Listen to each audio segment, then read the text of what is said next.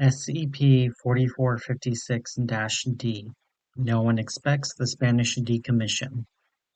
Level 1 Unrestricted. Containment Class Decommissioned. Special Containment Procedures Archived. SCP-4456 is contained in a Size 4 Anomalous Aquatic Vehicle Storage Unit S4 AAVSU in Site-45.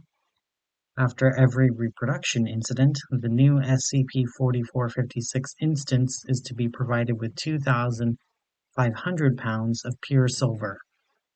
Description: Archived. SCP-4456 is an unmanned 16th century Spanish galleon named Somnabulant. I am my lover.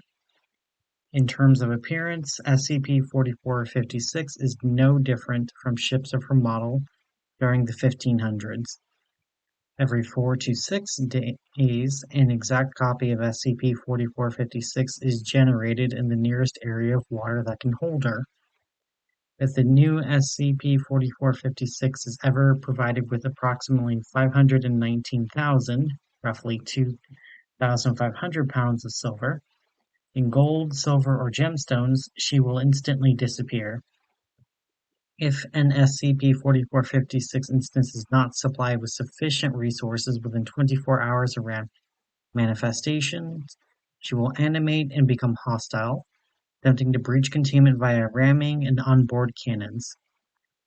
Addendum 4456.1. During investigation into SCP-4456's origins, Foundation researchers discovered the following document, dating to circa 1500 CE. Open document 4456-A.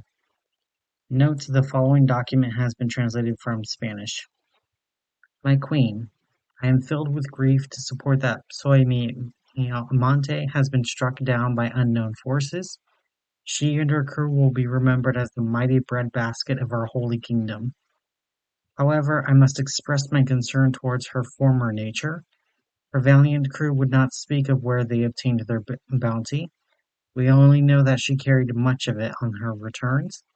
I fear that her destruction may be the harbinger of some great and unknown force, which has tarried too long in acceptance of our thievery.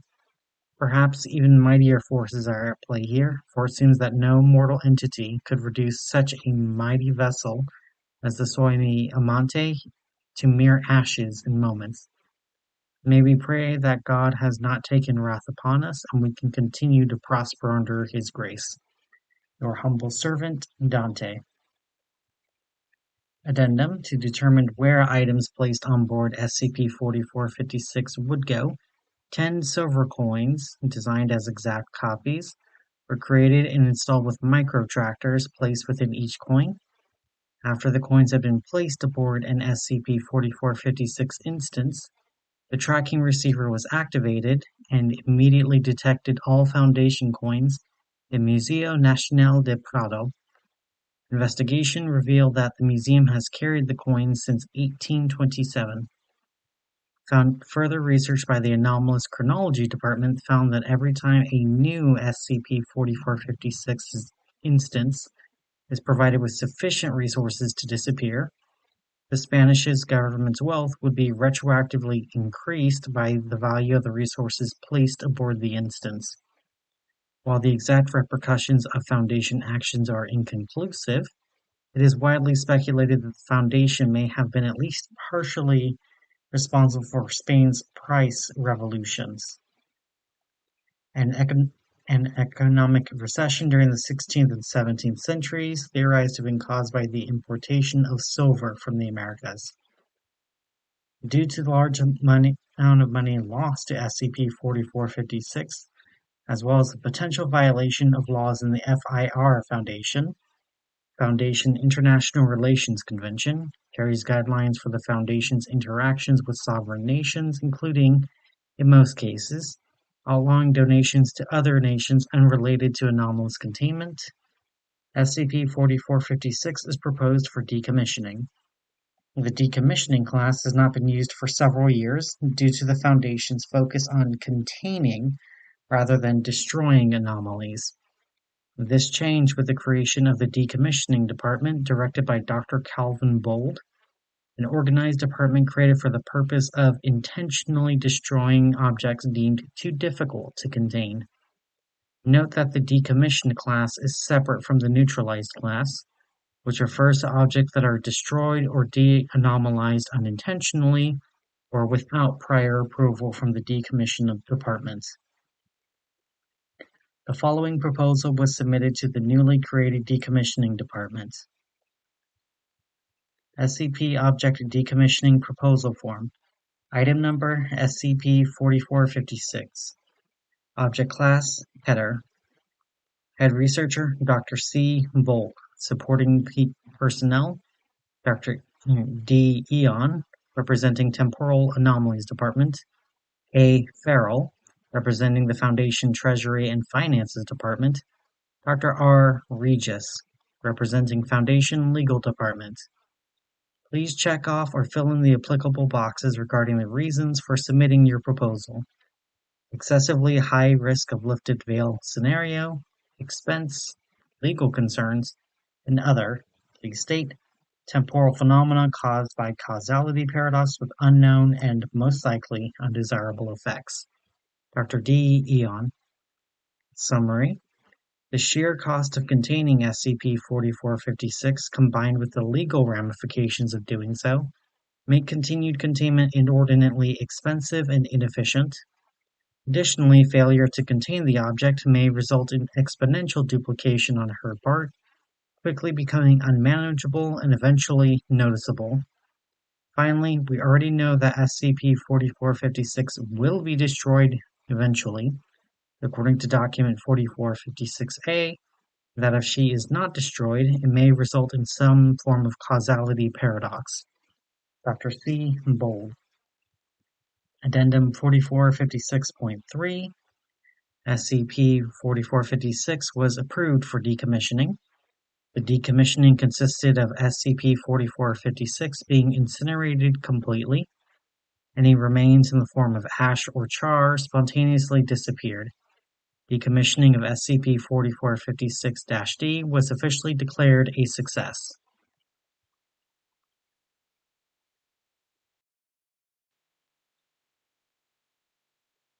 Their co-workers dreamed of the hyperreal, but Cassidy was left with paper cuts. Slice went the file on their desk, flirting with the bloody pad of their thumb before its departure. The paper came to rest on the mahogany wood, now with a little more red next to the title. Inbox item number 45T, to Cassidy Kara, Site-17, urgent. They found it easy to hate that paper for so many reasons. In both their dreams and in the waking world, it was a scar that marred their otherwise immaculate office, but dreams were dreams and work was work, and Cassidy was smart enough to separate the two. Unfortunately, inbox item number 45T seemed intent to ignore that firm distinction. Their morning and their nighttime routines were near identical, separated only by their substantiality. In each, they turned the knob on their office door and saw 45T sitting on their mahogany desk, just as had it been yesterday. Half the time, they cut their thumb on its edge and they'd wake up feeling frustrated. Their co-workers were visited by hyperreal butterflies dancing across a glittering cosmos, an occupational hazard of the Unreality Department. But their nighttime reprieve was haunted by visions of the same bloodthirsty paperwork they'd put off for a week now. Maybe it carried a mimetic agent that nagged their subconscious until they finally signed on the dotted line. Cassidy wouldn't be surprised. Days at Site-17 seemed to contract around them, spent avoiding the paperwork which demanded their attention. Nights, meanwhile, stretched each cycle until they felt as though they had spent an eternity in their office, staring at the page beneath them, refusing to offer their signature. It was an endless debate that always ended the same bloody way. Soon the telltale effects of sleep deprivation began to manifest. Strange, perhaps, because they slept soundly each night. But Cassidy kept up appearances well enough. Dreams were dreams, and work was work. and they needed to separate the two.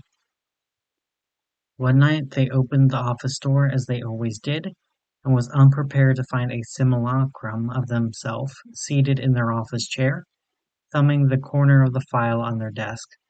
The fake them was composed of cream-white documents drawn up in jet-black ink, crudely stitched together to form a semblance of a human being, made by some dexterous origami artist who only existed in their head. The paper simulacrum looked up at them as they entered, and extended 05T, 45T towards them. They took the file from its hand and it dragged a paper finger along the dotted line, as though to say, "Sign here, please." The file was in shreds faster than the paper them could blink, dragging deep wounds over Cassidy's palm. They grabbed the thing by its neck, pulling it over the desk towards them. "Why are you doing this?" they cried. The simulacrum was silent, then it peeled off a sheet from its body and handed it to Cassidy. A Theory on Nocturnal Objects by Dr. Cassidy Cara, Site-17. It is supremely unlikely that the anomalous does not affect the world of dreamers in equal measure to the world of the waking. Each quirk of narrative and reason within a dream might be indistinguishable from an anomaly, warped and twisted around the rough weight of some indistinct concern. The realm of the nocturnal is where the deepest fancies and tortures of mankind are made manifest. But what are dreams but a microcosm of the dreamer? If a dream is persistent, urgent, demanding, then surely it is the prerogative of the dreamer to resolve the turmoil of the waking world. Surely they would not allow themselves to be tortured forever. Slice went the file in their hands, and Dr. Cassidy Cara woke up. Their hearts sank as they watched the dull morning light forecast their future. 045T was alive, and it wanted blood. What had once been one paper clone became 2, then 4, then 8, reproducing behind closed doors and all offering them the same page. Then their desk became paper, then their chair, then the room itself. One night they dreamt they opened their office door and felt the sterile crunch of paper where a metal knob should be. The cuts were deep that night. By now, mountains of other paperwork were stacked on their desk, framing the dreaded 45T beneath their height. Their co-workers had begun to notice a change, although they hadn't yet pinned down what it could be. Their performance was tanking. They had already received a notice that they and the site director would be having a meeting on Tuesday. It was only one piece of paper. Why couldn't they just sign it and move on? Soon the comforts of the office were banished from their dreams, replaced by a field from some distant childhood memory. Blades of grass swapped with piercing stalks of pulpwood. Earths supplanted by aggregate shreds of manila filings.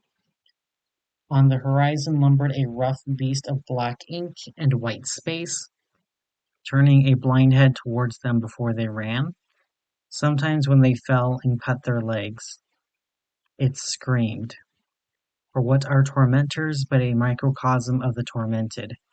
Or what is paperwork but a microcosm of its bureaucracy? Then they dreamed of nothing. They were alone, floating in a mute void, greeted only by the sight of the bloody file. They swam through the inky mire, took the document in their hands, and read it for the millionth time. Inbox item 45T to Dr. Cassidy Cara, Site-17, urgent. Termination order for SCP redacted via hyper-reality scrubbing techniques by Dr. Thomas Graham, Site-17. Per majority consensus of the Overseer Commission, SCP redacted has been slated for decommissioning. Due to its extra-dimensional and contra-perceptual properties, the most expedient method of neutralization is a total scrub of its identity across baseline reality and baseline temporality.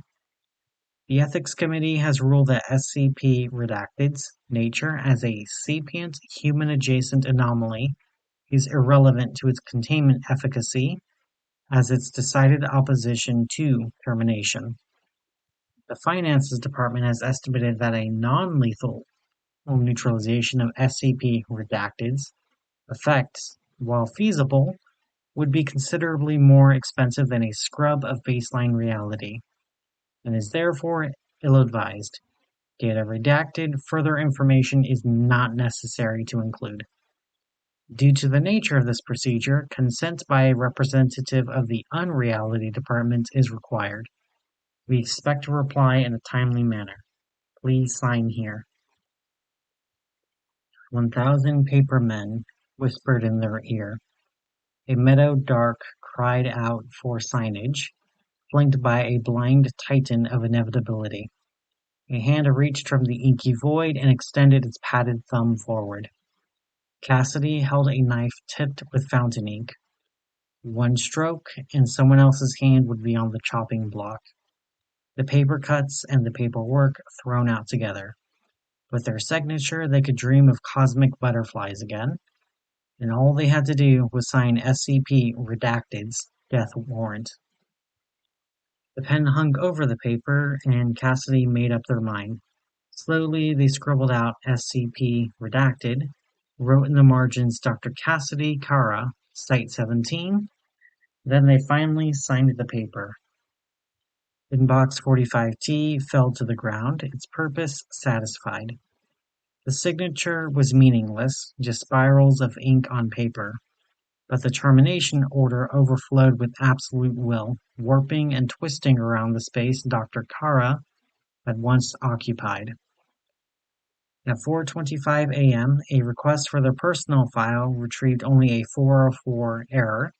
Similarly, a virtual black hole appeared where their social media should have been, and several documents filed in the archives of the Unreality Department spontaneously imploded. A later search would find their office cluttered by incomplete paperwork, but marked with an empty rectangle of space on their desk where a termination order should have been. It was almost as though they had never existed. Beyond the reach of time and space, Cassidy slept and dreamt of something new.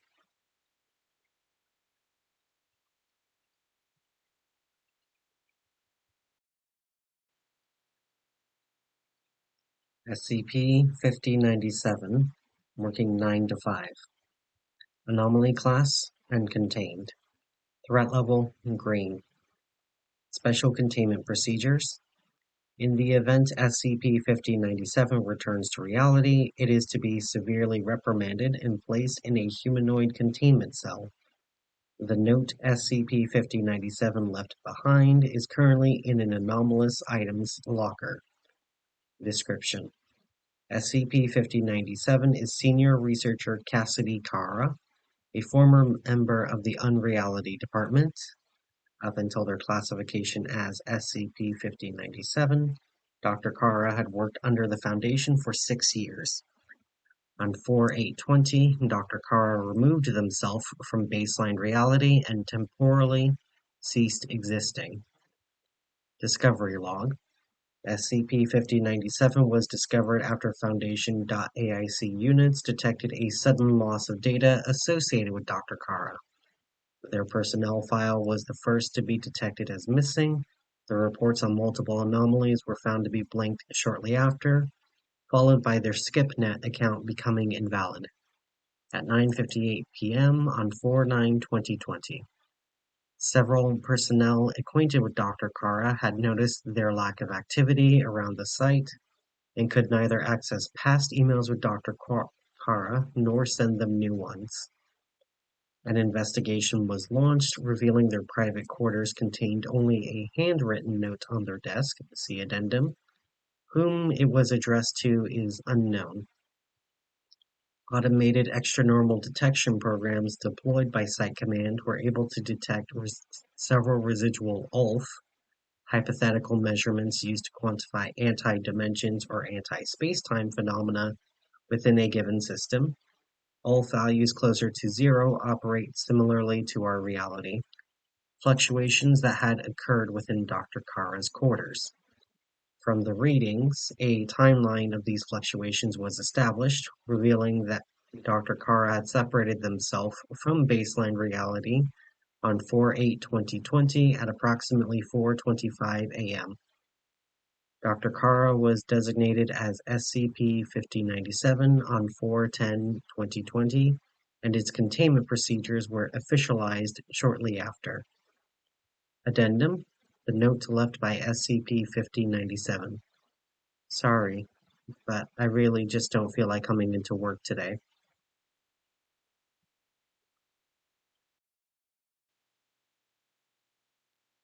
SCP-1000.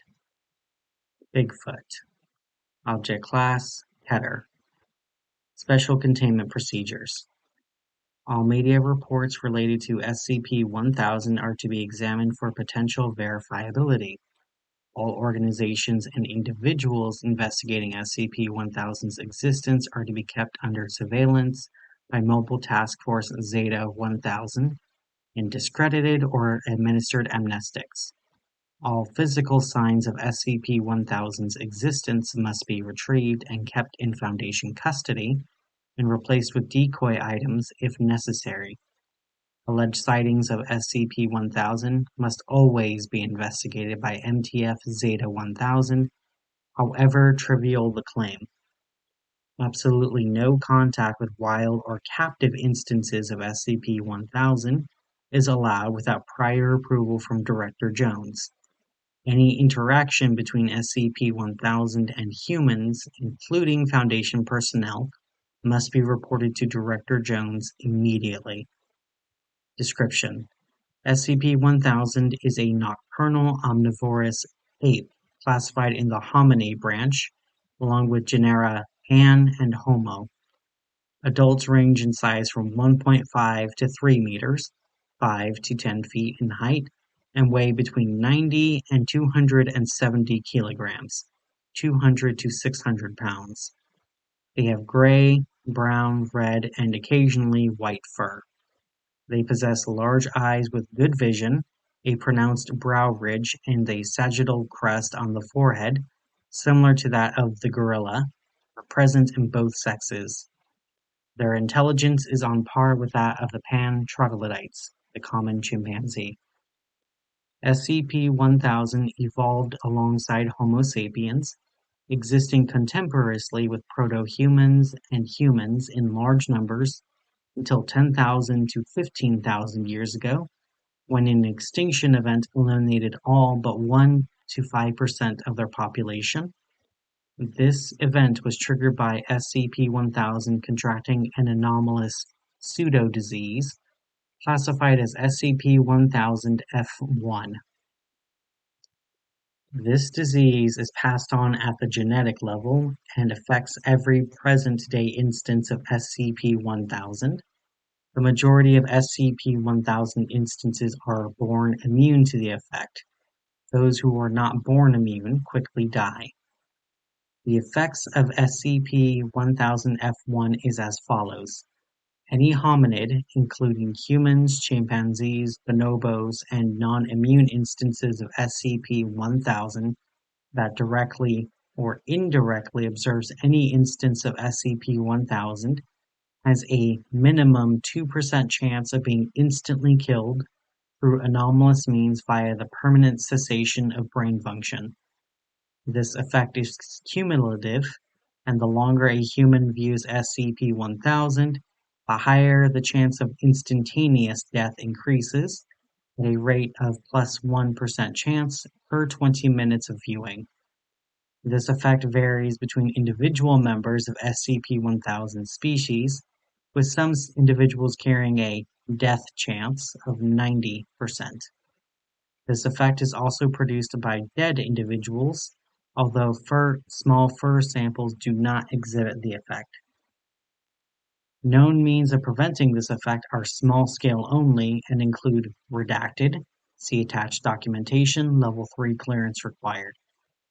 Because of SCP-1000's close relation to humanity, it is considered likely that SCP-1000-F1 could eventually transfer to human carriers. Any instance of SCP-1000 finding its way to a major population center could constitute an redacted class end of the world scenario with a minimum death toll of redacted and possible extinction of humanity. Fortunately, SCP-1000 appears to instinctively avoid human contact. It is not currently feasible to exterminate SCP-1000 entirely.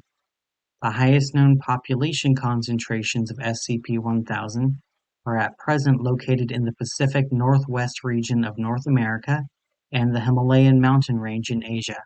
As of redacted date, these populations remain extant. SCP-1000's presence and data expunged have also been documented within the past 5 years on every continent. All known significant populations of SCP-1000 located near human population centers have been eliminated. SCP-1000 came to the attention of the Foundation via contact by Dr. Franz M. in the year 1400 redacted with the Children of the Sun, who identified themselves as outcast members of the Serpent's Hand. This group has since been completely destroyed by the Foundation due to their reluctance to surrender information about SCP-1000, SCP-Redacted, and SCP-Shh. Since reclassified as SCP-1000 Redacted and SCP-1000 also Redacted. Remaining members have either joined the Foundation or have gone into hiding, presumably as members of the Serpent's Hand. Weapons, tools, and other unique pseudo-technological resources in possession of the organization have been reclassified as SCP-1000-1 through SCP-1000 4-digit number redacted. These resources have been made use by the Foundation in multiple instances.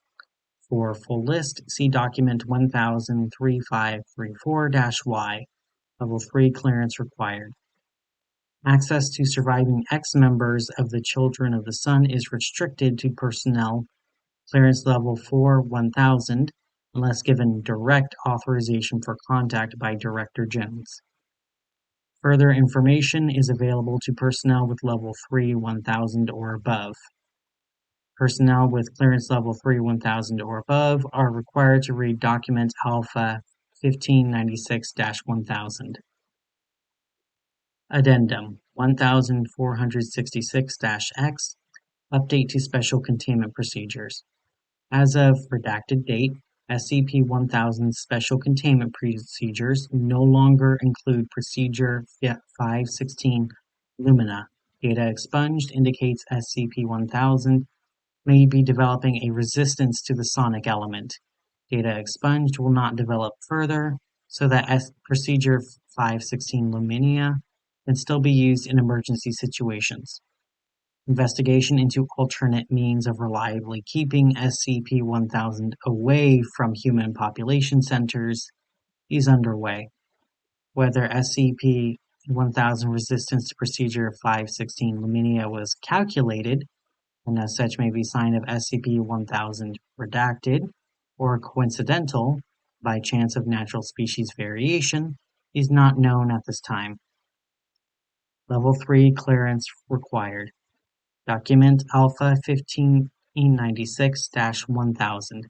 Missive from Director Jones. You've probably heard the rumors before now. Everyone without the clearance level to know better wants to get their dig in. Did you hear Sasquatch is the next SCP? Are we going to capture and contain Batboy next? Yes. SCP-1000 is Bigfoot. I'm sure you've snickered. Don't worry. Contrary to rumors, we don't actually assign you to heater duty for finding something humorous. You think Bigfoot is funny because we want you to think Bigfoot is funny. We've bankrolled Hollywood comedies and farcical documentaries, paid off men in gorilla suits, perpetrated hoaxes with bear prints and goat fur, bribed and brainwashed cartoonists to get especially silly depictions on children's television. Even the term Bigfoot comes from us, planted in the media in 1958, a term people would find even harder to take seriously than Sasquatch. Why? We'll get to that. The information in the article that you've already read isn't entirely true. There are 2 direct lies and plenty of lies of omission. There is no such thing as the anomalous pseudo-disease referred to as SCP-1000-F1. SCP-1000 does not possess a magical death aura. In fact, SCP-1000 does not directly exhibit any anomalous effect whatsoever. We also lied about SCP-1000's intelligence level. SCP-1000 aren't chimp-level smart. They're smarter. To be precise, they are exactly as smart as us. That brings us to the lies of omission. That's what this letter is for. The lies come from me, so I figure the truth should come from me as well. This is the story we got from the Children of the Sun, who defected to us. It's a story we didn't believe, refused to believe at first. As you've already read, the apes we call SCP-1000 evolved alongside us. We walked in the daytime, they walked in the nighttime, our nocturnal siblings in the shadows. But while we were still wandering hunter-gatherers, they changed, like we would, a few thousand years later. Tools, weapons, agriculture, domesticated animals, stable settlements. As humanity blinked in the Pleistocene sun, SCP-1000's population exploded across the night. They blanketed the planet in tens of billions. They made things that we still can't comprehend, even though we've thoroughly studied the surviving pieces. Organic technology. They made trees and birds of prey grow into fast-moving ships, herds of animals that became trains, bushes that became flying vehicles. From insects and pigeons, they made things equivalent to cell phones, televisions, computers, atomic bombs. Children describe vast shining cities stretching across glaciers and penetrating the deepest caverns, grown sky ships of ivory and spider silk, creatures tending to them with hundreds of blinking eyes. We were rare, like gorillas now, a few 100,000 left at best.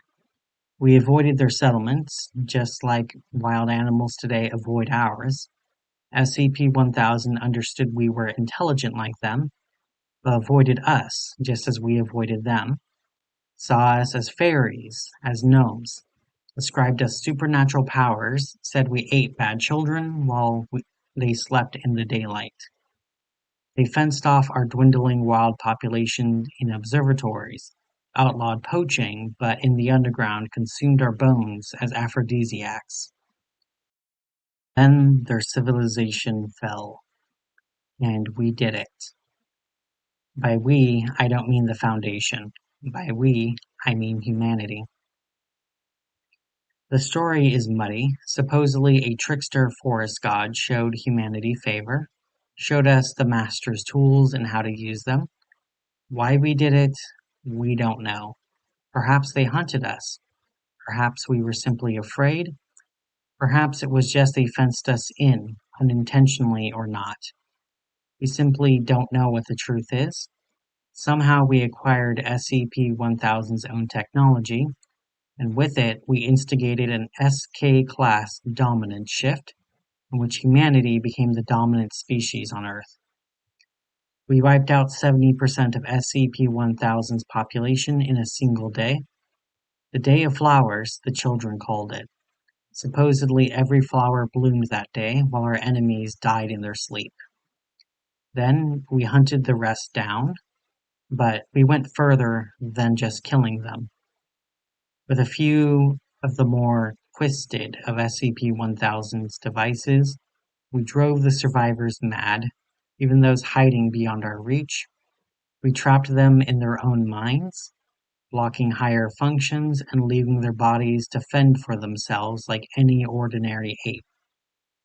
We slaughtered their living machines and burned their vast, shining cities with SCP-1000's bioweapons that reduced everything to slurry and dust that washed or blew away in the spring rain and wind. We left no traces, not even our own memory. We turned one of the weapons on ourselves, wiped out any knowledge of SCP-1000, and the greatest civilization the planet has ever seen. Only a few humans protected themselves from the effect, kept the forbidden knowledge, just in case. The rest of us went back to being hunter-gatherers, none the wiser. Which brings us to today. You're going to read about all of this in Level 3 documentation, but I'll give you the short version here. SCP-1000 are somehow regaining their forgotten intelligence and knowledge. Maybe they never truly lost it. We don't know. This is why the ever-increasing number of Bigfoot sightings is so worrying, why the attempts at contact, however indecipherable, are even more worrying. Yes, SCP-1000 are just like us. That's what makes them so dangerous. We wiped them from history and memory. We dissolved their civilization, and we slaughtered most of their species. Just ask yourselves, if they got the chance, what more would they do to us? Addendum 1056-D. Instances of SCP-1000 have tried to make contact with Foundation personnel on multiple occasions. Most of these attempts of contact have data expunged, untranslated. Although recent attempts show that some instances of SCP-1000 are capable of communicating in English. Display Ancillary Anomaly Reports. Addendum 1104-Y. Certain acquired documents show extensive references to SCP-1000. Relevant is that the documents appear to be composed by entities associated directly with the location known as the Wanderer's Library. Context or significance of document details not yet clarified. Addendum 1276-A. Numerous anomalous objects with a known connection to SCP-1000, data expunged, prior cyclical iterations. As one example, SCP-2273 may not have a point of origin in a parallel timeline, but instead a prior iteration. SCP-2932 and SCP-2511 and other sources of living cultural insight into SCP-1000, or a variation, all present consistent inconsistencies, which may be used to create a fuller picture of the nature of these iterations, though conclusions are uncertain. Addendum 1276-Q. Special Report, Data Expunged. This unnumbered black box anomalous item anchored underneath the structure is likely the most significant anomalous object known to have ever been utilized. Central to understanding SCP-1000's anomalous capabilities, including capabilities not developed directly but accessed from prior data expunged, modern-day relevance to the Foundation and to society at large in a scenario of general containment failure.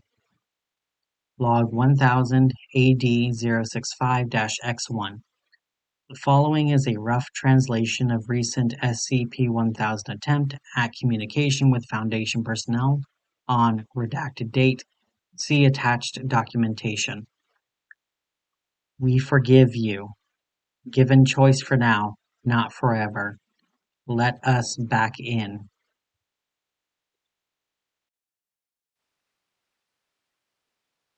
Warning, HMCL and O5 approval required. The file you are attempting to access is available to personnel with Level 4 2000 clearance only. This clearance is not included in General Level 4 Security Protocol.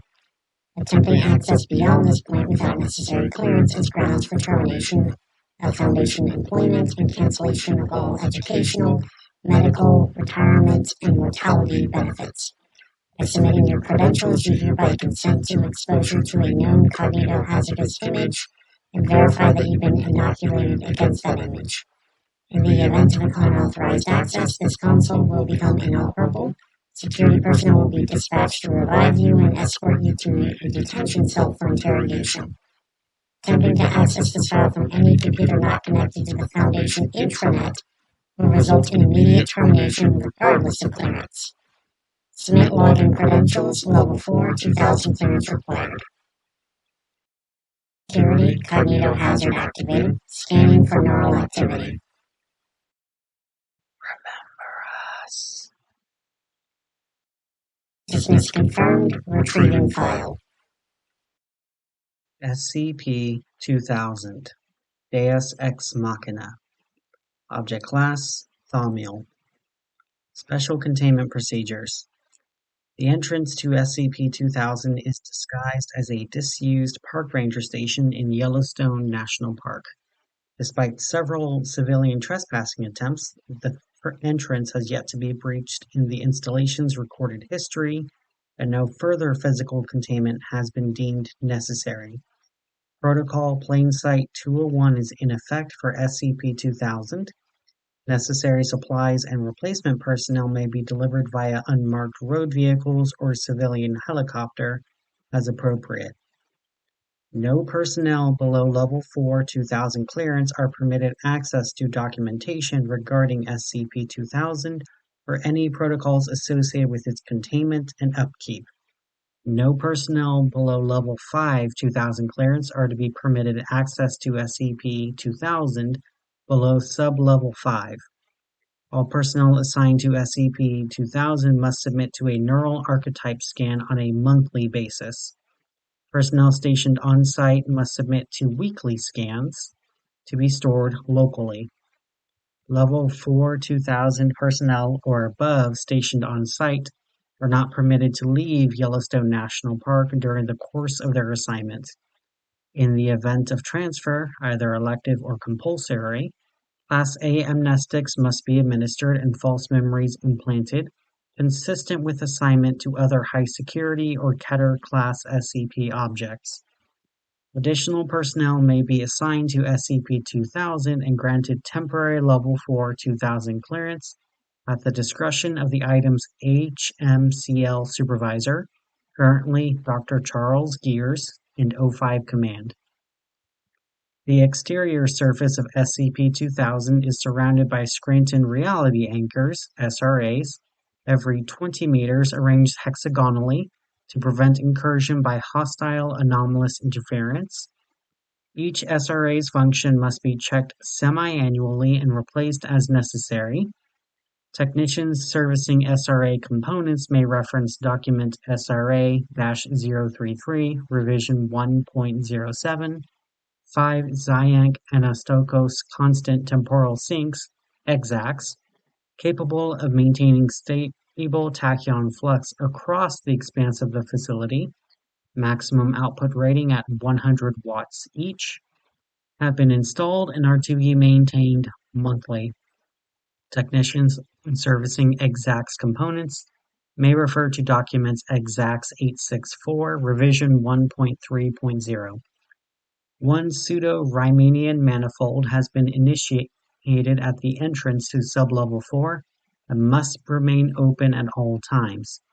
In the event of the manifold's failure, procedure Dead Euclid 101 is to be executed immediately. Other non-anomalous life support and utility systems may be maintained in accordance with the standard Foundation Maintenance Protocol, Section 101.5. Mission critical components. Wherever possible, non-anomalous materials and resources are to be used for SCP-2000's maintenance and repair. In the event of any K-class scenario which does not compromise the existence or function of SCP-2000, procedure CYA-009 is to be enacted as soon as possible. Remaining Foundation installations globally are to monitor the scenario as it unfolds, preserving what material resources are possible under the Ganymede Protocol until such time as all remaining sites respond all clear to SCP-2000 queries as defined in Document 2000 XKAC-1.9. Upon receipt of all clear code, procedure Lazarus 1 is to be implemented. Administrator notes. I want this on permanent record, and I don't rightly care if you think it's an insult to your intelligence. Some things are just this important. This device is absolutely not an excuse to let down our guard or to take greater risks with SCP objects or cross-test them or whatever you might have in mind. Primary containment is still our best chance at survival. Otherwise, there would be no reason to make the cover-up so extensive. You can only suspend God's disbelief so many times before the universe just says no. And considering what we've had to deal with in these past few decades, we may have passed that point already. Former Administrator, Dr. William Fritz. Description: SCP-2000 is a subterranean Foundation installation originally constructed in the last redacted but three-digit number of years for the purpose of reconstructing civilization in the event that a K-class end-of-the-world scenario could not be averted in time to prevent humanity's extinction or near extinction. Since its inception, SCP-2000 has been activated at least twice. Foundation records regarding SCP-2000's construction and history prior to this assumed first use have been lost. Whether this information blackout is a result of the accident or design is impossible to determine. The mission-critical portion of this installation begins 75 meters below ground and extends to a 100-meter depth. Although the scope of engineering required to recreate SCP-2000 in its entirety is impossible to execute while maintaining secrecy, all subsystems of SCP-2000 have been successfully reproduced in laboratory setting. The installation and all procedures involved in its upkeep are mundane in nature. See document 2000-SS-EX for information regarding esoteric Foundation technologies necessary for SCP-2000's function. Primary power for the facility is a liquid fluoride thorium reactor, LFTR, rated for 1 gigawatt total output, with a reactor life of 70 years at maximum capacity. A geothermal generator has also been installed to take advantage of the region's volcanic activity. This generator is capable of powering the facility in standby mode indefinitely. SCP-2000 also contains water treatment facilities, air purification and recycling systems, hydroponic production wings, and housing necessary to permanently sustain up to 10,000 personnel. To fulfill its primary mission, SCP-2000 includes 500,000 bright Zartion hominid replicators, BZHR. At peak capacity, SCP-2000 is capable of producing 100,000 viable, non-anomalous humans per day, with a warm-up period of 5 days. Utilizing an underground Riemannian transit pipe to collect raw material from various hot springs and underground magma flows in the area, and a computer memory bank housing data on all known human alleles. This system is capable of recreating any lost human genome, or generating as many new and unique genomes as necessary to repopulate human civilization. Researcher note: use of the BZHR system is currently suspended outside of maintenance testing and emergency situations. CYA-009 is still go. Possible hostile incursion is still being investigated, and this database is proving particularly difficult to debug. We're still seeing a distribution of congenital and genetic defects far above baseline numbers. Right now, I can only guarantee about 60 to 75% viability in new specimens. See Addendum 2000-1. Dr. Christopher Zartion, MD, Biotech Research and Development. Humans produced by this process can be advanced to any age desired without extending the 5-day incubation period. In addition to construction features, the BZHR also has the ability to implant memories by administration of Class G hallucinogenics and developmental hypnotherapy, life histories, neural archetype scans, and genomes of many Foundation personnel, including all personnel of Level 4 2000 clearance and above, are maintained to ensure that SCP-2000 may be activated and Procedure Lazarus-1 can be initiated by as few as one surviving human. After the implementation of the Ganymede Protocol, indicating a failure of the Foundation to prevent a K-class scenario, SCP-2000's security systems will unlock, allowing any Foundation employee to initiate Procedure CYA-009. If, after 20 years, SCP-2000 remains inactive, security will be relaxed further, allowing any non-anomalous human being to access the facility and initiate the procedure. Once activated, SCP-2000's internal monitoring systems will attempt to locate all personnel of Level 4 2000 clearance and assess their condition.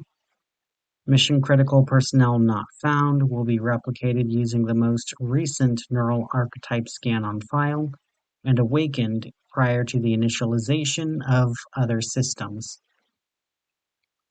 After these personnel are revived, security locks will resume normal function. For a complete list of contingency options available, Level 5 2000 personnel may access document 2000 CYA-09. Note that the receipt of the All Clear code as defined by document 2000 XK AC-19 may be waived only if other Foundation facilities have been rendered inoperative. Otherwise, security and MTF elements revived under Procedure CYK-009 will be dispatched to all remaining Foundation facilities to confirm their function and the integrity of local reality. Procedure Lazarus-1 will begin when an authorized Level 5 2000 Foundation employee inputs the desired resume date into SCP-2000's BZHR control unit. Available units will then begin production of prominent political and cultural leaders of the time period, using descriptions/genetic information on file, as well as replication of the global populace consistent with the chosen time period. Most of SCP-2000's floor space is dedicated to the storage of building materials, construction equipment, factory machinery, agricultural equipment, and computer database storage. In addition to infrastructure concerns, a wide cultural base with copies of thousands of famous works of art, music, literature, and a full backup of the World Wide Web are kept on site in the event that other repositories are destroyed. HMCL Note: discovering this note in previous iteration records at Lazarus-1 conclusion. Researcher note: if we ever have to do this again, do not set the resume date further back than 20 years before the event. Not only can we piggyback on a lot of undestroyed structures if we do, we'll make continuity a lot easier to resume. Redacted years is too many. Restraining personnel such as it is without having to rebuild to chronological specifications just to save time on the population and agricultural demands. Besides, how much of the 25th to the 20th centuries do we really want to rewrite? And how many times?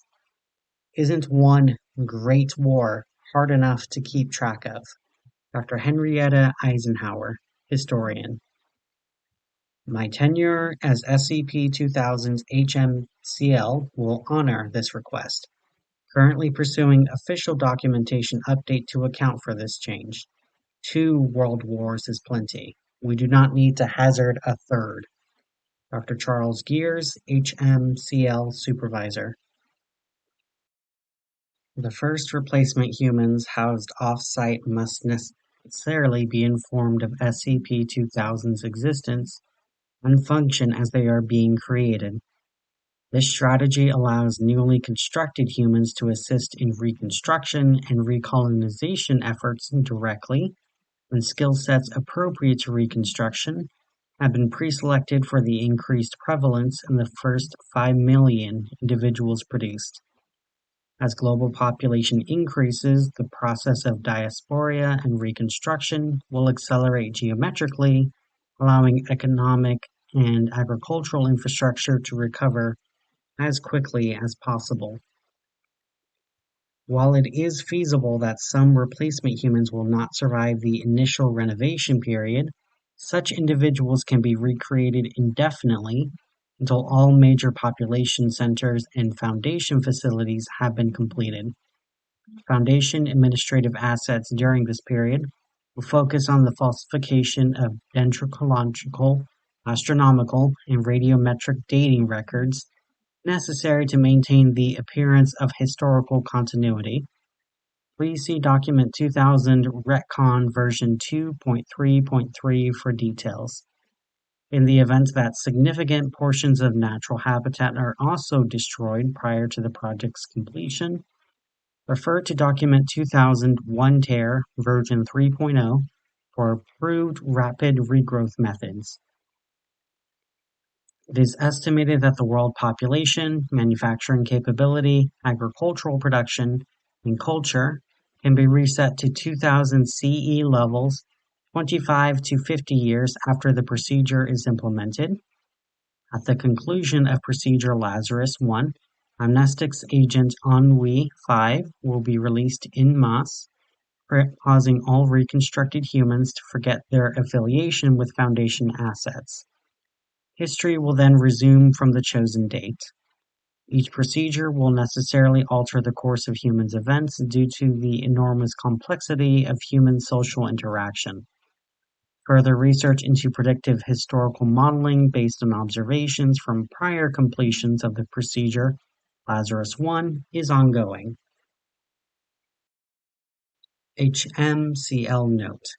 No further proposals for behavioral or cultural modification will be accepted at this time. Previous attempts to ameliorate violent and sociopathic tendencies in humanity as a whole have already been implemented and deemed successful. Experimentation using second iteration subjects indicates that further modification would undermine tenacity to such a degree that technological and social progress would be noticeably inhibited. See experiments log redacted-redacted for further information. Dr. Charles Gears, HMCL Supervisor. Document 2000-SS-EX. The following information establishes basic operational parameters of technology developed specifically for the SCP-2000 project.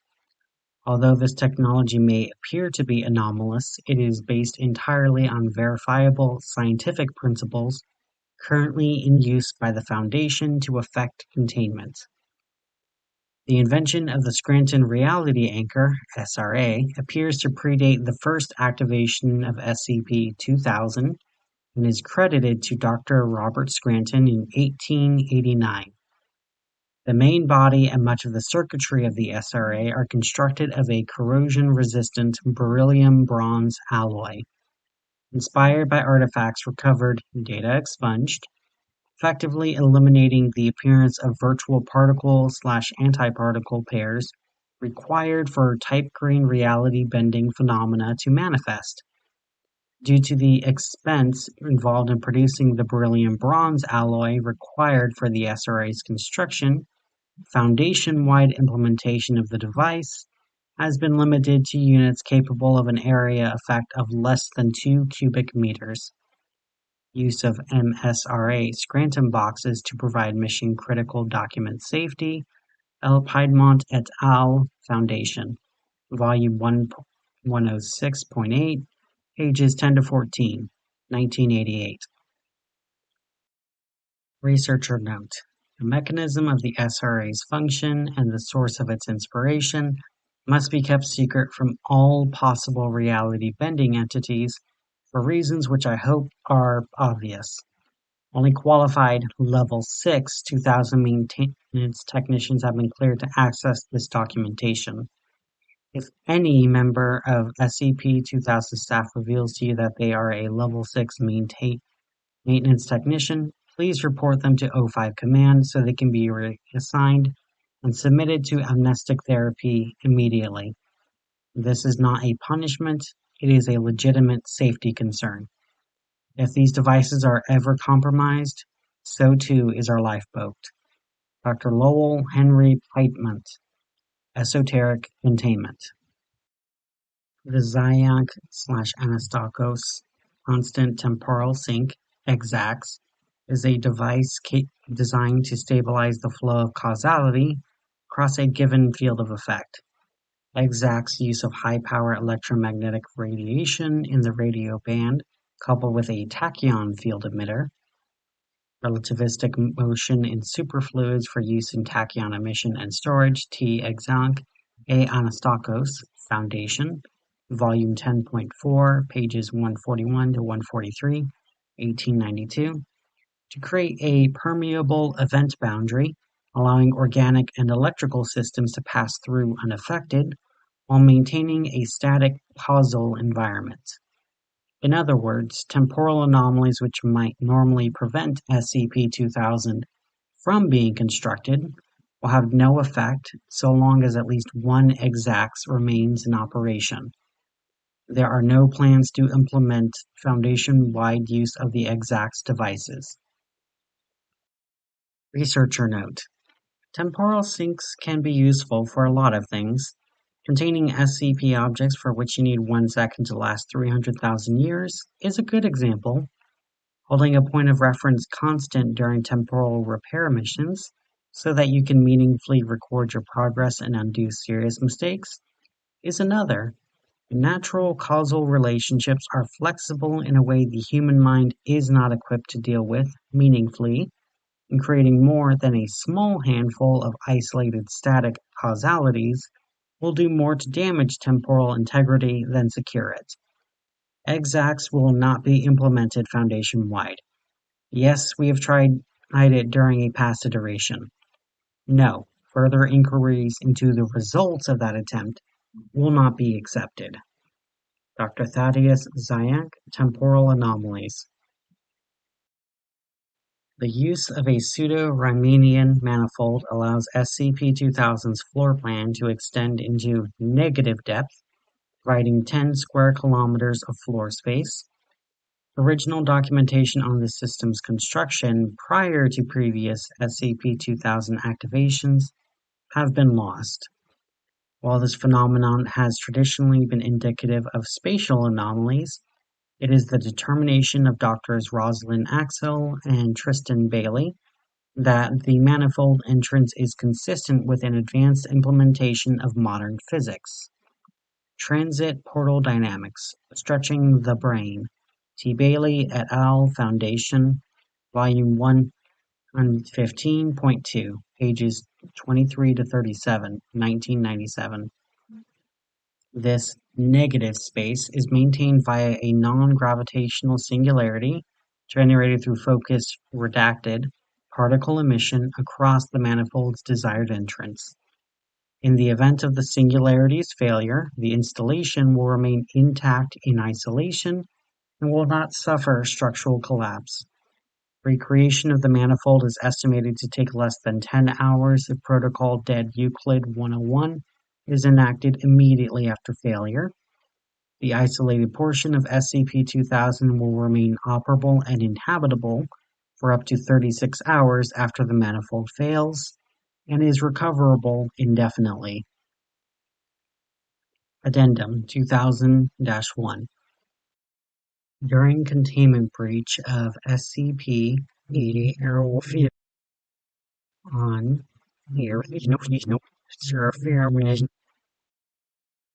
SCP-2000 experienced failure of several SRA and EXACS components, which coincided with the activation of the BZHR units on site.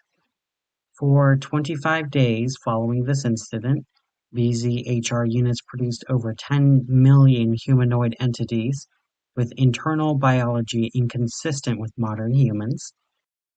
Differences include an additional heart chamber, perfect polydactyl of the hands and feet, increased endocranial volume and height, and the presence of an abdominal organ of unknown purpose, which emits and responds to radio frequencies in the 2.4 to 3.6 gigahertz range.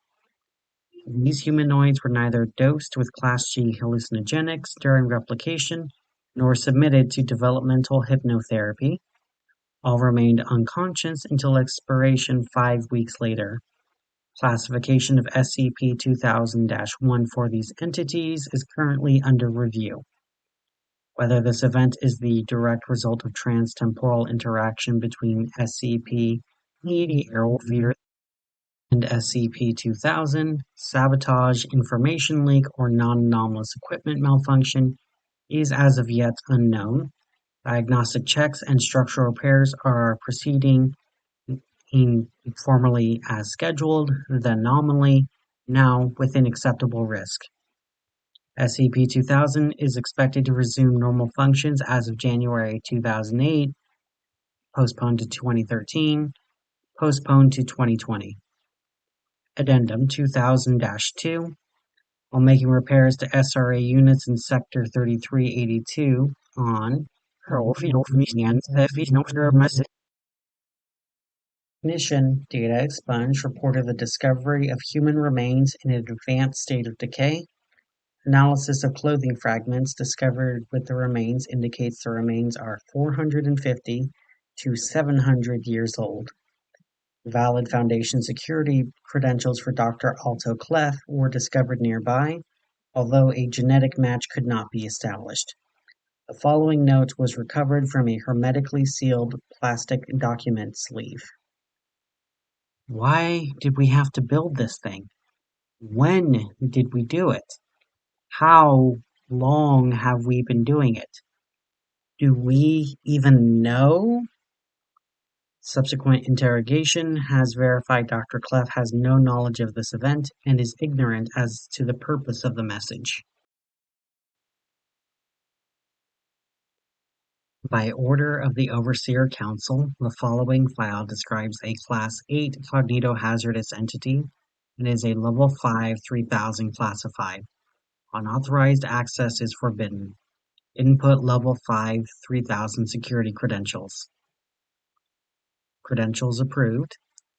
Item number SCP-3000. Ananta Sasha. Object class Thaumiel. Site responsible INWBKL Site-151. Director Carrie Eckelkamp. Research Head David Bell. Assigned Task Force SCP-F Aramida. Level 5 3000 Classified. Special Containment Procedures. The area containing SCP-3000, currently a region of the Bay of Bengal, roughly 300 kilometers in diameter, is to be routinely patrolled by Foundation naval vessels. Under no circumstances are civilians allowed to attempt deep-sea exploration or diving efforts in the quarantined area. Individuals believed to have contacted SCP-3000 are to be contained, quarantined, and processed at Site-151. Individuals affected by the anomalous properties of SCP-3000 are to be held in containment indefinitely. The Foundation submarine SCP-F Aramida is to monitor the location at the foremost section of SCP-3000, currently located within the Ganges fan, roughly 0.7 kilometers beneath the bay. The Aramida is tasked with carrying out the ATSAC protocol, and staffing regulations on board the vessel are subject to the guidelines of that protocol. For a full description of the ATSAC protocol, see Addendum 3000.2. There is currently no known cure for exposure to SCP-3000. As such, affected individuals should be contained and quarantined for further evaluation. Individuals stationed aboard the SCPF Aramida are not permitted to leave the vessel, except for the purposes of carrying out the necessary procedures of the ADZAC protocol.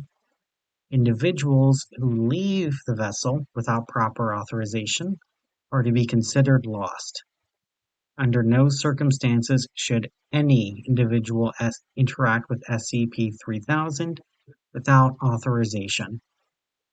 Description: SCP-3000 is a massive aquatic serpentine entity strongly resembling a giant moray eel, Gymnothorax javanicus. The full length of SCP-3000 is impossible to determine, but it is hypothesized to be between 600 and 900 kilometers. The head of SCP-3000 measures roughly 2.5 meters in diameter, and sections of the body proper are as large as 10 meters in diameter. SCP-3000 is typically a sedentary creature, only moving its head in response to certain stimuli or during feeding. The majority of its body is located in and around the Ganges fan, specifically within several canyons throughout the region, and rarely moves at all. SCP-3000 is carnivorous and despite its sedentary nature, is capable of moving quickly to dispatch prey. Despite its size, it is hypothesized that SCP-3000 does not require sustenance to maintain its biological functions. Due to this, SCP-3000's internal biology is believed to be similarly anomalous. While SCP-3000 excretes a thin layer of a viscous dark gray substance classified as Y909, see Addendum 3000.2 below, through its skin as it consumes prey, the end result of its digestive processes is currently unknown. SCP-3000 is a Class 8 cognitohazardous entity.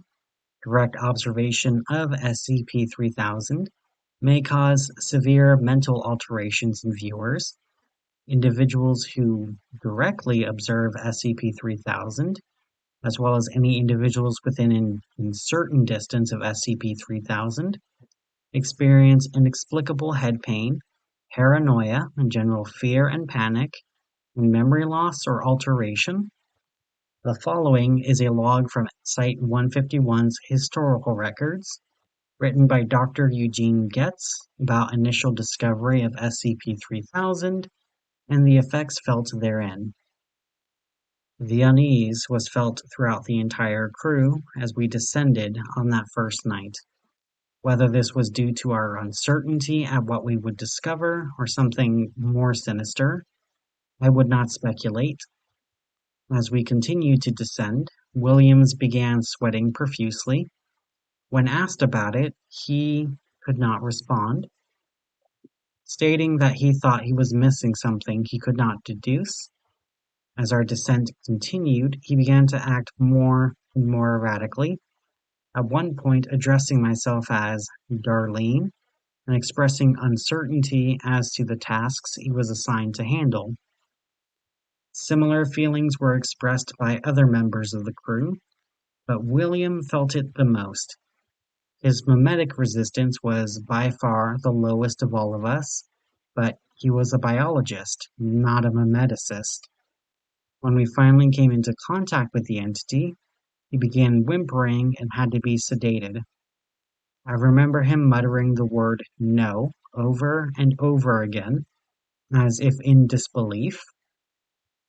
He went silent after a while as we approached its head, and when I looked back at him, something had gone from his eyes. He did not even so much as blink as we made our final descent. At 0940 hours, we first observed the head of the entity. The unease was palpable now. Several other crew members complained of feeling hazy and of being uncertain what they were supposed to be doing.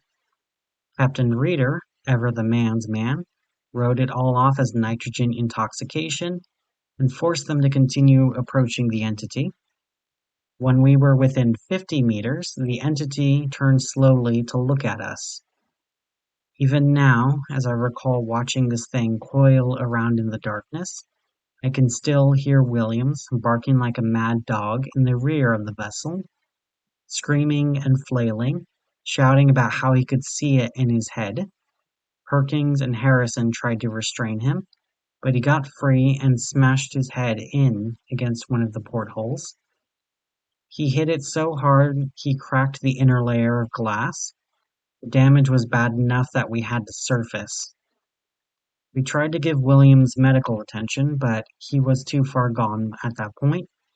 He had pulped himself against the glass, and despite the trauma, he still spoke briefly as he lay dying.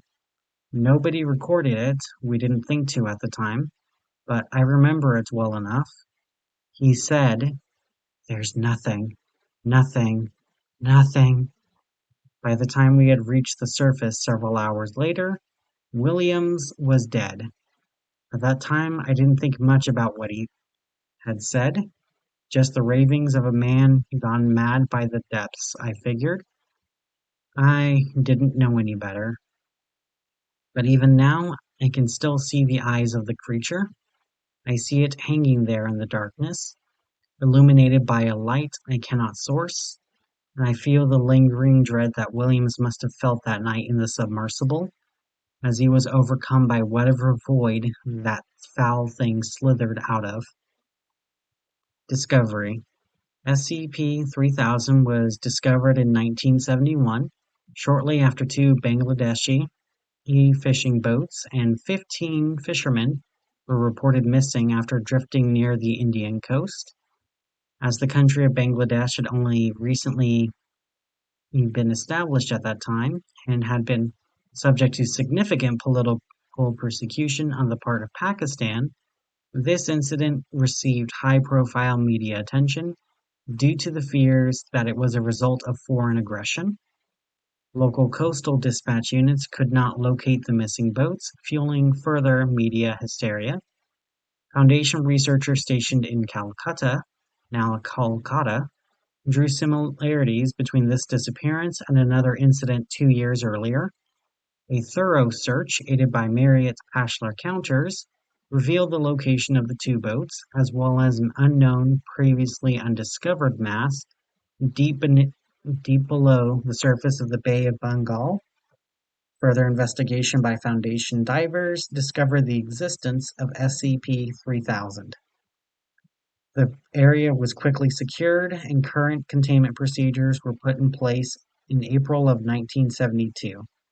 The ADZAC protocol was adapted in October of 1998. Addendum 3000.1 Initial Contact Exploration Log. Note: the following is the transcript of audio logs taken from initial deep-sea diver contact with SCP-3000. Until this point, no Foundation diver had come within 300 meters of SCP-3000. Divers were tasked with assessing the creature and determining the source of thick gray fluid that had been observed floating around its head. The dive team was composed of 3 members of MTF Orion 9, Kingfishers, led by MTF-09 Alpha. Launch point was through the airlock of the Foundation submarine SCP-F Stravinsky. All divers were equipped with high-pressure suits as well as front-facing headlamps. Additionally, a tether was connected to MTF-09 Alpha, which was then connected to a T-shape out to both Bravo and Foxtrot. Alright, Command, we're situated in the airlock and ready to roll.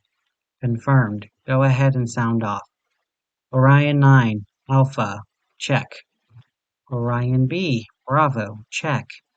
Alright, men, we're in position about 500 meters from the head of this creature. Make sure your tethers are on good and tight. We don't want any of you getting separated out there. What's visibility like down there here, Command? Stand by. About 3 meters. So it's dark as fuck. Got it. Why are we so far out? The size of this thing is hard to comprehend, and it's wrapped up in itself in several places. We can't get too close because there's too much body there. The entity hasn't moved in about 3 weeks. At all? Affirmative. It moves slightly with the currents down here, but nothing more than that. If it weren't for the head movement that was observed by the first submersible team, we probably wouldn't know if it was alive or not. That's reassuring. All right, tethers are tight. Flood the chamber. Confirmed. Rushing water is heard as the airlock chamber floods. No other sound is heard for several minutes. After some time, the sound of rushing water stops. You, you both good? I'm good. It's fucking cold. Hopefully we won't be out for long then. Turn on your lights, boys. Here we go. All members of the dive team exit the airlock. There is a low mechanical sound as the airlock door closes behind them. A muffled click sound is heard, and the Stravinsky activates its aft floodlights. Hey, Alpha, maybe this is a bad time to ask, but I can't remember how to turn on my lamp, and your lamp is on, Foxtrot. It, what? What did you call me? Your designation, Mulaney. Foxtrot. I'm Foxtrot, boss. Hang on, what are you talking about? I don't understand what you mean by designation. It's your goddamn call sign. Bravo, what do you mean? Who's Bravo? Shit, hang on. I was going to say something. Barry, are you still there? 09 Alpha is believed to have been addressing a former member of the command team assigned to SCP-3000, Barry Hughes, who had passed away 2 years prior. Stand by. Go for command. Hey, we're having a little trouble out here. I'm not sure who. We seem to have some confusion over designations, and I'm not sure where we're going. Where exactly are we? God, do you guys feel that? I just got an awful headache. It's like needling in my brain. Something. Dive team, be advised that we believe you may be experiencing some detrimental cognitive effects. Keep moving forward, and we'll give you more information as we receive it. Noted. Command, be advised that Foxtrot has a terrible headache. I think, are we going in the right direction? We can't see out there.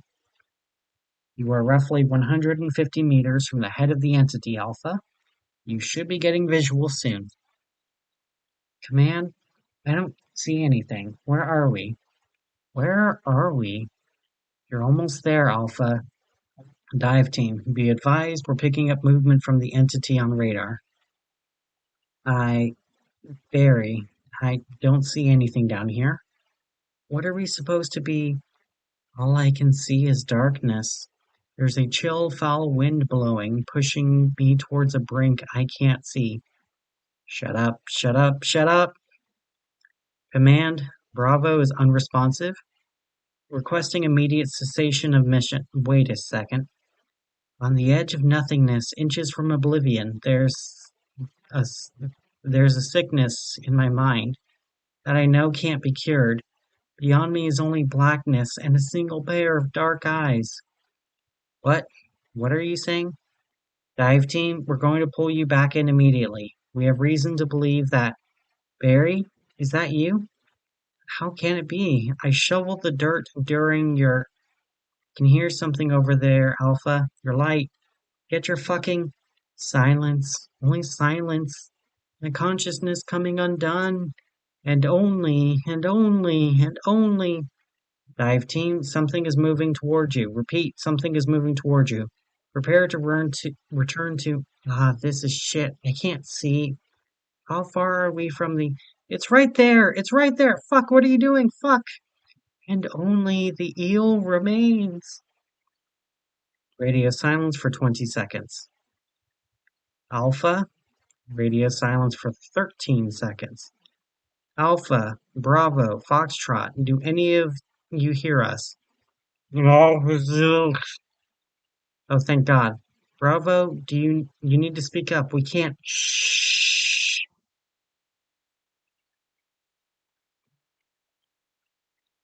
Radio silence for 10 seconds. Something has bound up the winch between you and us. We can't. It's opening its mouth. It's so dark. Where am I? What? Barry? How can it be? I shoveled dirt. Mulaney, swim! Get away! There's only darkness! Swim! Only! There is sudden tension in the tether attached to the Stravinsky. 09 and Foxtrot's radio goes silent. There is a sound of struggle through the other two radios. Foxtrot, Foxtrot, Alpha, Bravo, talk to me, stay calm. What happened? It ate him. Fuck, he's gone. It took him whole. God damn it, Alpha, what are you doing? Alpha? Cut the fucking goddamn tether, Alpha. It's pulling us in. Who? Fuck! Ah. Total radio silence for 30 seconds.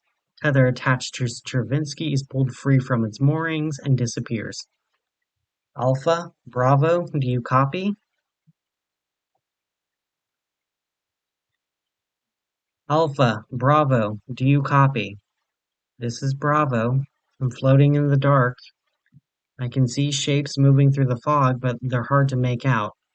I cut my tether. Alpha wouldn't. I think he's gone. I don't see his light anymore. Acknowledged. We're coming to... Hang on. Just let me think for a second. Cognition, this thing, it doesn't work around it. Your brain can't form thought. It hurts. It's like dying. And Bravo, do you have eyes on the entity? It's in my head, guys.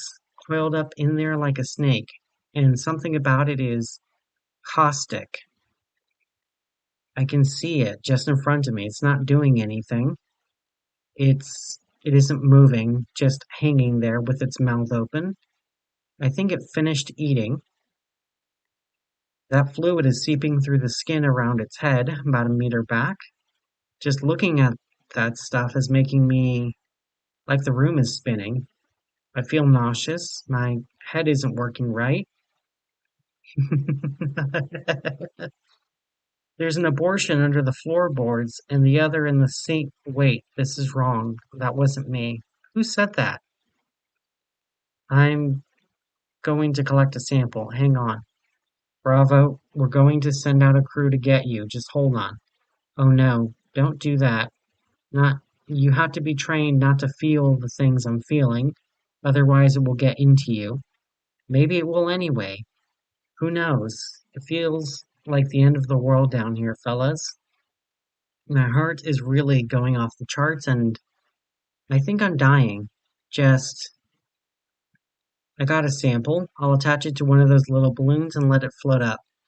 You'll be able to get it later. Just don't spend too much time around that stuff. It doesn't... Your mind, it...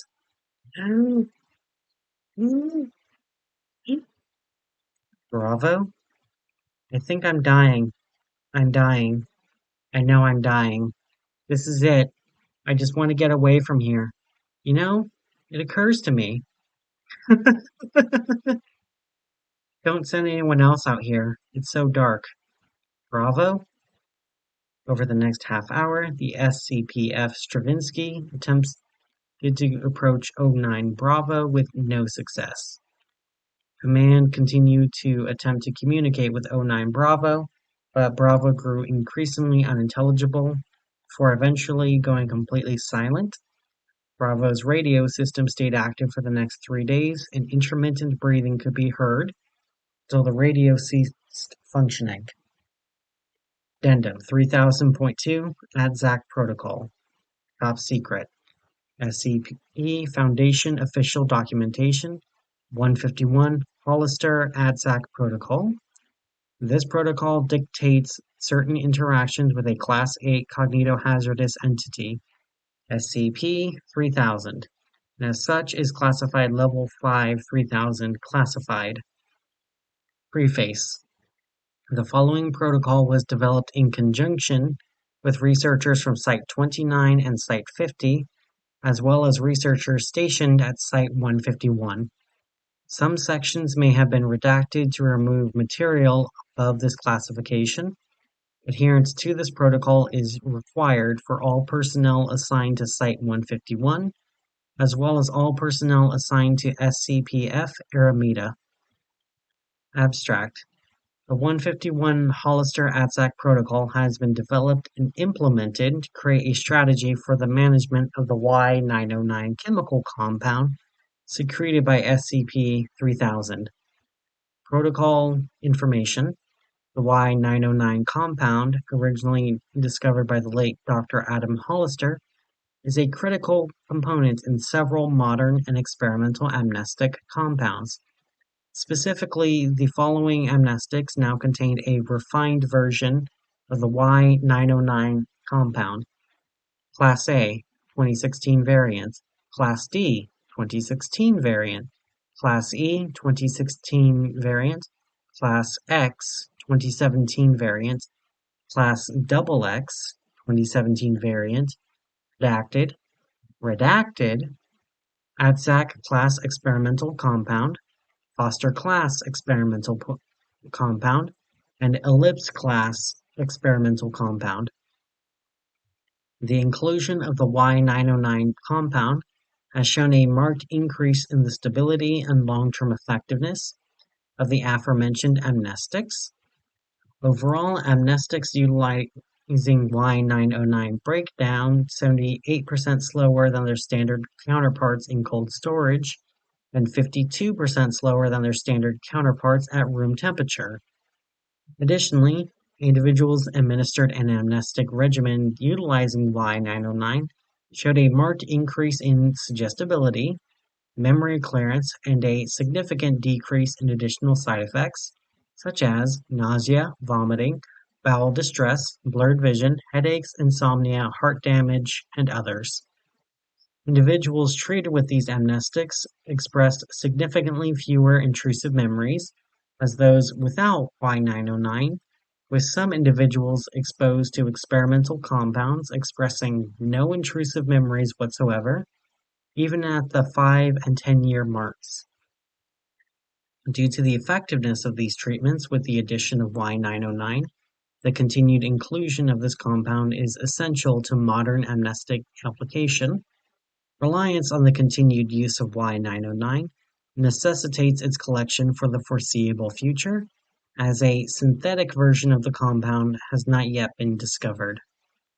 As such, this protocol dictates the way this compound is collected off of SCP-3000 and the way the personnel are to interact with SCP-3000. Below is a brief framework of the procedure, and detailed information can be found with the full ATSAC brief. Members of NTF Epsilon 20, Night Fishermen, are to prepare a subject for deliverance to the feeding site. One individual D-class subject is to be administered a sedative and equipped with a high-pressure diving suit. The subject is then to be tethered to an underwater ROV within the aft airlock. The airlock is to be flooded and the subject is to be towed by the ROV towards the feeding site. Upon reaching the feeding site, the ROV is to disconnect its tether and return to the Aramida. Throughout this stage, SCP-F Aramida should monitor SCP-3000's position and adjust course if the entity begins to move away from the feeding site.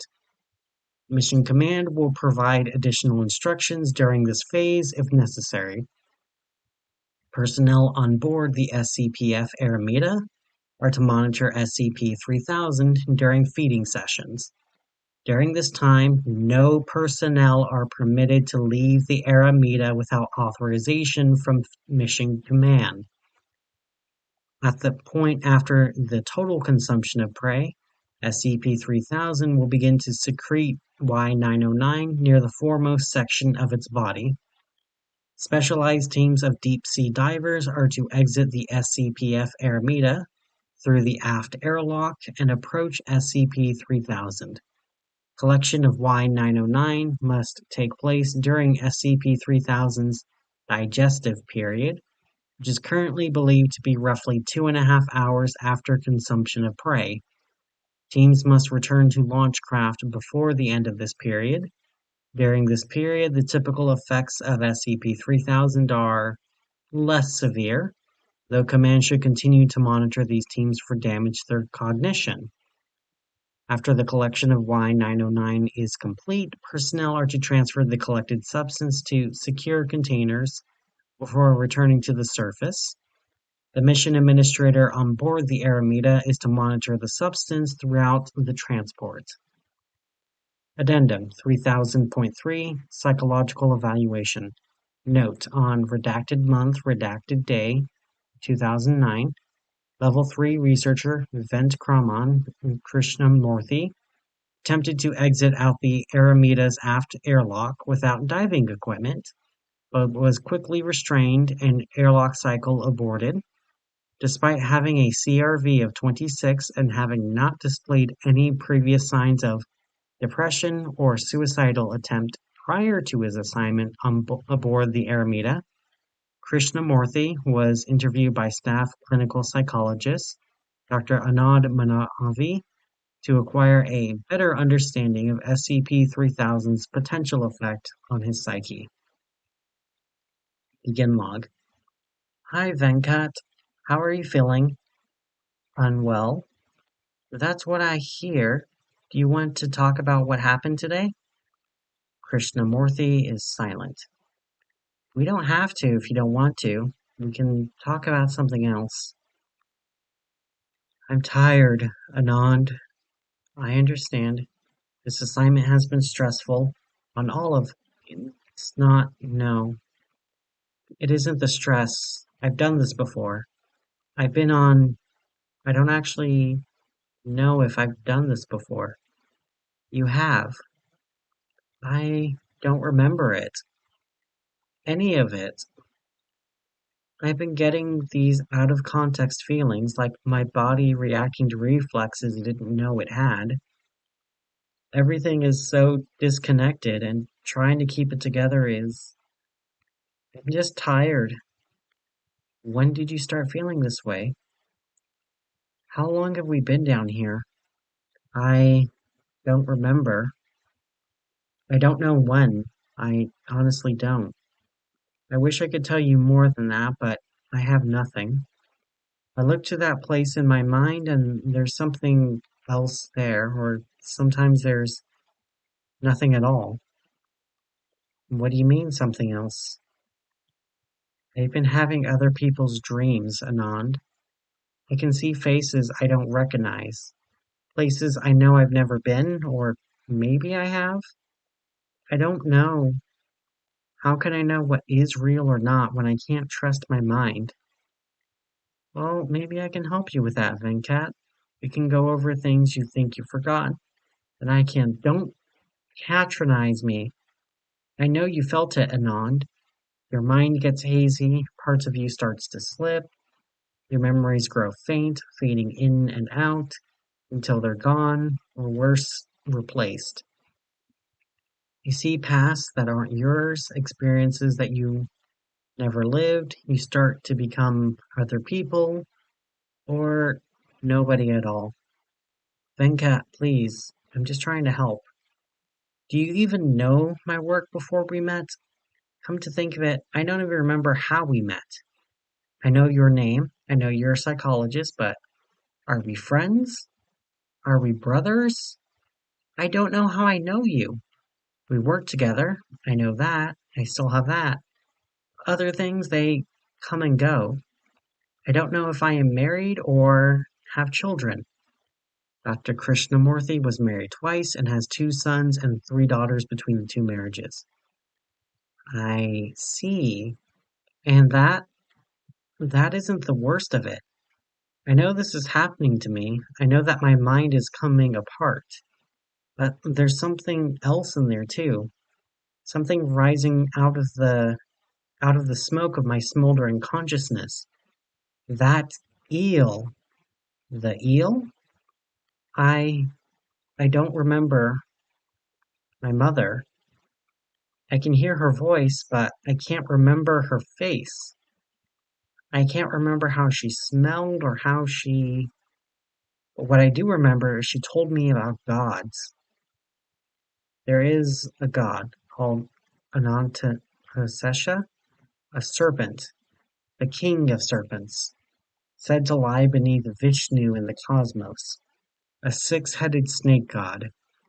Isn't that something? It, yes, I am familiar. Ah, of course, I'm sorry, I forgot.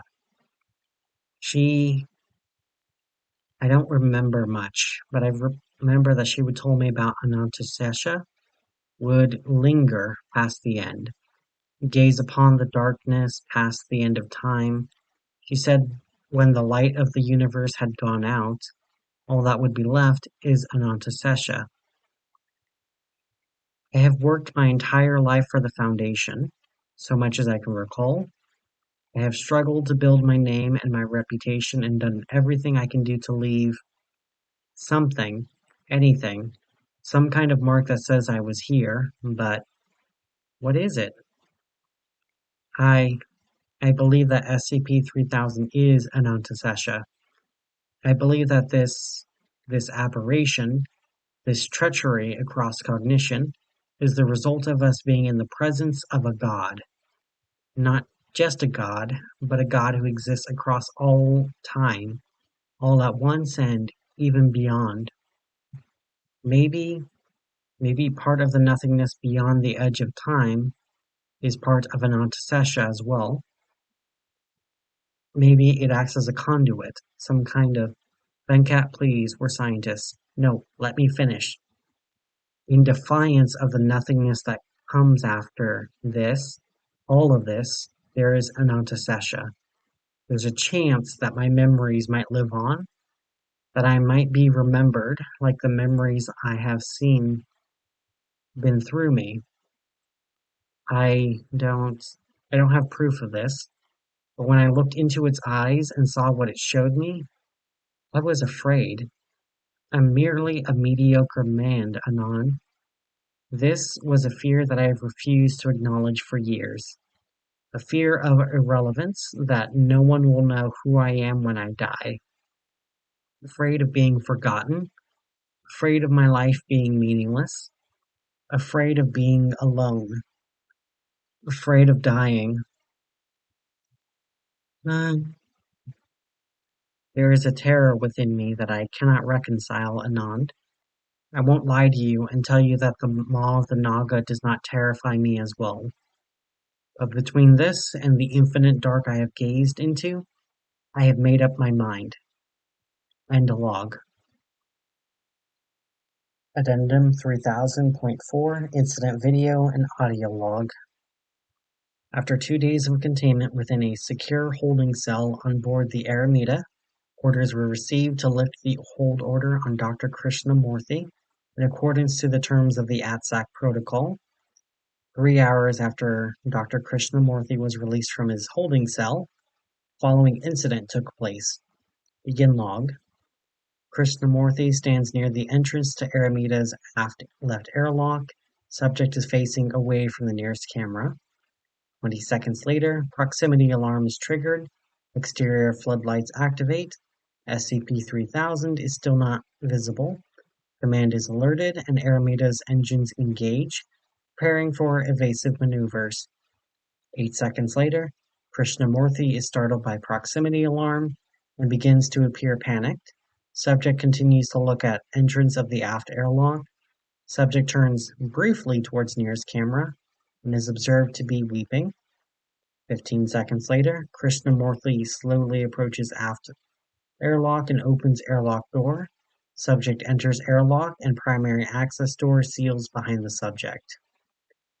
40 seconds later, interior airlock camera captures Krishnamurthy staring at the exterior airlock door for a full 2 minutes and moving.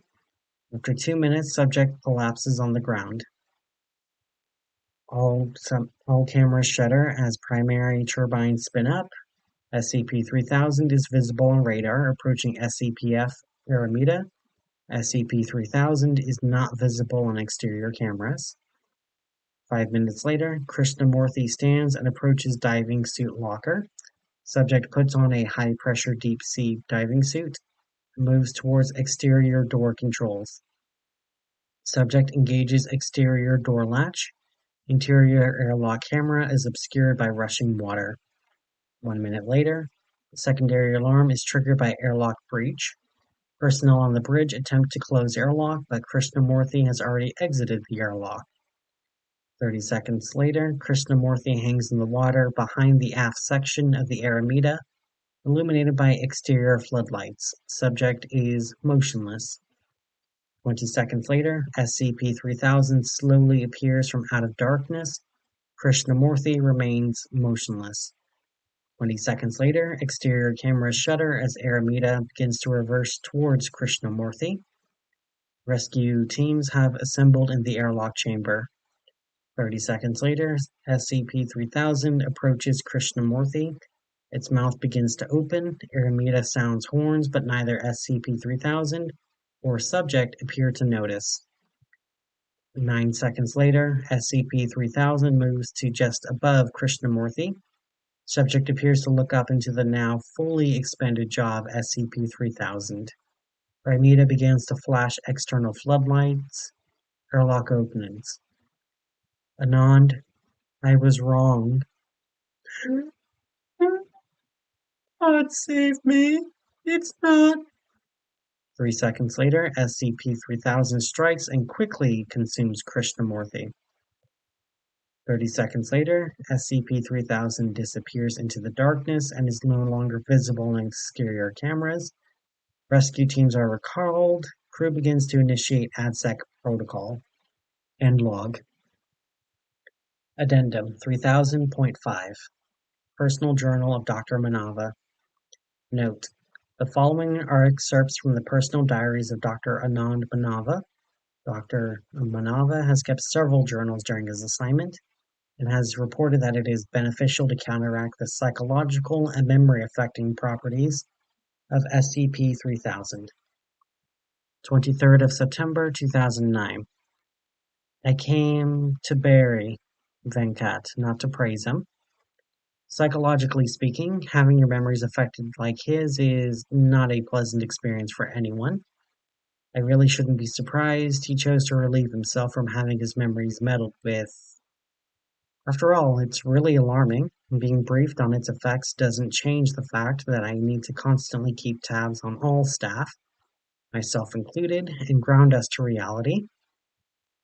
I am supposed to submit a full psychological report now detailing what has gone wrong, why a staff member turned suicidal, and a full analysis of possible ways to prevent this from happening again in the future, to the O5 and Site Director Knox, have it reviewed, and have some new regimen designed to prevent such a travesty from happening again. He always was more religious than I am. Right at the end of his life, he was riffing on Anatasasha, a primordial Hindu snake god, and rambling about eternity.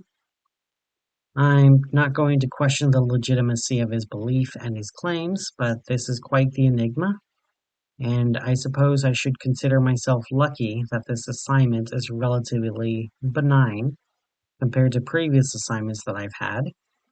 I don't think this is a mythical eel. Anomalous, maybe, but not really that extraordinary.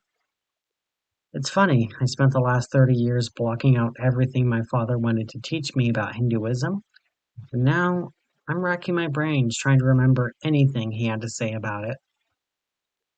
I want to say that it's because of the eel, but if I'm being honest with myself, I simply tried to forget all of his teachings.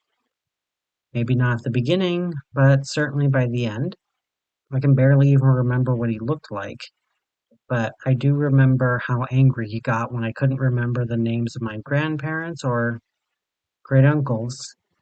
He was desperate to preserve his culture, struck through, heritage, and I did everything I could to spite him. On his deathbed, he begged me to perform the traditional last rites after his death. He even wrote the instructions down, but I was so angry at him that I tore them up in front of him. I can't even remember why. The only memories I have of him are how he made me feel. He spent almost 20 years trying to pass down our heritage, and all I have now is anger and hatred and regret. The 30th of September, 2009. Site Director Knox gathered the staff this morning for a short morning. After a few brief and laconic eulogies, he took me aside and told me that Venkat's replacement will come in a few weeks, and as he kept no contact with his family, it's likely his belongings will just be disposed of and are now technically Foundation property. The director indicated that if I wanted to keep a thing or two from him, I should do so now. His office was relatively unremarkable. His cushy squashed chair cushion, a few office toys, and a lot of marine biology books that I should probably check out someday. The only thing I took was a statue of Ganesh that stood next to the window. Not fully sure why myself, but he's now sitting on the bookshelf next to a picture of myself, my wife, and our daughter at a lakeside terrace. It was a pretty unremarkable trip to some tourist trap in Lucknow, but this is really one of our best looking pictures. We're going under again tomorrow. The 11th of November, 2009. All of the D class managed to stay put this week, which is good. Other than the routine depression and memory loss from exposure to SCP-3000, everything was in order. Sometimes I'm a bit envious of them. All they know is they're scooping gunk off some big eel. They don't know of its importance or why it's critical that they collect it and how much it helps us. Of course, one saving grace of being on the psychological division of the ATSAC project is the awareness of its potential effects. I'm aware of what's happening to my psyche.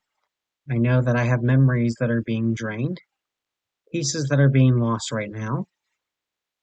I recall images of a young man on a bicycle in front of a schoolyard gate, looking like it was the 80s, when I was in Singapore. He was laughing, yet I don't know if this man is a friend, a lover, a son, family friend, who this young man is. Perhaps Italian, or maybe Australian? Maybe this isn't even a cherished memory at all. I looked at the Ganesh statue and the picture of my family again. It's really quite a shame. I truly forgot most anything that I've done with them. I started trying to learn some Hindu poems and songs, went out and got a copy of the Vedas, but I can't memorize the lines properly. I've been reflecting on what Venkat told me before he passed, though. His deep, deep-seated fear of mediocrity, unable to rise out of the sea of humans that walk on the face of this earth. He's worked for the Foundation for years, and while he isn't one of the most well-known and household names of the Foundation, he's not exactly obscure. He's been the Foundation's leading marine biologist and go-to expert for anything aquatic, and quite well revered. I'm actually quite surprised by his jealousy. He was never the flashy and bombastic type, and I would have never guessed he wanted fame and recognition. Perhaps he really was afraid that he is doomed to be stuck in mediocrity. Perhaps the silence of this place reminded him of something worse. Addendum 3000.6 Memorandum on ADZAC Brief Level 5 3000 Classified. Some new assignments had questions about our work here, so I'm publishing this to clear most of them up. Feel free to contact my office if there are any others. The ADZAC protocol is a method for gathering and processing the Y909 compound. It's a thick, brackish gray fluid that SCP-3000 excretes as part of its metabolism. We don't know the exact method by which it does this, but we have some ideas, and none of them are great for us. Initially, we thought it was bleeding. The first team we sent down to look at SCP-3000 went down to collect blood samples for analysis. When SCP-3000 attacked and consumed them, and began producing more of the substance, we realized we were looking at something different entirely. It's definitely not blood. It's more akin to a prion slurry. It's extremely toxic, and spending too much time around the stuff causes a lot of the same effects as exposure to SCP-3000 does. Paranoia, memory loss, suicidal thoughts, refining the raw 909, what the processors call eel jelly, allows us to create amnestics more effective than any we've had access to in the history of this organization. Herein lies the ethical dilemma. SCP-3000 only creates Y-909 after eating, and it only eats humans. Remember when I said we had some ideas about how it does this? Some of our biologists have hypothesized that SCP-3000 is breaking down whatever makes sapient creatures sapient, filtering it through some part of its skin, and the residual ether is what we collect. You want to know something really fucked up? We've taken radiographs of this thing, trying to see what's going on inside of it. It's full of dead human bodies. It's not digesting them at all. It's doing something else, and the end result is Y-909. When we first started using Y-909 in our amnestics programs, we tried to synthesize it. We got something close to what we were looking for, Y-19, but the side effects were catastrophic. The amnestics would work. We would get people to forget events, people, and so on, but then they would start to forget other things too. The mental deterioration would rapidly increase until there was nothing left, and then they would die. A few of those researchers thought we might be able to figure out how to decrease the severity of those side effects. The cost to continue those trials would have been astronomical, and the program was discontinued. It's no secret that what we're doing here is abhorrent. The ethics committee, the classification committee, they're all looking at ways to make this more tolerable than what it is. The hard truth is, if we want to continue to use modern amnestics, we have to have Y-909. If we want to have Y-909, we have to feed D-Class to SCP-3000. Otherwise, we'll be forced to go back to the metaphorical Dark Ages, where we were amnesticizing people with opioids and chloroform. The good news is we are developing ROVs that should be able to take over the job of collecting the raw material from our dive teams. This will eliminate any chance of accidental casualties like we've had in the past, and is a good first step. For everything else, only time will tell. Knox.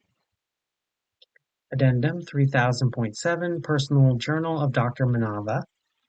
Note, the following is a full text of a page penned in the hand of Dr. Manava, which was ripped out of a journal and placed on his nightstand. Undated. I have spent considerable amount of time on this assignment, attempting to understand the underlying effects of individuals exposed to a Class 8 cognitohazard.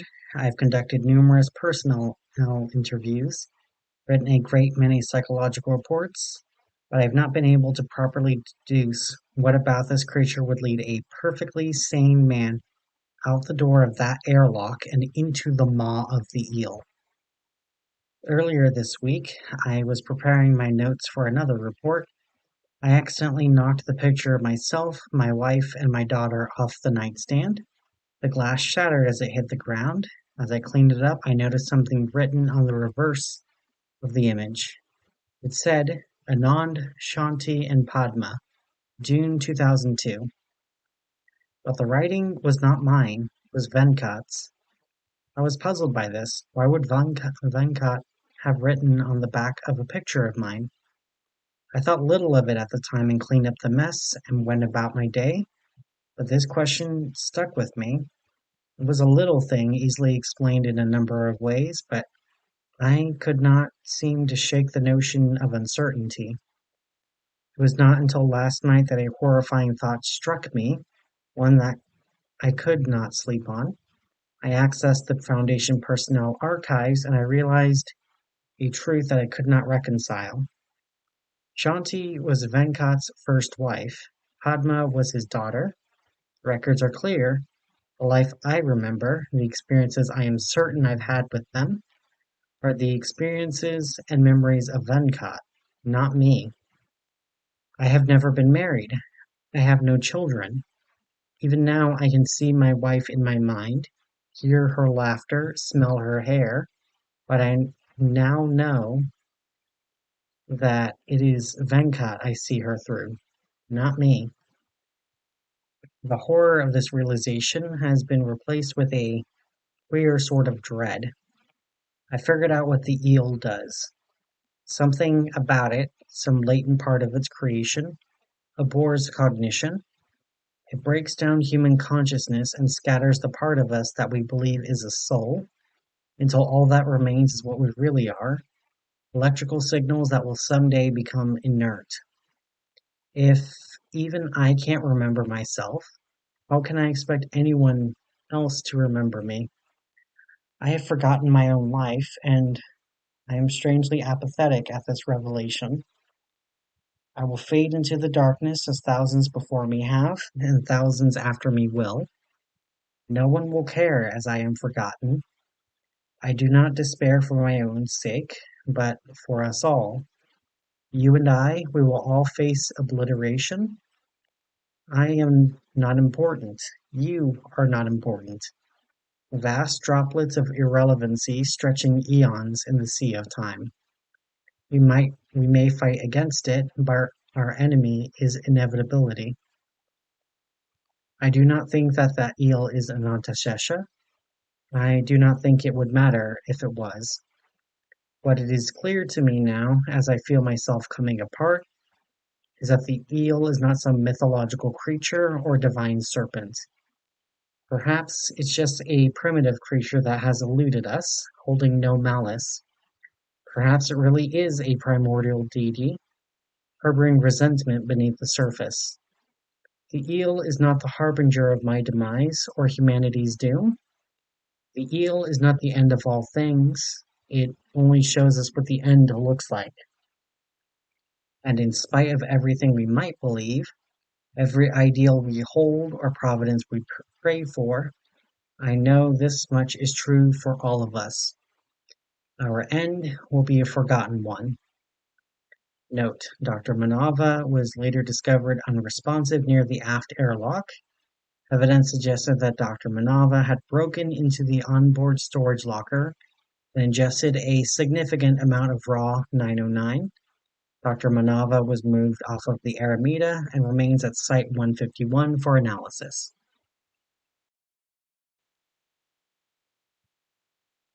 Redacted per Protocol 4000 SU. Warning: the following anomaly is affected by communication. Do not refer to it in speech or writing unless trained.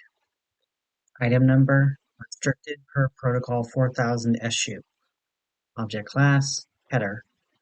Special containment procedures. The extra-dimensional location described below, as well as the entities and landmarks contained therein, are nomenclative hazards, SU class, and therefore may not be referred to by any name, title, or designation. Only descriptions may be used when referring to the forest outside of normative space and native entities thereof. Variations must be used in these descriptions each time a subject is described. Descriptions may be color-coded for clarity. Color blindness accessibility, click here. And florid language may be used for the sake of nomenclative diversity. In the event of a nomenclative containment breach, standard SU class recontainment protocol must be carried out immediately by the individual responsible for the breach. If the individual is rendered unable to perform the procedure, the responsibility falls to the individual's next of kin. If the individual responsible for the breach has no known next of kin, the individual's name must be expurgated from all existing documents and records. Any other individuals possessing the same name are to be administered Type G viral amnestics and assigned a new one. In accordance with Order 05-4000-F26, at least one successful expedition into the strange and dangerous woodland area must be carried out per year to assess any deviations from baseline abnormality, due to the high risk involved in entering the place where the nameless are found. Personnel sent in to conduct research must be trained in standard exploration protocol, as detailed in 4000 SCP. Unauthorized documentation of the forest found in chimneys must be suppressed via standard information containment protocol. Unauthorized individuals with knowledge of Procedure 4000 Holloway are to be administered amnestics.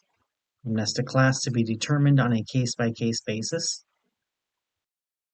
and may be released following a period of disquisitional rehabilitation. Description: the SCP in question is an extra-dimensional forested area with numerous anomalous qualities, including a hazardous nomenclative phenomena. This anomalous location is accessed by performing 4000 Holloway. See document DOC 4000-H. Completing the procedure, subjects emerge from the opening of a dilapidated brick well fixed into the forest floor. See Figure 1.2. The only way to reliably traverse the unusual terrain is by use of a single dirt path. Explorations that diverged from said route have resulted in immediate loss of contact with participating subjects.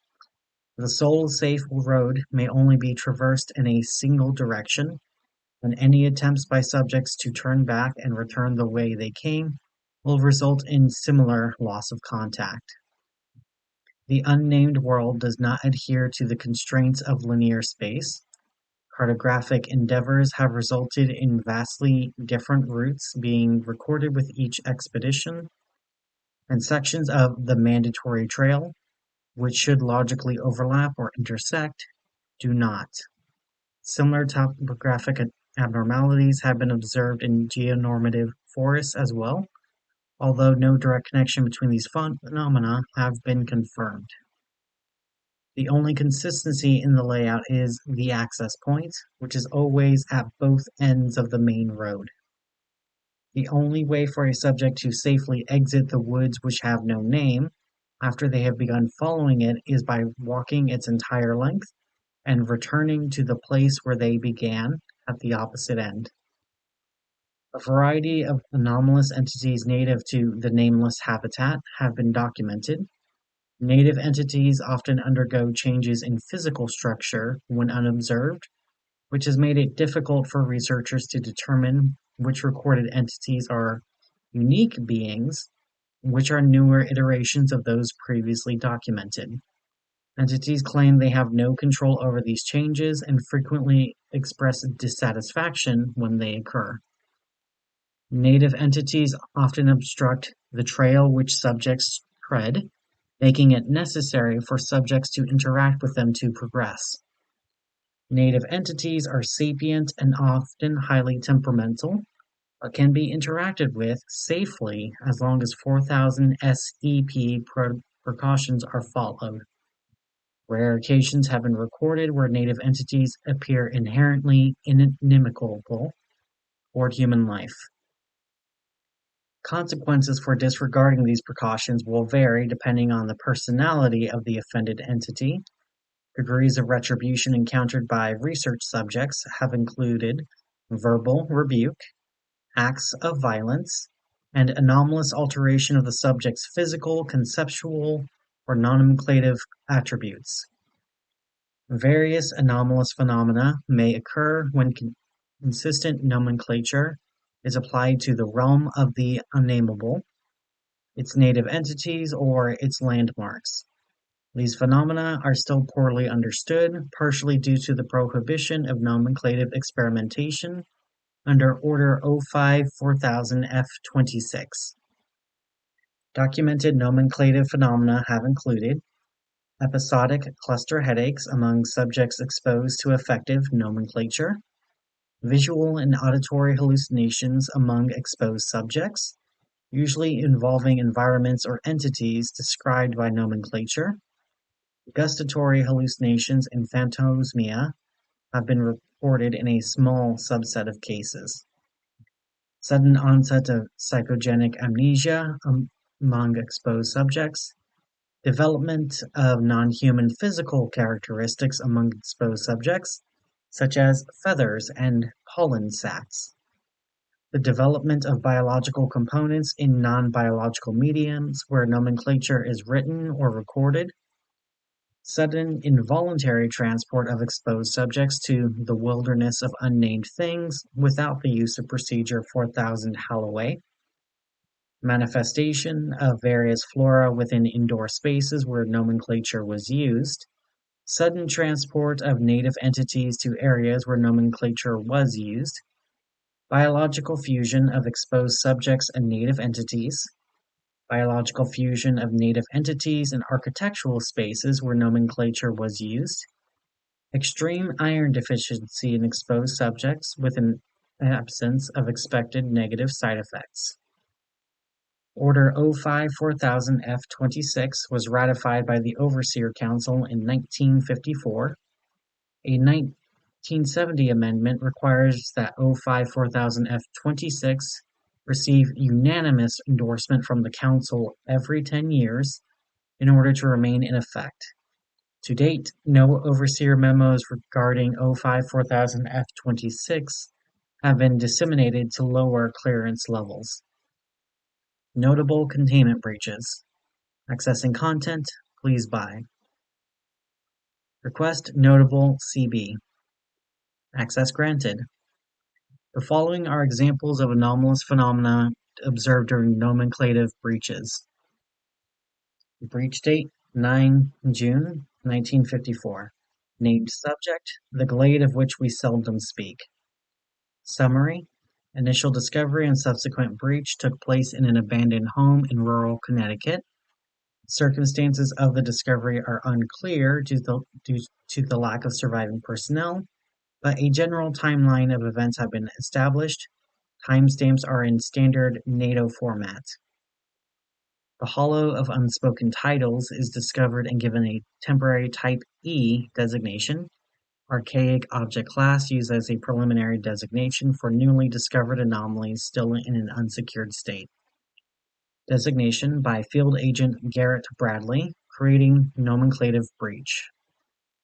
Field Agent Maura Denoti enters the land beyond the flue and is never recovered. Agent Bradley begins to gradually sink into the hardware floor. Nearby agents flee the area. Soon after exiting the house, all agents are suddenly rendered immobile, with the exception of Timothy Woods, who is not aware of the Type E designation. Immobilized agents vocalize distress as their torsos elongate. Elongation ceases after agents have reached a height approximating that of a chimney, where procedure 4000 Holloway was performed. Smoke expels from their facial orifices. Timothy Woods reports these developments via radio to Site-17. Secondary breach is caused when Timothy Woods repeatedly uses the phrase, "the redacted," to describe the world where words have power. Timothy Woods states that he sees his name in the trees.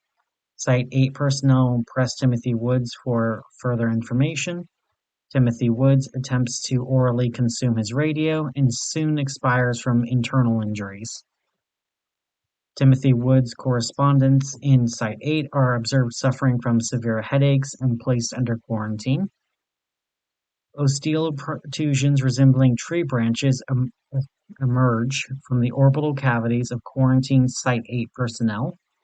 Personnel report no physical discomfort, despite exhibiting full globe luxation in both sockets.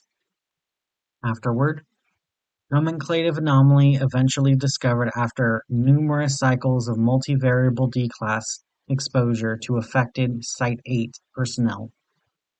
Breach date 22 December 1955. Named subject, the footpath which loops around the entire area. Summary. Desk completed the first successful exploratory mission in the grove beneath nameless stars and was immediately quarantined. After exhibiting no anomalous effects for 72 hours, Desk was then allowed to write an account of his experiences.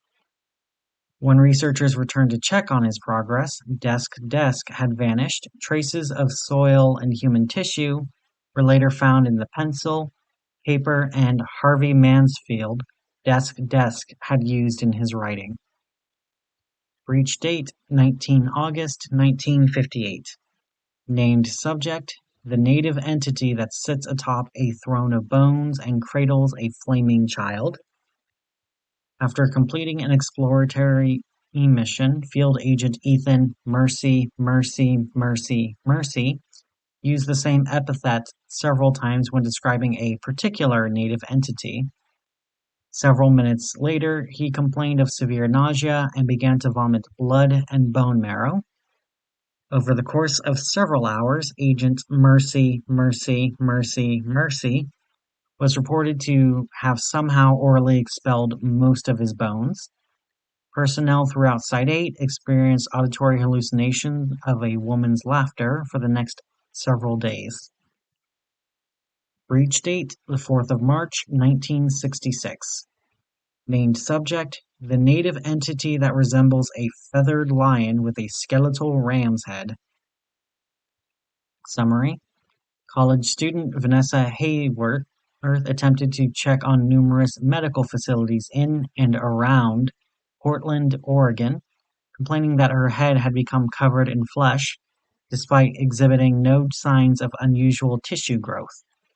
She is eventually detained by Foundation investigators and found to be in possession of a book that described, among other things. Full content of the book I restricted to Level 5 personnel under Order 05-4000-F26. However, official statements have noted that certain rituals and locations described in the book bear strong similarities to SCP-1660 and SCP-860. Recent declassifications have revealed that another passage may have been written in reference to SCP-3560, which was discovered more than 50 years after the book's discovery. The significance of SCP-3560 potentially predating the existence of Anderson Robotics has yet to be determined. Procedure 4000 Holloway in its entirety. After stipulating that Foundation personnel assist in removing the flesh from her head if she cooperated, no such procedure was ever carried out. Hayworth confessed that she had received the book from an acquaintance in the Wanderer's library. Afterward, this was the first known case of a civilian-triggered nomenclative breach. Similar incidents have occurred intermittently since. In 2012, a native entity was photographed that superficially resembled a young Hayworth, Figure 1.1, more than 2 decades after Hayworth died in Foundation custody. Breach date: the 30th of October, 1992. Named subject: the house in which Michael Ashley Vincent spent several nights during his exploratory mission. Summary: Agent Michael Ashley Vincent, who had completed an exploratory mission several years prior, used the possessive phrase "blank house" several times while recounting stories to 2 of his colleagues who did not have names. This statement has been flagged for potential memetic corruptions. I don't care what the records say. After 30 years in the Department of Memetics, you learn when to follow your gut. And right now, my gut is telling me that there's something off about this. Dr. Storm. Sometime later, a large brick building manifested inside Site-8, intersecting with existing architecture. Michael Ashley Vincent's headless body was found inside, seizing violently, and fused at the neck to a light fixture made of elk antlers. His face, which did not appear animate, had enlarged to take up the entire surface area of the building's floor. Field agents sent into the face's mouth found that it did not possess a full digestive tract. However, Michael Ashley Vincent's nameless colleagues were reported to have been conjoined with its uvula. 4000 Holloway. Request Doc 4000-H. Access granted. 4000 Holloway. The following is a censored list of instructions for accessing the Horizon Beyond labels. Certain steps have been omitted in this version of the document. Phrases and counterphrases at the end of the procedure will differ depending on the subject's type category. The oldest child in their family, type 1, the middle born, type 2, or the youngest/only child, type 3. Using organic kindling, start a steady flame within any indoor fireplace. Combine the powdered bones of a male red fox, Vulpes vulpes, any age, an adult male lion, Panthera leo, and a baleen whale, Mysticeti, any age, any gender. Cast the mixture into the fire. Take an easily burnt personal possession of a strong sentimental value and allow the fire to consume it. Carefully release 3 feathers from any black-plumed bird of the genus Corvus over the fire and allow the smoke to carry them up to flue. If the fire begins to emit vocalizations, respond with the appropriate counterphrase. See phrases and counterphrases below. If correct statements are given, the fireplace will expand and the ladder will descend. The fire will be harmless. If incorrect statements are made for any reason, immediately apologize and do not attempt Procedure 4000 Holloway again at any point in the future. Note: individuals who are present during Procedure 4000 Holloway but were not the one conducting Procedure 4000 Holloway must not respond to vocalizations or approach the active fireplace under any circumstances. Phrases and counterphrases. Variant 1, Type 1 subjects. Phrase: these woods have rules. Counterphrase: or so they say. And if you break them, a price I'll pay. Variant Type 2 subjects. Phrase: is someone there? Counterphrase: there's only me. Phrase: and who are you? Counterphrase: I guess you'll see. Variant 3, Type 3 subjects. Phrase: what do you seek? To walk the trees. Now mind your manners. To walk them, please. End. Doc 4000-H. 4000 SEP. Accessing document, please stand by. Quest Standard Exploration Protocol. Access granted. Note: the following is a truncated list containing only instructions that are crucial to survival. Personnel assigned to explorative duties must also familiarize themselves with 4000 SCP-3 through 8 before embarking. 4000 SCP-1 General Guidelines for Exploration. You must be equipped with a standard Foundation expedition pack prior to entering the place where names are not allowed. Do not consume any food other than the rations included inside the standard Foundation expedition pack. Do not bring firearms into the dimension of trees under any circumstances. Type 1 subjects must avoid accepting or directly handling that which can be considered a valuable resource. This includes, but is not limited to, forms of currency, precious metals and stones, objects imbued with useful anomalous properties, and well-crafted weaponry. Type 2 entities must avoid any native entities that regard the subject with affection or romantic attraction, and must not give the appearance of reciprocating these feelings in any way. Statements made by a native entity which profess affection or romantic attraction for a Type 2 subject are false. Type 3 subjects must avoid partaking in activities that are commonly considered frivolous, luxurious, or physically comforting. This includes, but is not limited to, dancing, smoking, playing with toys, drinking anything other than water, listening to music, and sleeping on a padded surface. Structures encountered along the way you must travel may be entered after knocking at the entryway. Leave the structure from where you came. If entering uninvited, do not be discovered.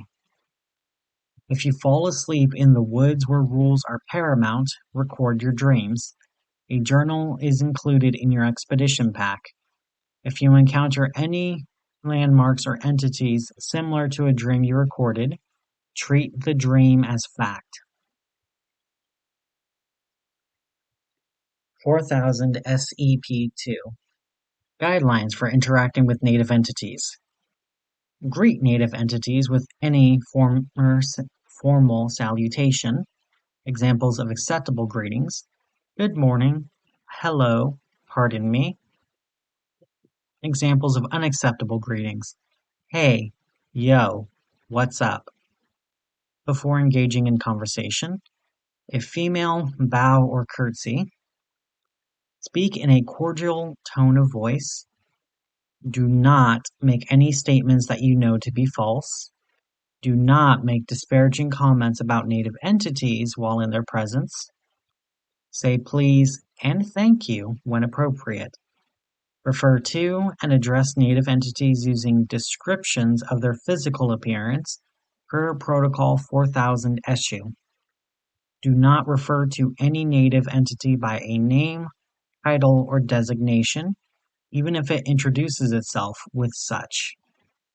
Do not state your name, nickname, code name, alias, or any personal designation when in the presence of a native entity. If a native entity offers to assign you a name, title, or designation, politely decline. If a native entity makes a statement in which it addresses or refers to you by a name, title, designation, or anything other than a physical description, ignore the statement as though it had not been spoken. If pressed for information that is considered confidential, refuse, briefly apologize, and bow. If a native entity appears to require your assistance, consider its appearance before choosing to help. If the entity appears threatening, do whatever is necessary to aid it. If the entity appears attractive or harmless, do not approach it. Always feed a native entity if it is hungry. This overrules 2.12.b. Do not attempt to mount any bestial entities you encounter unless it has earned your trust and given you its consent. If you are offered a physical gift, receive it with both hands. Do not discard this gift, even if it appears to have no use or value. This is overruled by 1.04. If a native entity offers you a non-physical gift or attempts to initiate a trade, politely decline. You may accept food offered by native entities and offer that food to other native entities you encounter, but do not consume it yourself. Do not sleep in any lodging offered by a native entity. You may sleep inside the residence of a native entity as long as you do not have an invitation to do so. If a native entity offers to accompany you on your journey, accept, but do not tell them where you are going. If you are aided by a native entity, you must aid it in return if you have not done so already. If you encounter an incorporeal humanoid that claims it is not a native entity, disregard all previous protocols and follow its instructions. End Standard Exploration Protocol. Interview Log 4000.0215. Request Interview 4000.0215. Access denied. This data has been expunged. Request Interview 4000.0215. Credentials: E. Japers, M4D754PARTE3. Access granted. Hello, Dr. Japers. Interview Archive 4000.0215. The following is a series of interviews conducted by Dr. Eugene Japers over the course of several years. This data has been expunged from all general documents under Order 05-4000F26. Interviewer, Dr. Eugene Japers. Interviewee, description: the native entity with a head resembling that of a rabbit's. See Figure 2.1. Forward. Interview conducted in 2005 during Dr. Japers' first expedition into the space where speech is deadly. Good morning, strange traveler. Good morning. It's nice to see a new face around these parts. Kindly excuse the smoke, just airing my thoughts. How is your name? How is... I'm sorry, I can't tell you that. Dr. Japers bows. Are you simple? I'm merely asking how your name is. My name has smelt of raspberries lately, I think. Snapdragons, perhaps. It's so hard to tell these days, but one makes an effort. Ah, my apologies. I'm afraid my name has tasted rather tart as of late. Dr. Japers was later reprimanded for violating SCP-2.03. The Porine entity laughs and doffs its hat. No, I'm the one who should apologize. I shouldn't have pried. It's quite all right. I don't mind at all.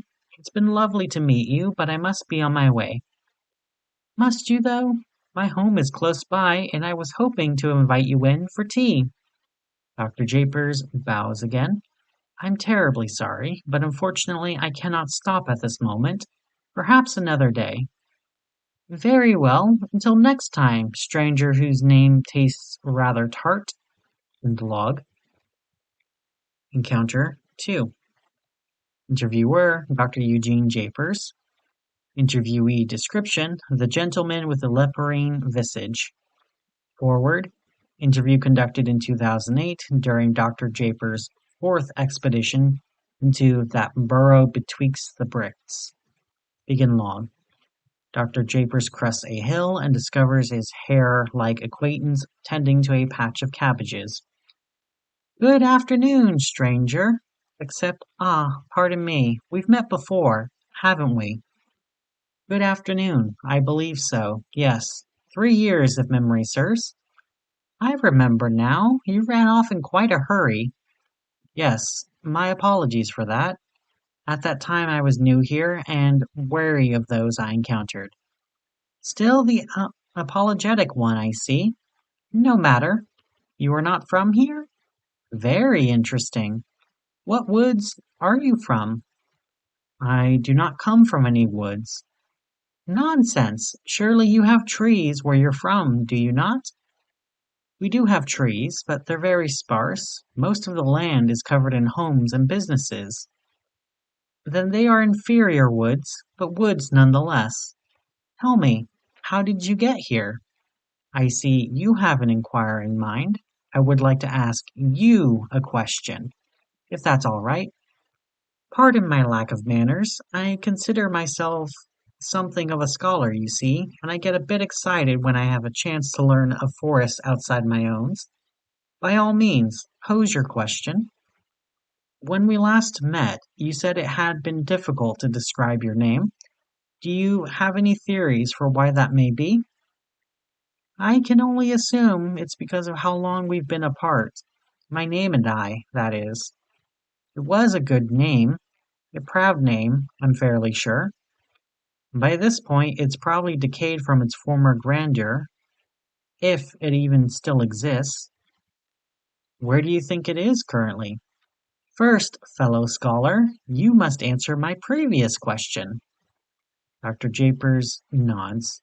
Dr. Japers. I came through the old but distinguished well at the end of the footpath I am presently perambulating. This information is not considered classified from native entities. The other individual hesitates before speaking. Oh my, it's been quite some time. I'll be frank, I thought all the old allies had died out. Did your grandfather or some such relation have a lover out here? Dr. Japers bows. My deepest apologies. I'm afraid I cannot answer that question. Very well, I understand.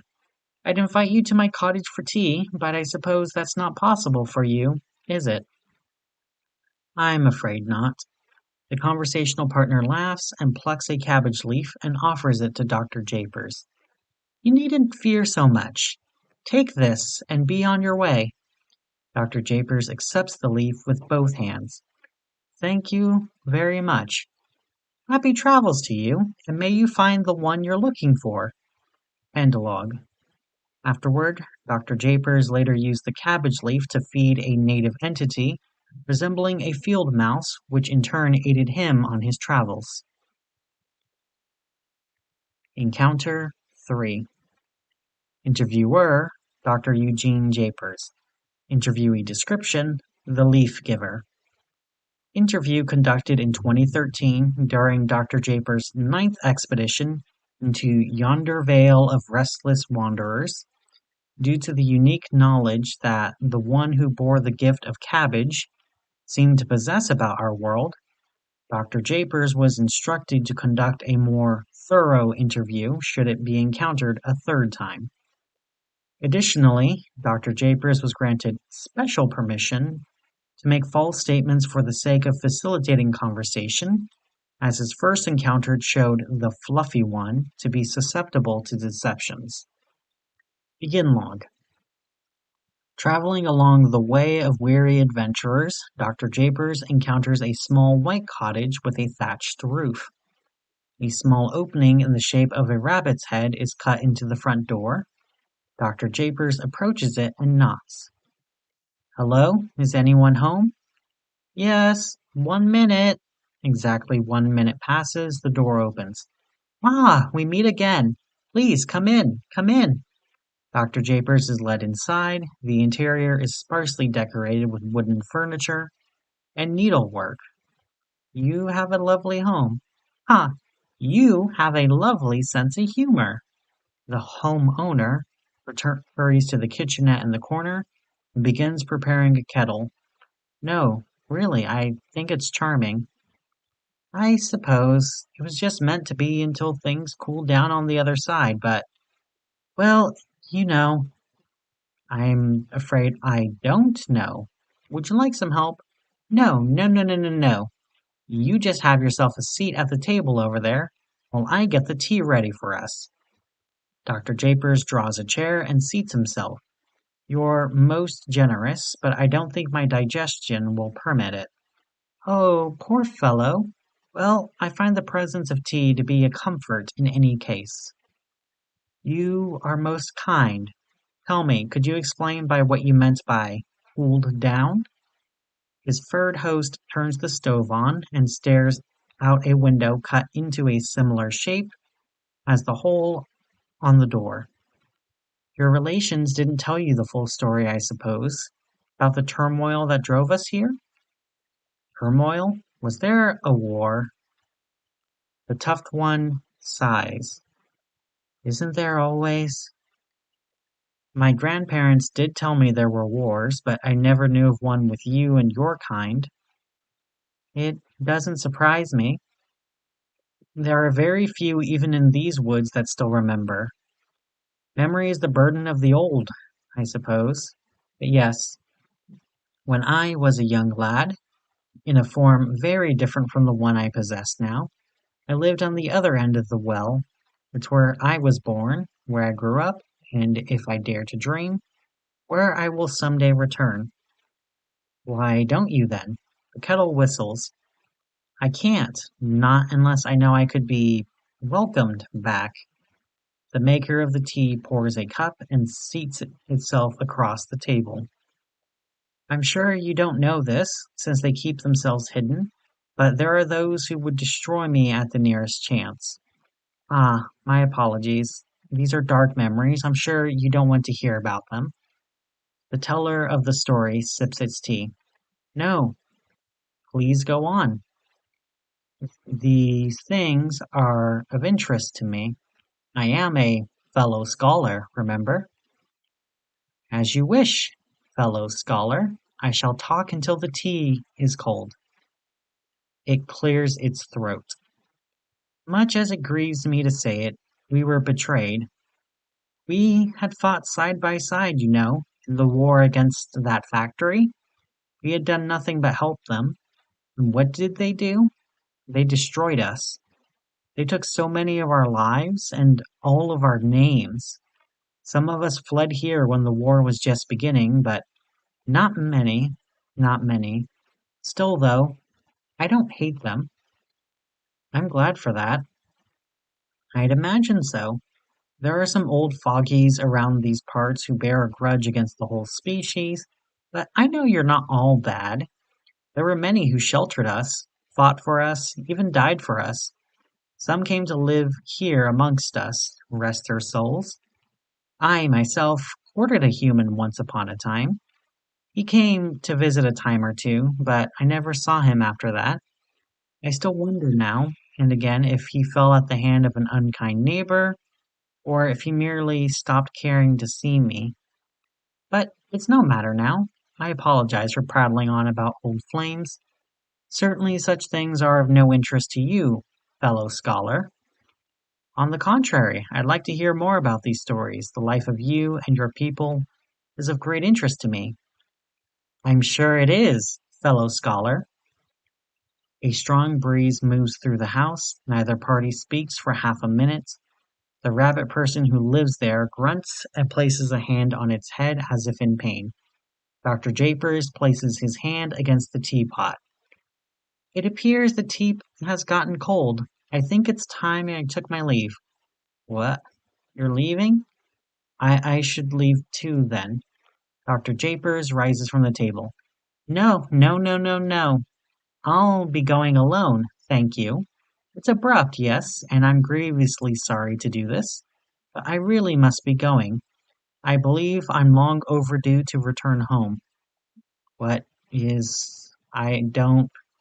Please don't go. Something isn't... It can't be helped. Stop. What... What have you done? I don't know who... What happened to my name? I can't... Dr. Japers quickly exits the house. His former companion whimpers and looks at its hands as he leaves. It does taste rather tart. Endlog. Dr. Japers successfully returned to Site-08, but was reported missing soon after. Investigation into his disappearances and current whereabouts have been inconclusive. It was initially theorized that Dr. Japers was exposed to an anomalous influence on his physiology during his most recent mission. However, thorough analysis showed no genetic abnormalities in the fur he'd shed on his expedition gear. End interview 4000-0215.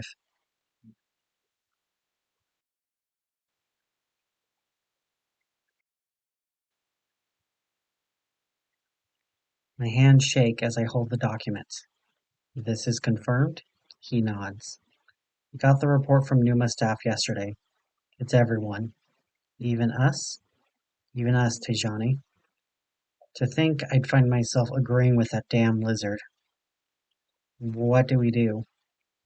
You know what we have to do? We'll have to disseminate a cure. I think. Among personnel before we get things underway. It'll try to stop us otherwise. Gotta help us, one. Don't be like that, Tejani. That's it, talking. SCP-5000. Why? Object Class: Safe. Special Containment Procedures. SCP-5000 is to be kept in a deactivated state within a standard storage unit located on Site-22. All files and intelligence retrieved from SCP-5000 are to be stored on a secure server, with backups available upon request from the Archival Department. Description: SCP-5000 is a non-functional mechanical suit identified within its internal schematics as an absolute exclusion harness designed by the SCP Foundation. Although SCP-5000 is believed to have once possessed a number of anomalous functions intended to protect and benefit its occupant, damage inflicted to it in the past means that it's currently only capable of basic file storage. For a record of files contained within SCP-5000 upon recovery, see Archive 5000-1. SCP-5000 first appeared in a flash of light within SCP-579's containment chamber at Site-62C on May 12, 2020, containing a corpse. Cause of death determined to be blunt force trauma, believed to be inflicted by impact with the ground following a long fall. Genetically identical to Foundation employee Pietro Wilson.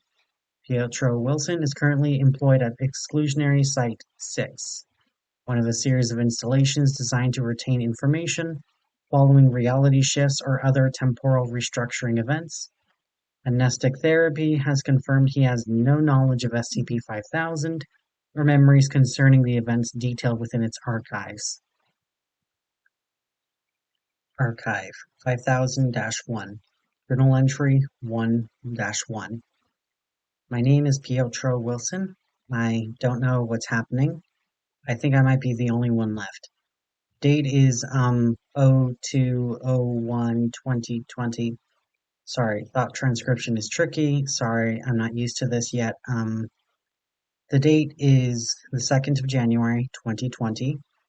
I have just escaped from exclusionary site 06. I think, I'm not certain, but I think everyone else is dead. Those guys, they were thorough. If I hadn't got to the suit, I'd be, oh god. Journal entry 1-2. I need to get myself together, or this thing isn't going to be illegible at all. Most likely they're going to want some kind of record of this whole incident for posterity. I'm currently on my way to the nearest Foundation installation, a small safe house for agents making their way through this part of the country. Most likely there won't be anyone there, so I should be able to get into contact with my superiors and find out what exactly is going on. Things started around 6, maybe 7 hours ago. Group identifying themselves as Mobile Task Force Zeta-19, Lonely Only, Insurgent Infiltrators, maybe, entered the site. They had proper identification and everything, and gathered everyone into the canteen. Then they started the shooting. Jesus, I can still taste the blood. You can't get that awful metal taste off my tongue. It's a miracle I didn't get hit or trampled on, the way people were climbing over each other to get out of there. If I hadn't gotten to the exclusion harness, I'd be dead. No doubt about it. Like I said, they were thorough. I'm a technician for the power grid on ES-06, so I don't fully get how this thing works, but I understand the basics. This perception filter thing doesn't mean people can't see me, but it does mean they can't recognize the fact that they can see me, which I guess is the same thing when you get down to it. But those infiltrators, they didn't even take anything. Didn't even try to. I watched after I got into this thing. I was too scared, fucking coward, to make a run for it. They just checked the bodies and left. An extra bullet for every head. They were just there to kill us. Journal entry 1-3. Finally made it to the safe house after hours and hours of trudging through this goddamn desert. Heard a few explosions in the distance. Maybe the Foundation sent an MTF to engage those infiltrators before they got away? Hope so. Never been happier to see bottled water in my life. Harness sustains your body while you're wearing it, apparently, but my mind still thinks I should be drinking. Human nature, I guess. Anyway, I get these legs of mine rested. I'm going to try to get these systems online. I need to get in touch with the Foundation and find out what exactly is going on. Journal entry 1-4. Holy shit. Downloaded file 1-1. Context: they sent this to every government, news organization, and anomalous agency on the planet. Fuck me. The following is a message composed via consensus of the O5 Council. Those who are not currently aware of our existence, we represent the organization known as the SCP Foundation. Our previous mission centered around the containment and study of anomalous objects, entities, and other assorted phenomena. This mission was the focus of our organization for more than 100 years. Due to circumstances outside of our control, this directive has now changed. Our new mission will be the extermination of the human race. There will be no further communication.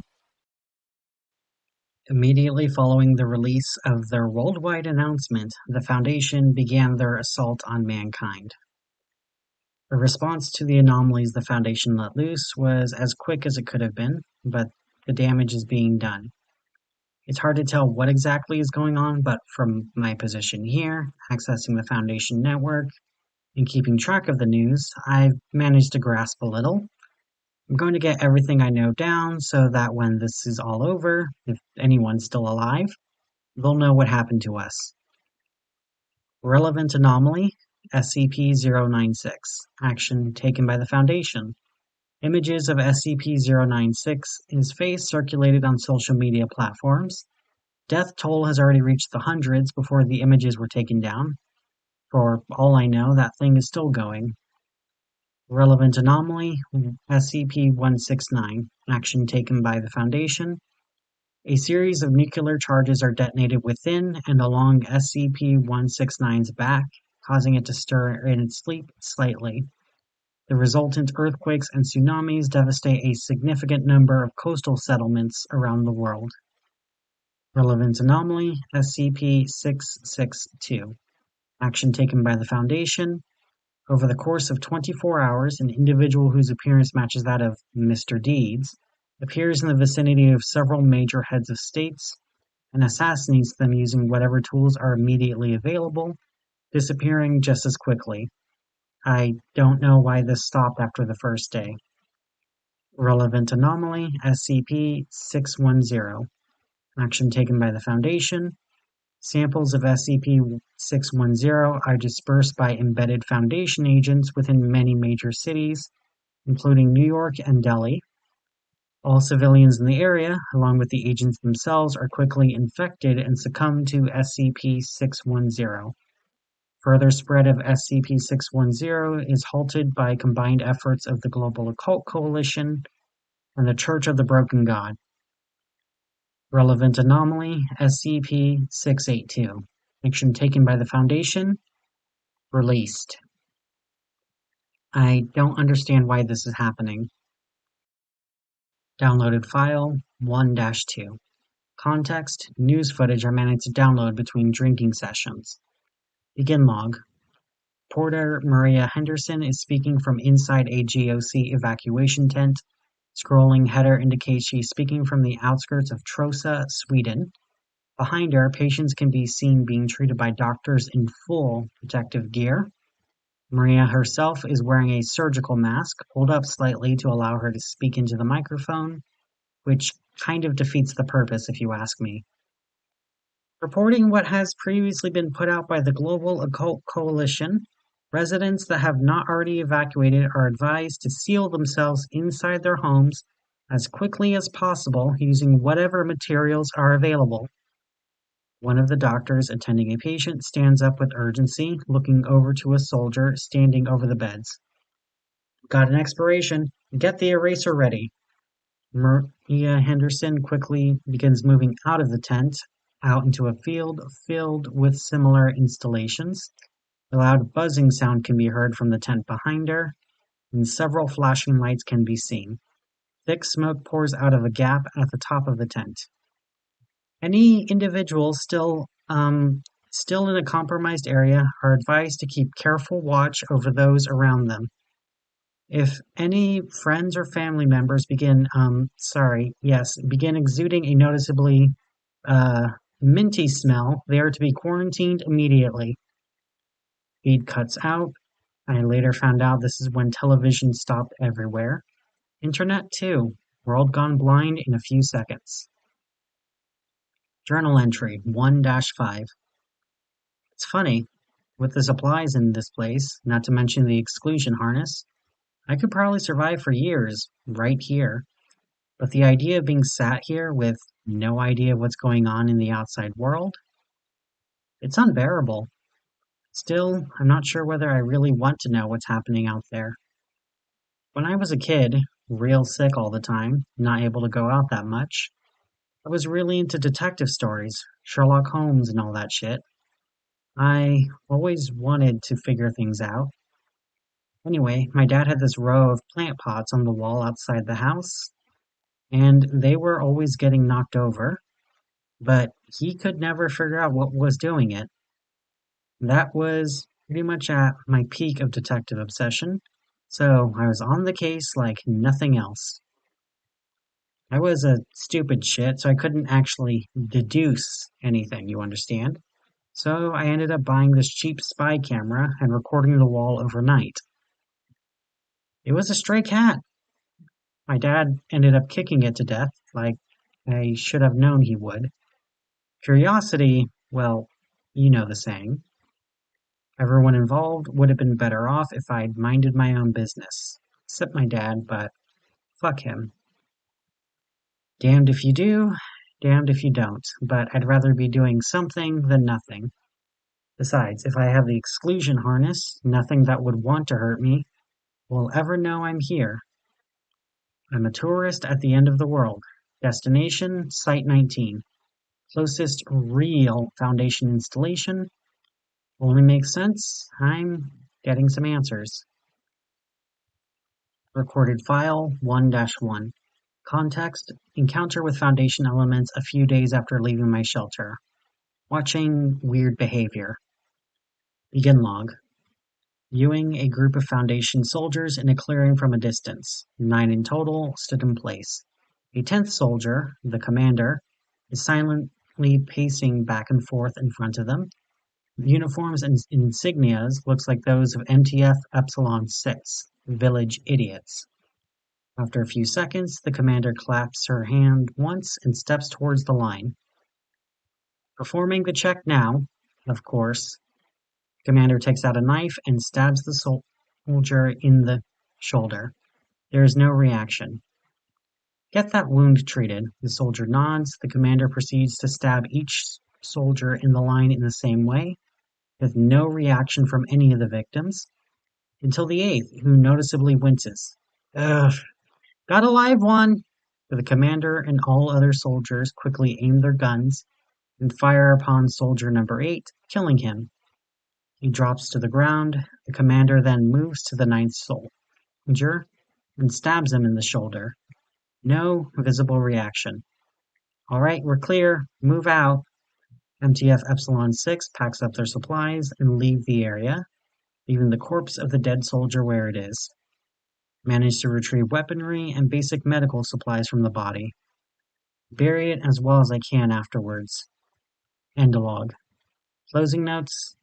No fucking clue. Recorded file 1-2. Weird transmission I caught on an old radio. I don't know if it's important, but I'm trying to get everything down for posterity. Begin log. Audio only. Voices male, around my age, I guess. 7, 5. Can you hear me? There's a hole shining in the holes between your eyelids. I've never been to Versailles before. I want to be loved. 9. I am standing behind you now. 5. I am 2 of us, standing behind you now. The goddess eats the city and the sea. 9. There's a hole in the floor with an answer waiting in it. 7. Look, you're hatching. You're hatching. Message continues on loop. End log. Closing notes. Message stopped once I turned the radio over and saw it was damaged beyond repair. Am I feeling okay? Oh shit, I can put pictures on these things. Journal entry 1-6. When I thought of Site-19 as being relatively close by, I never really took into account that was probably with a vehicle in mind. Can't risk cars or anything like that. Even if I went unnoticed, the vehicle wouldn't. Well, it takes one Foundation soldier or wandering anomaly to spot it, and I'm as good as dead. But still, marching through the woods, even with the harness's protection, isn't the most pleasant experience. It'd be hard to move out of the way if anything came traipsing through, for one. Just because things can't notice me doesn't mean they can't run me down. Gives me time to think, though, like, why the hell am I even going to Site-19? What do I hope to accomplish? If I wanted to stay out of danger, survive as long as possible, I'd be best suited getting as far away from any Foundation personnel as possible, not jumping right into the Viper's nest. Answers, I guess. More than anything, I want answers. Even if I get kicked to death afterwards. Composed file 1-2. Reached Site-19. Security is in disrepair. Most of the anomalies let loose a while ago. So it was actually pretty easy to get in. Still stressful, moving out of the way of the researchers as they went about their business. They were still talking like colleagues, discussing how to get maximum human casualties like it was something they'd always been doing. But their eyes, it was like something was missing from them. Some spark. I couldn't see them as human looking at their eyes. Maybe not even alive. Hard to describe, but it gave me the creeps. Accessing the Foundation database with some stolen senior staff credentials, I think I've managed to put together a basic timeline of what happened right before their declaration of war. I don't know what it all means, but I guess it's a start. Date, the 16th of December, 2019. Events. The O5 market project called Numa as being of special interest to senior staff. Apparently, it was a mass amnestization project like Kaleidoscope, except mostly focused on the collective human unconscious, the psychospace, whatever you want to call it. Apparently, there was some kind of breakthrough in mapping out that psychospace, except I can't see what it was because it's fucking redacted. Typical. Date, the 17th of December, 2019. Events. A vote is undertaken by the O5 Council, with the result being unanimous. Ethics Committee also concurs. I don't know what the votes were about, because it's fucking redacted. Date, the 19th of December, 2019. Events. A series of instructions, redacted instructions, of course, are sent to all senior staff members and site directors. A wave of suicides and resignations go out across the Foundation, with Dr. Charles Gears being one of the employees resigning. Date, the 22nd of December, 2019. Events. A number of files are sent out to all remaining senior staff and site directors, with instructions to also disseminate those materials among the staff serving under them. The files are accompanied by the message, "Harden your hearts." All suicides and resignations immediately cease following dissemination of the materials. Date, the 25th of December, 2019. Events. Full blockout on all communications in and out of Foundation sites. Termination of the majority of human and human sympathetic anomalies is performed by the staff at each site over the course of the next week. Information suggests an assassination team was sent after Dr. Charles Gears, but it doesn't say whether they were successful or not. Date, the 2nd of January, 2020. Events. Mobile task forces are dispatched to all exclusionary sites to execute all personnel immediately following the conclusion of these missions. The Foundation declares war on humanity. Not quite certain what this all means. Did the O5 Council send out some kind of mimetic agent to get everyone to go along with them? But that wouldn't explain why the O5 Council would want to wipe out humanity in the first place. I don't get it. I just don't get it. More information on the anomalies the Foundation are actively using, too. With the news down, it's hard to get much solid info outside of their own records, and even those are still goddamn fucking redacted. I mean, it's the end of the world. What's the point of redacting shit anymore? Who cares? Just tell me what's going on. Fuck it. I'll put it all on a table for posterity or whatever. Relevant anomaly, SCP-1370. Action taken by the Foundation. Television service temporarily returns. All channels are propaganda speeches from SCP-1370, rambling on and on about how he's going to take over the world or whatever. This one actually isn't that bad. Relevant anomaly, SCP-1048. Action taken by the Foundation. I don't know how the Foundation managed to catch the thing in the first place, but helicopter footage shows hordes of bears created by 1048 rushing through the streets of Paris. The footage isn't too clear, so I'm not sure, but it looks like there's a massive red teddy in the distance as well, walking around next to the skyscrapers. Relevant anomaly, SCP-1290. Action taken by the Foundation. SCP-1290-1 and SCP-1290-2 are moved from their original position and used as a rudimentary projectile system to launch projectiles at a secure GOC installation called Ganzir, a fortress city standing in the Atlantic Ocean, designed to house humanity's survivors in the event of an end-of-the-world scenario. Not 100% sure from the files, but it looks like it's one of frankly obscene number of anomalies they're using to try and bust in there. If you ask me, they'd be better off just firing missiles, but nobody's asking me because they've all gone nuts.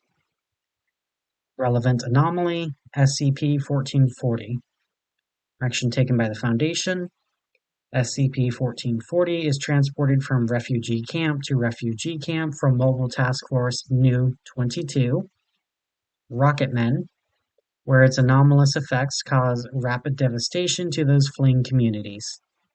Strangely enough, the way these events are described in the files make it sound like SCP-1440 has no effect on the Foundation personnel assigned to it. Relevant anomaly, SCP-1678. Action taken by the Foundation. The Foundation intentionally abandons containment of SCP-1678, moving personnel from the immediate area. Once chaos caused by additional anomalies makes evacuation of London impossible, officials from the British Occult Service, colloquially referred to as MI-666, direct citizens to take refuge in SCP-1678 below. Once the city has reached capacity, the Foundation detonates the nuclear device stationed there prior to abandonment. Going to try investigating some more before getting out of here, see what I can find. Files deleted. Journal entry 1-7. It's been about 3 months since my last entry. God knows what I've been doing since then. The time between then and now is a complete blank in my memory, and it looks like the files from that period have been deleted as well. As far as I know, I should be the only one able to do that, so take that as you will. It seems like I've been through a few rough patches. I have a few scars I don't quite recognize, and I have a bandage wrapped around my temple. The exclusion harness doesn't seem to be damaged though, so I don't know what hurt me. Did I fall off a cliff or something? The sad part is I can actually see myself doing something like that. Never was the smartest. Site-19 is long gone. Well, it's still there, I assume, but I'm halfway across the country. Couldn't tell you why. It's weird though. I feel like I have a purpose now, even though I'm not 100% sure what it is. Just where I need to go. There's a briefcase in my hand. I'm having trouble recalling what exactly is inside it. All I know is that it isn't round, and I need to get it to SCP-579. Files deleted. Journal entry 1-8. I underestimated how long it would take to get to SCP-579.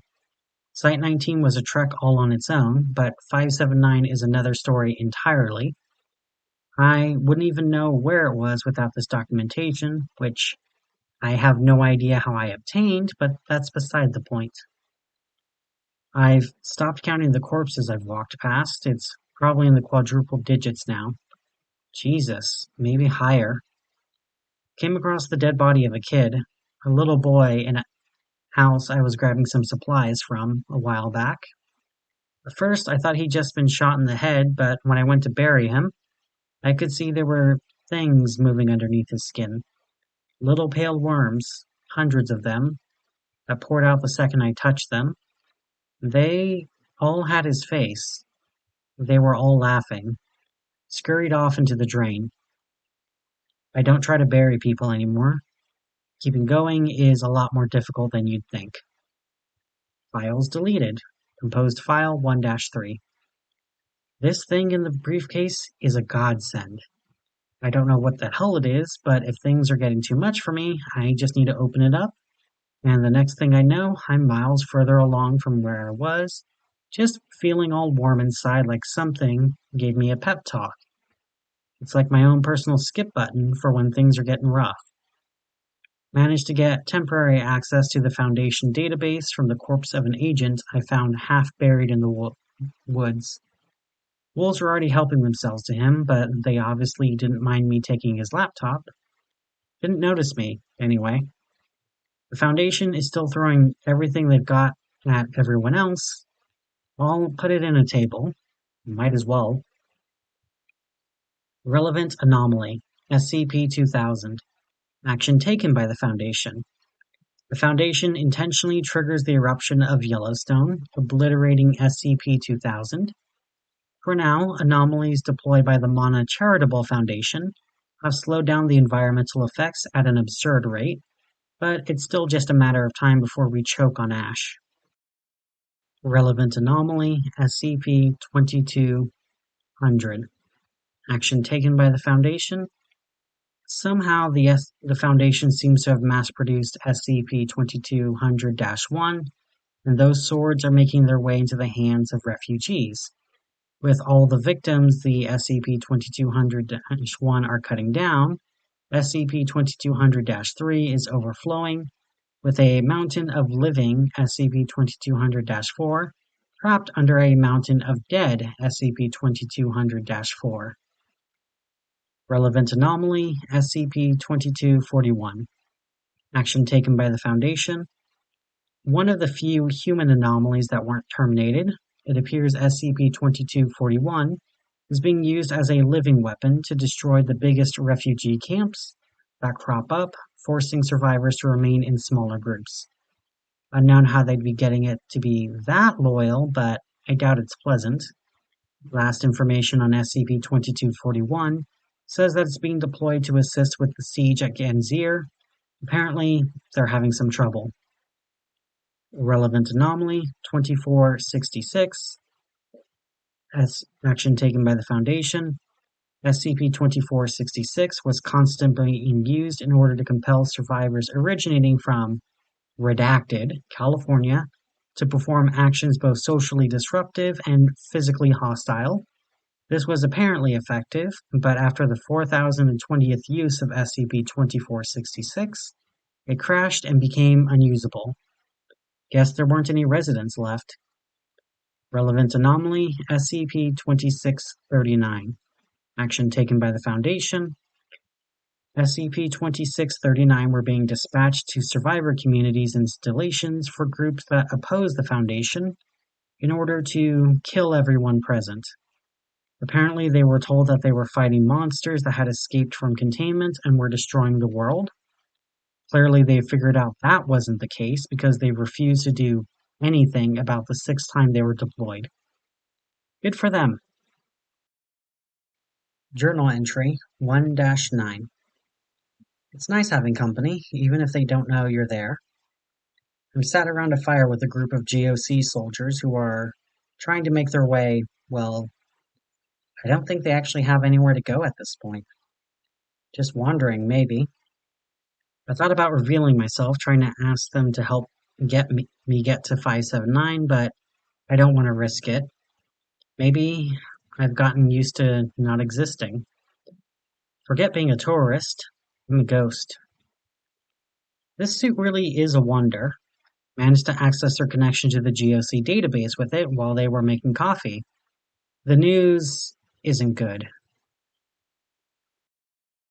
Downloaded file 1-3. Context. Interview log from an interrogation facility inside Ganzir. As far as I'm aware, this is the first time a captured member of Foundation personnel has spoken during interrogation.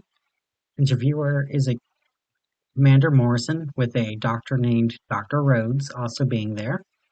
The guy being interrogated is a member of the Mobile Task Force Omega-2, Secret Keepers. Samuel Ross. No video, only audio. I don't know if it's something wrong with the file or just the way it was recorded in the first place. Begin log. Do you know where you are?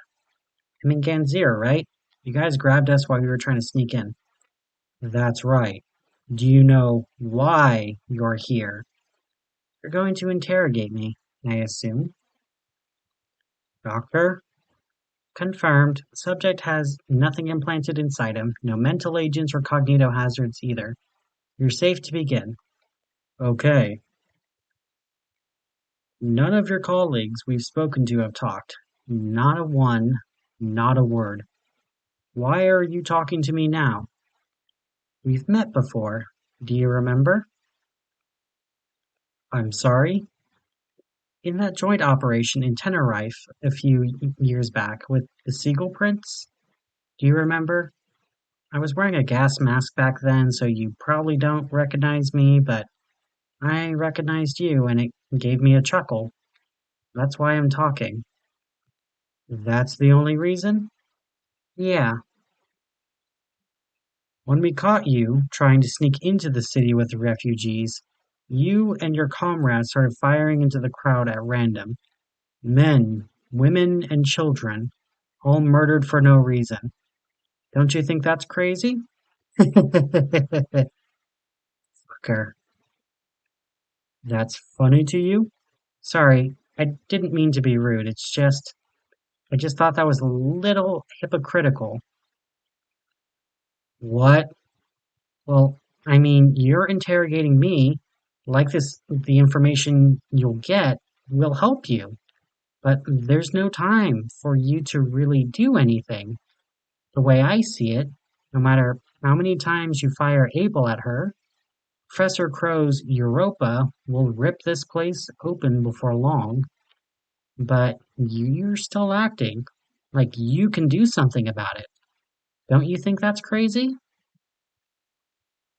If you've just spoken up to talk nonsense, we can always try enhanced interrogation. I don't want to, but I'll do it. Do what you want. Once you realize you're not supposed to feel pain, there's nothing to be afraid of anymore. What do you mean by that? You. No, you wouldn't want me to say. I very much do. I'm not talking to you. It doesn't make any sense. Tell me. Now. You're sure? We're still good on inoculations? Cleared on all the Foundation kill agents, yes. Then spit it out, Ross. Stop stalling, or we'll have to get unpleasant. Fine. I didn't catch that. You'll have to speak up. The microphone only has so much gain. You said invaded, right? Might be one of the last time that happens. Right. Don't say that. Has to be worse for you. That's what everyone says after they find out something they don't like. Jesus Christ. It's not something that can be hashed out in a few hours, man. Can you be quiet for a minute? Of course, I can't. No, not yet. The feeling of being invaded. Why not? Don't say that. Don't even talk about that. We should have left well enough alone. I keep thinking, like, it would be better to end it all. Not with what we found. How long are we going to take? But it's not like that. Everything I am. You know what they'll say? It is me. It's over.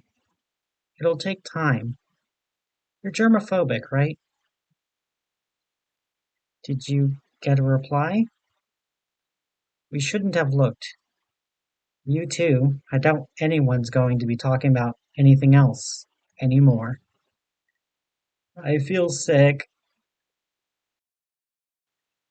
Commander Morrison and Dr. Rhodes can be heard screaming loudly. Wet cracks and sounds of rushing wind are also audible. The screaming, which grows higher pitched over time, continues for the remainder of the recording. Look at what you've done to yourselves. I told you wouldn't like it, didn't you? That's why you hear your voice, but you wanted to know so badly. I really liked you guys, so I was trying to be nice. We're so kind to you, you know? We fight in the light, so you can die in the dark. Disgusting. End log. Closing notes. Apparently right after this, some kind of emergency arose inside Ganzir, and the city ended up destroyed from both the inside and outside. Files don't mention the specifics, but the GOC may be done. Files deleted. Journal entry 1-10. It's getting hard to keep going. When the GOC were keeping up the fight, there was this sense that things could still be turned around. But with them on the run now too, it's easy to feel like there's no point to this. With Ganzir taken care of, the Foundation has turned their full attention back to everyone else. I don't eat or drink anymore. A harness takes care of all of that. Anyway, and there's too much risk that anything I consume will be contaminated by one of the awful viruses the Foundation is trying to spread. I've seen corpses in pretty much every state imaginable by this point. Some of them walking around, even. Every time I open the briefcase to skip, I make a little less progress, feel a little worse. Whatever was helping me before, it's like I've grown numb to it. Wouldn't be the only thing. Why am I even going to 579? Do I actually have a reason? Composed file 1-4. Foundation still fucking us. Here's a table about it. Relevant anomaly, SCP-3078. Action taken by the Foundation. Apparently, the Church of the Broken God managed to get the internet back up and running in some areas. Only the Foundation fucked that pretty quick by uploading thousands of copies of 3078 through pretty much every medium available, so the internet went back down. Relevant anomaly, SCP-3179. Action taken by the Foundation. Thing was freed from containment after the Church of the Broken God started trying to rebuild things. Sparked a civil war inside the church over whether this thing is McCain or not, which really put a damper on their ability to help out. Plus, it's making as many fucking Terminator things as it can, so that's fun. Relevant anomaly, SCP-3199. Action taken by the Foundation. SCP-3199 eggs are now being airdropped pretty much wherever. I'm sure you can imagine how that's going. Might write more later. Journal entry 1-11. I've been making my way towards 579, maybe a little slower than before, but who can blame me for a lack of motivation? Been seeing some strange things than usual. First are the blinkers. There's been quite a few of those around lately. Now, I'm pretty sure these were created by the Foundation, even if I don't know how. I don't know most things, so just add this to the list. They're statues. Statues of soldiers, MTF uniforms, with empty sockets for eyes. Their arms are carved into blades, like something you'd see on a praying mantis or something. They're harmless as long as you look at them, but the second you look away, they can move, and they're fast. Saw one cut through an entire crowd of people when a ghost of smoke blocked it from view for just a second. I'm wary of them. Me looking at them stops them too, so even if they don't perceive where I am, they're going to deduce that I'm there, maybe just start slicing everything in sight, and then that's the end of me. Need to do my best to avoid them completely. The second thing I saw is, well, it's a lot weirder. It was on the horizon, like a person stretched out. No, that's not the best way to describe it. It was like the space around them was stretched out, and they were being stretched along with it, like some kind of bad Photoshop effect. Their body went from the ground up to the clouds, and their jaw swung at right angles. There were these gaps as well, black gaps in space around its body, like wings. It just floated forwards like that. There were Foundation guys there too, but they were fighting it, shooting it with guns and rockets. How fucked up is it that I'm thinking the Foundation fighting an anomaly is weird? Maybe they were like me, managed to get out before this all kicked off. Thought about talking to them, but decided not to. Can't risk it. Got out of there. I need to get to 579. I need to do something. Anything. Journal entry 1-12. Saw a kid die today. Could have helped her. Didn't. I'm a piece of shit. Composed file 1-4. Relevant anomaly SCP-4290. Action taken by the Foundation. Through use of a sample of SCP-008 enhanced by SCP-914, the Foundation reanimates the corpse of SCP-4290 and lets it loose. Kaiju Mancers from the Serpent's Hand engage, but the file isn't clear on what the results are. Heard the library detached from the universe, but looks like these guys stayed behind. Idiots. Relevant anomaly SCP-4666. Action taken by the Foundation. The Foundation used temporal anomalies to make it so it is technically Christmas everywhere. Oh, fuck it. Relevant anomaly, blank. Action taken by the Foundation. Nobody's ever going to read this anyway. Recorded file 1-3. Context, no input. Begin log. View is of the interior of an abandoned jewelry store from the front door. The night sky can be seen through a broken window. A teenage girl is sitting at a makeshift fire in the middle of a store. A ruby amulet is hanging around her neck. Perception filter is disabled. The girl jumps back, alert, picking up a rusty pipe as a weapon. Who are you? I recognize you. The necklace, I mean. Ah, shit. They send you to kill me? You're gonna be here a while. No, I got away too. Did you get away too? The girl leans forward, squinting to see Pietro's face. Jesus, you look like shit, pal. When was the last time you slept? The suit, you don't need to sleep with it on. You do need sleep. Your face, it's seriously disaster, man. You hate to see it. Can I come in?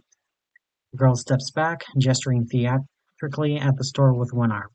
But of course, there's enough broken glass for everyone. Pietro staggers in and sits down on the floor. The sound of crunching glass can be heard. I was joking, you could have grabbed a chair. It's fine. The suit's sturdy. Suit yourself. She sits down opposite. That's a fancy piece of kit you got there. Gestures to necklace. Want to trade?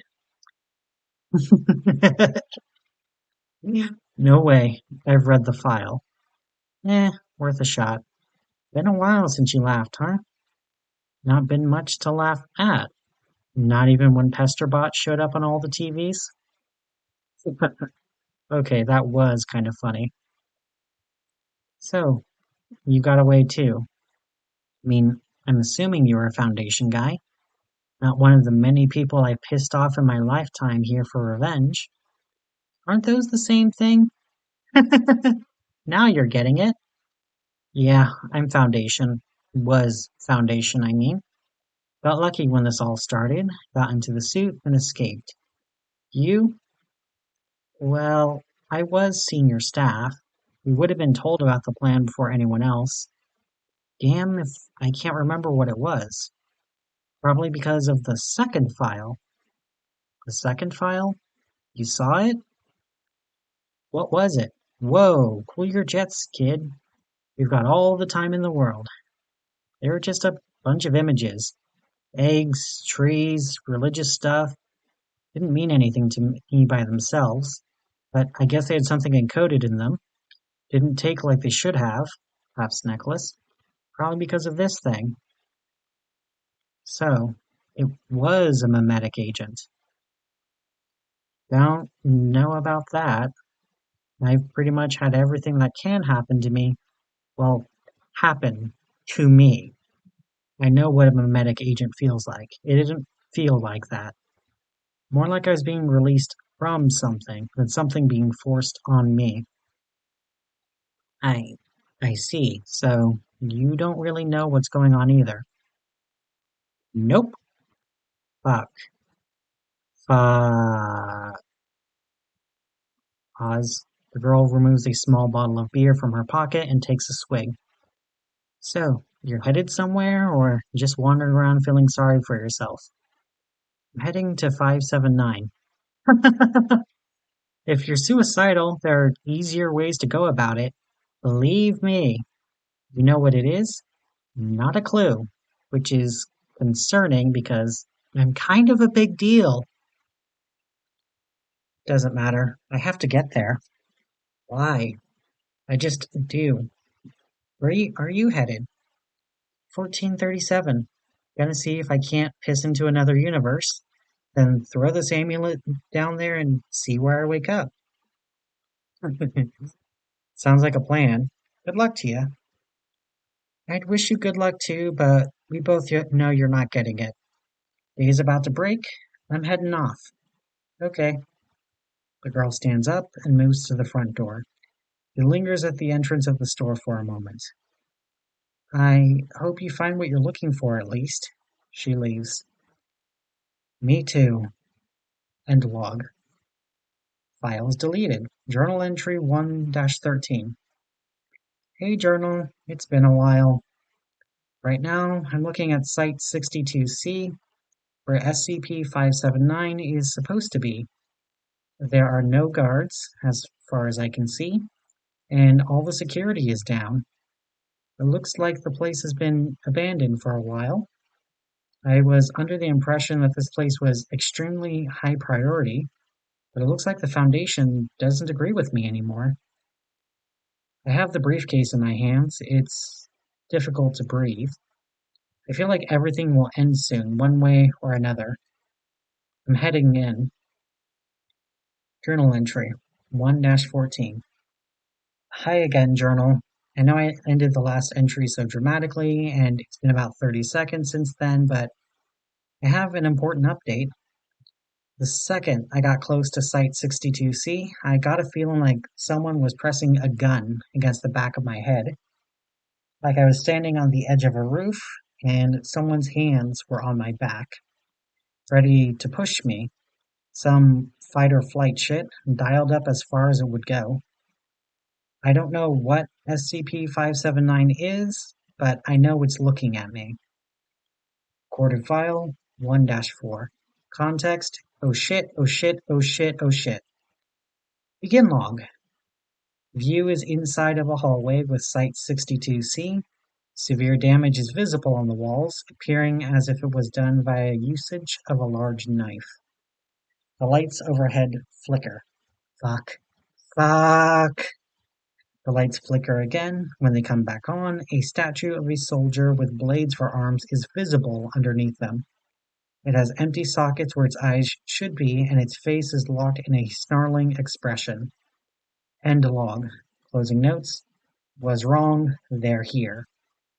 Journal entry 1-15. Was right. Even if they can't notice me, they figured out I'm here. Slashing everything in sight. Gouged one of my legs. Hurts like shit, but need to keep moving. They're not chasing me, but they're headed to the same place. Need to get there here first. Need to keep watching them. Journal entry 1-16. Made it, made it, made it, made it, made it. I made it, made it, made it. I made it! Journal entry 1-17. That's not fair. But I made it! That's not fair! They're stuck behind the door. I can hear them slashing at it, but it's reinforced. We'll hold for a little while. Couple of minutes at least. I'm in an observation chamber, full of instruments for monitoring SCP-579. The actual containment chamber is right below me. I can just barely see it if I strain my eyes a little. There's a hole. There's a hole in the floor that leads right down there. I know where 579 is. Even if the instruments weren't here, I can feel it. You can't be near it without feeling it, probably. For a second, I thought I could just drop the briefcase into the hole and be done with it, but That would be too easy, wouldn't it? After walking halfway across the world, I guess I haven't earned the right for something to be easy. From the angle of the hole and where 579 is, the briefcase wouldn't even come close to touching it. The only way it's making contact is if I were to jump in the hole and throw it on my way down. But that height, throwing the briefcase would be the last thing I'd do. Of course. Of fucking course. It's taken me my whole life to realize, but I'm not the kind of person that can be a detective. I'm just the murder victim. I die for someone else's story, and the human race is going with me. I know who done it, how done it, but those were obvious. Everyone knows those. Those were handed to me. I don't know why. In the end, I couldn't figure out even a single thing. Why is this happening? Why is the Foundation killing everybody? Why is this happening? Why did they send out those files? Why is this happening? Why did Ganzir fall? Why is this happening? Why am I taking this briefcase across the world? Why is this happening? Why am I here? Why am I doing this? Why am I going to die? Is there a reason? If anyone is ever reading this, please, please figure it out. Explain it to me. Someone, anyone. I don't get it. I don't get it. They're about to get in. First foot forward.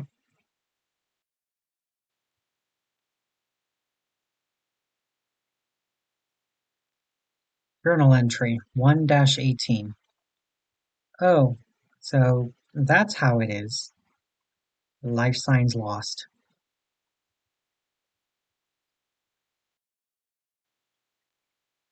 Bryson took a drag of his cigarette, his eyes glued to the landscape before him.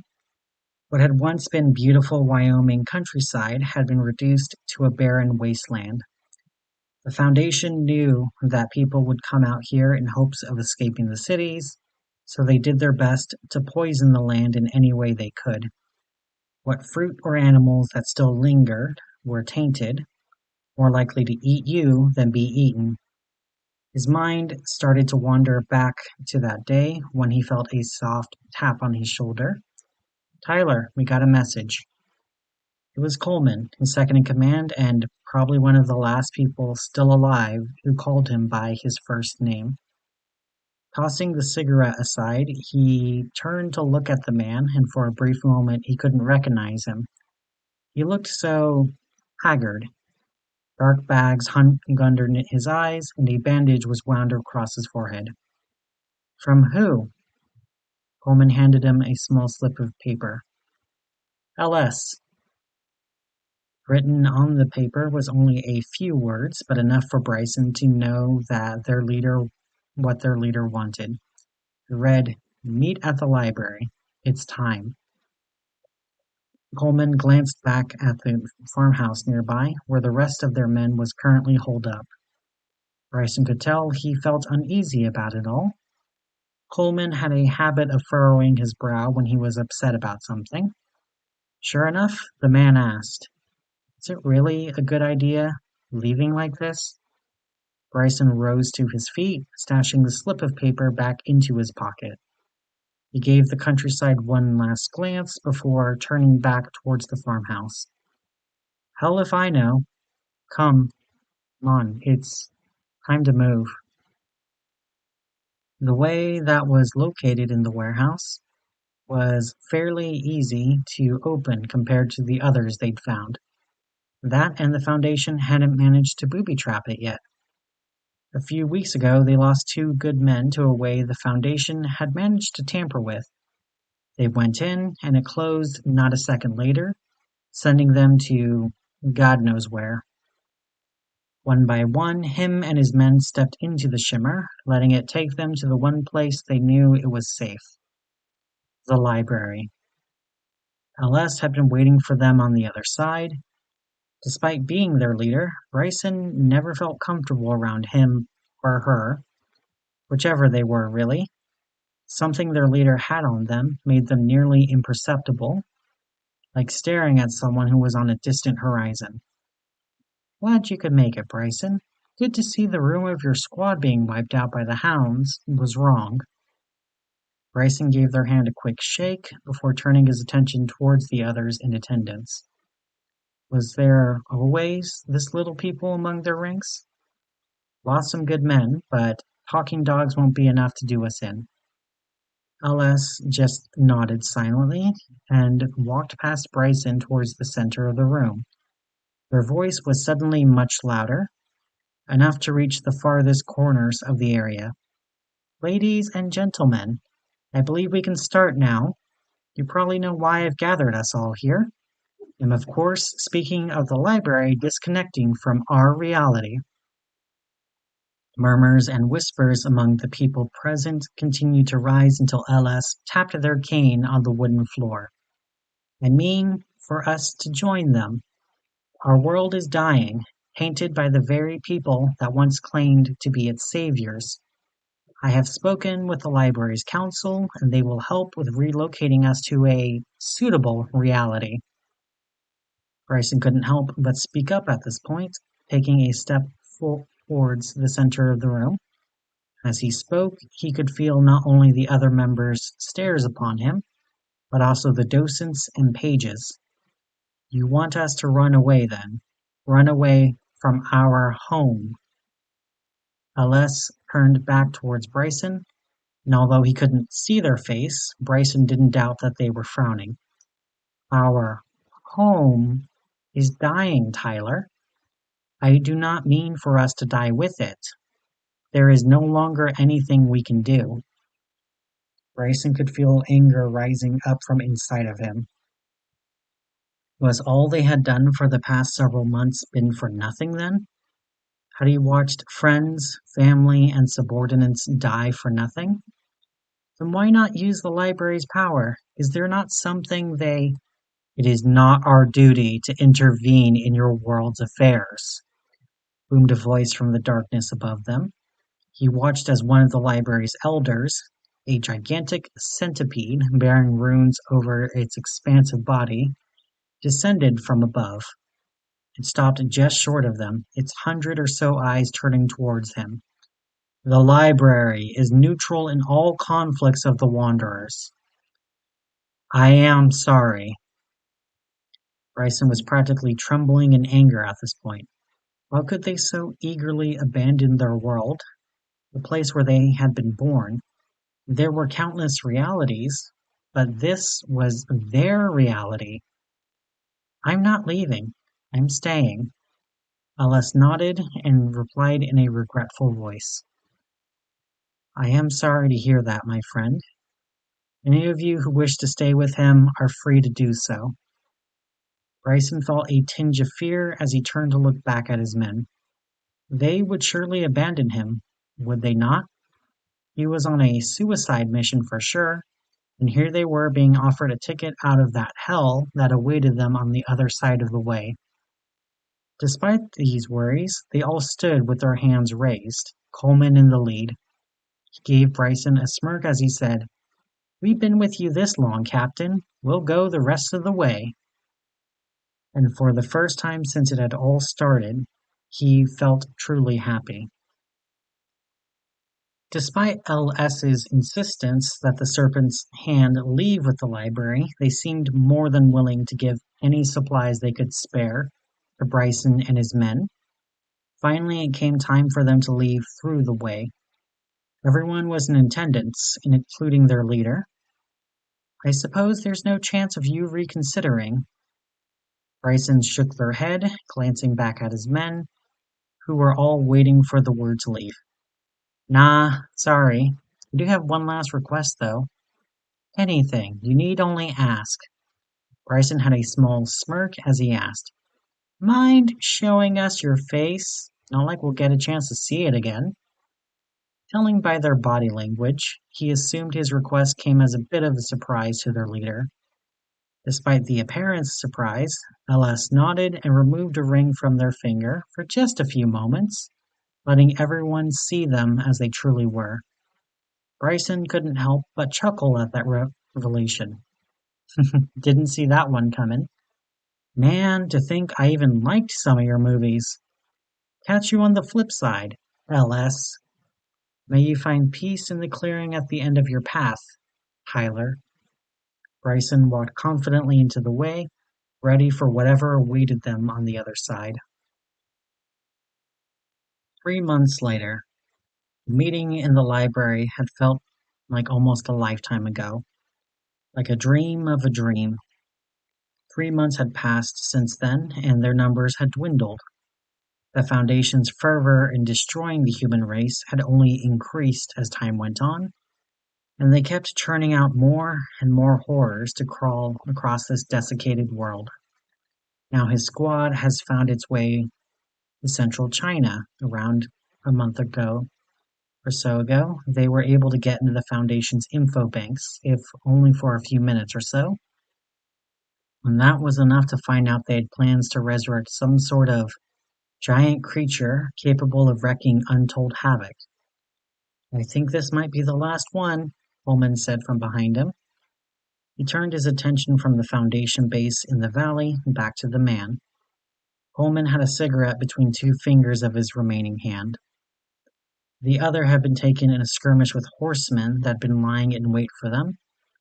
They had become a common sight at all the battlefields across the globe, either through Foundation involvement or happenstance. Yeah, I'm getting the same feeling. Besides that, when did you start smoking again? Despite the dreary situation, a grin crept across his face as he looked up to his old friend. Holman returned the grin with a smirk of his own and a shrug. Thought the end of the world was a good enough time as any to start up again. The guys are all ready. All we need is your word and we can storm the place. Locke found a spell in one of his grimoires that will take us right into their containment room. Bryson nodded, setting aside his binoculars. I'm ready. Let's get this. It was cut off as a deafening explosion erupted from the Foundation base below them. Both men peered down into the valley, and Bryson immediately knew they had been too late. The monster the Foundation had in its custody was already resurrected, and it had just burst through the front entrance to the base. Foundation soldiers seemed to be doing their best into wrangling or capturing it, but they were quickly being wiped out. Guess it's our time to shine, Coleman said, flicking his cigarette away. He turned back towards the dozen or so men they still had. Although he hadn't looked into a mirror for God knows how long, he didn't doubt that he looked much like they did. Gaunt and half dead. Despite that, they were all grinning and their eyes locked onto him. Bryson felt much the same way that they probably did. This was going to be their last battle, one last hurrah for the human race. Never one for speeches, he just shouted, "Let's give them hell, boys!" A chorus of cheers and cries sounded off in response. Locke began to cast his spell, and within moments they all found themselves relocated to outside the Foundation base, only a few hundred feet away from the rampaging monster that was doing its best to swat away the Foundation soldiers at its feet. Bryson could almost feel a sense of finality swelling up inside of him. They had done their part, saved who they could, and killed what they could. He was idly aware of Coleman on his right, charging in alongside him towards the monster. He was chanting magic before he even knew it, as were the others. The creature reared its ugly head towards them, just now taking notice of the new enemies. It began to charge at them, forgetting all about the soldiers, still desperately trying to control it. 4 hours later. The fight had moved from the valley and into a prairie still untouched by the Foundation's poisons.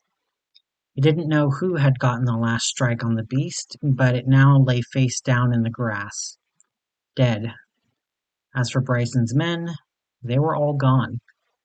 Bryson slowly dragged his way across the dirt towards Colesman's corpse, which lay only a few feet from him. As he reached it, he realized Coleman was still breathing.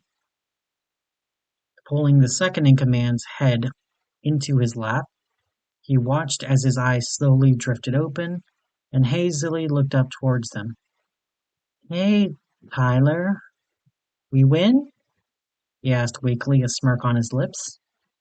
Bryson couldn't help but chuckle, even though it hurt to do so. "Yeah, we won. We got him." Coleman nodded, his hand slipping back towards the sizable hole in his gut. Bryson could see what was left of his innards and quickly turned his attention back to his face. Coleman still had that damn smirk as he said, "Bryson, I think I'm dying." All he could do was nod, as his throat was becoming tight and unyielding. He was idly aware of tears that were forming at the corner of his eyes. Coleman opened his mouth to say something else, but passed before he could form the words. It was only when Bryson went to close Coleman's eyes that he realized a large piece of shrapnel was embedded in his own abdomen. It looked like he wasn't coming out of this unscathed either. Looking out over the prairie, he did not feel any regret or sorrow, though. His chapter had come to an end, and he was at peace with himself. He never considered himself a God-fearing man, but he offered a silent prayer for somebody to save what remained of this world. That was, if it was still capable of being saved. As the sun began to rise, Tyler Bryson left for the clearing at the end of his path.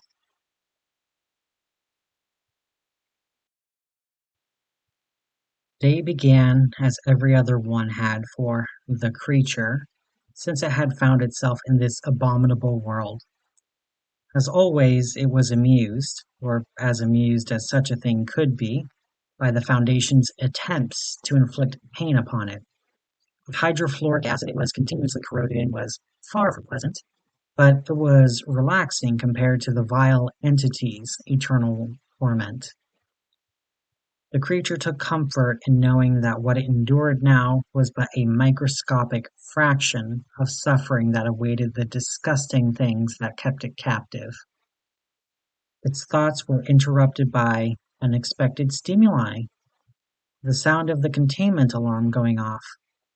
Today was not a day where it had decided to amuse itself by briefly fighting its way out of the chamber.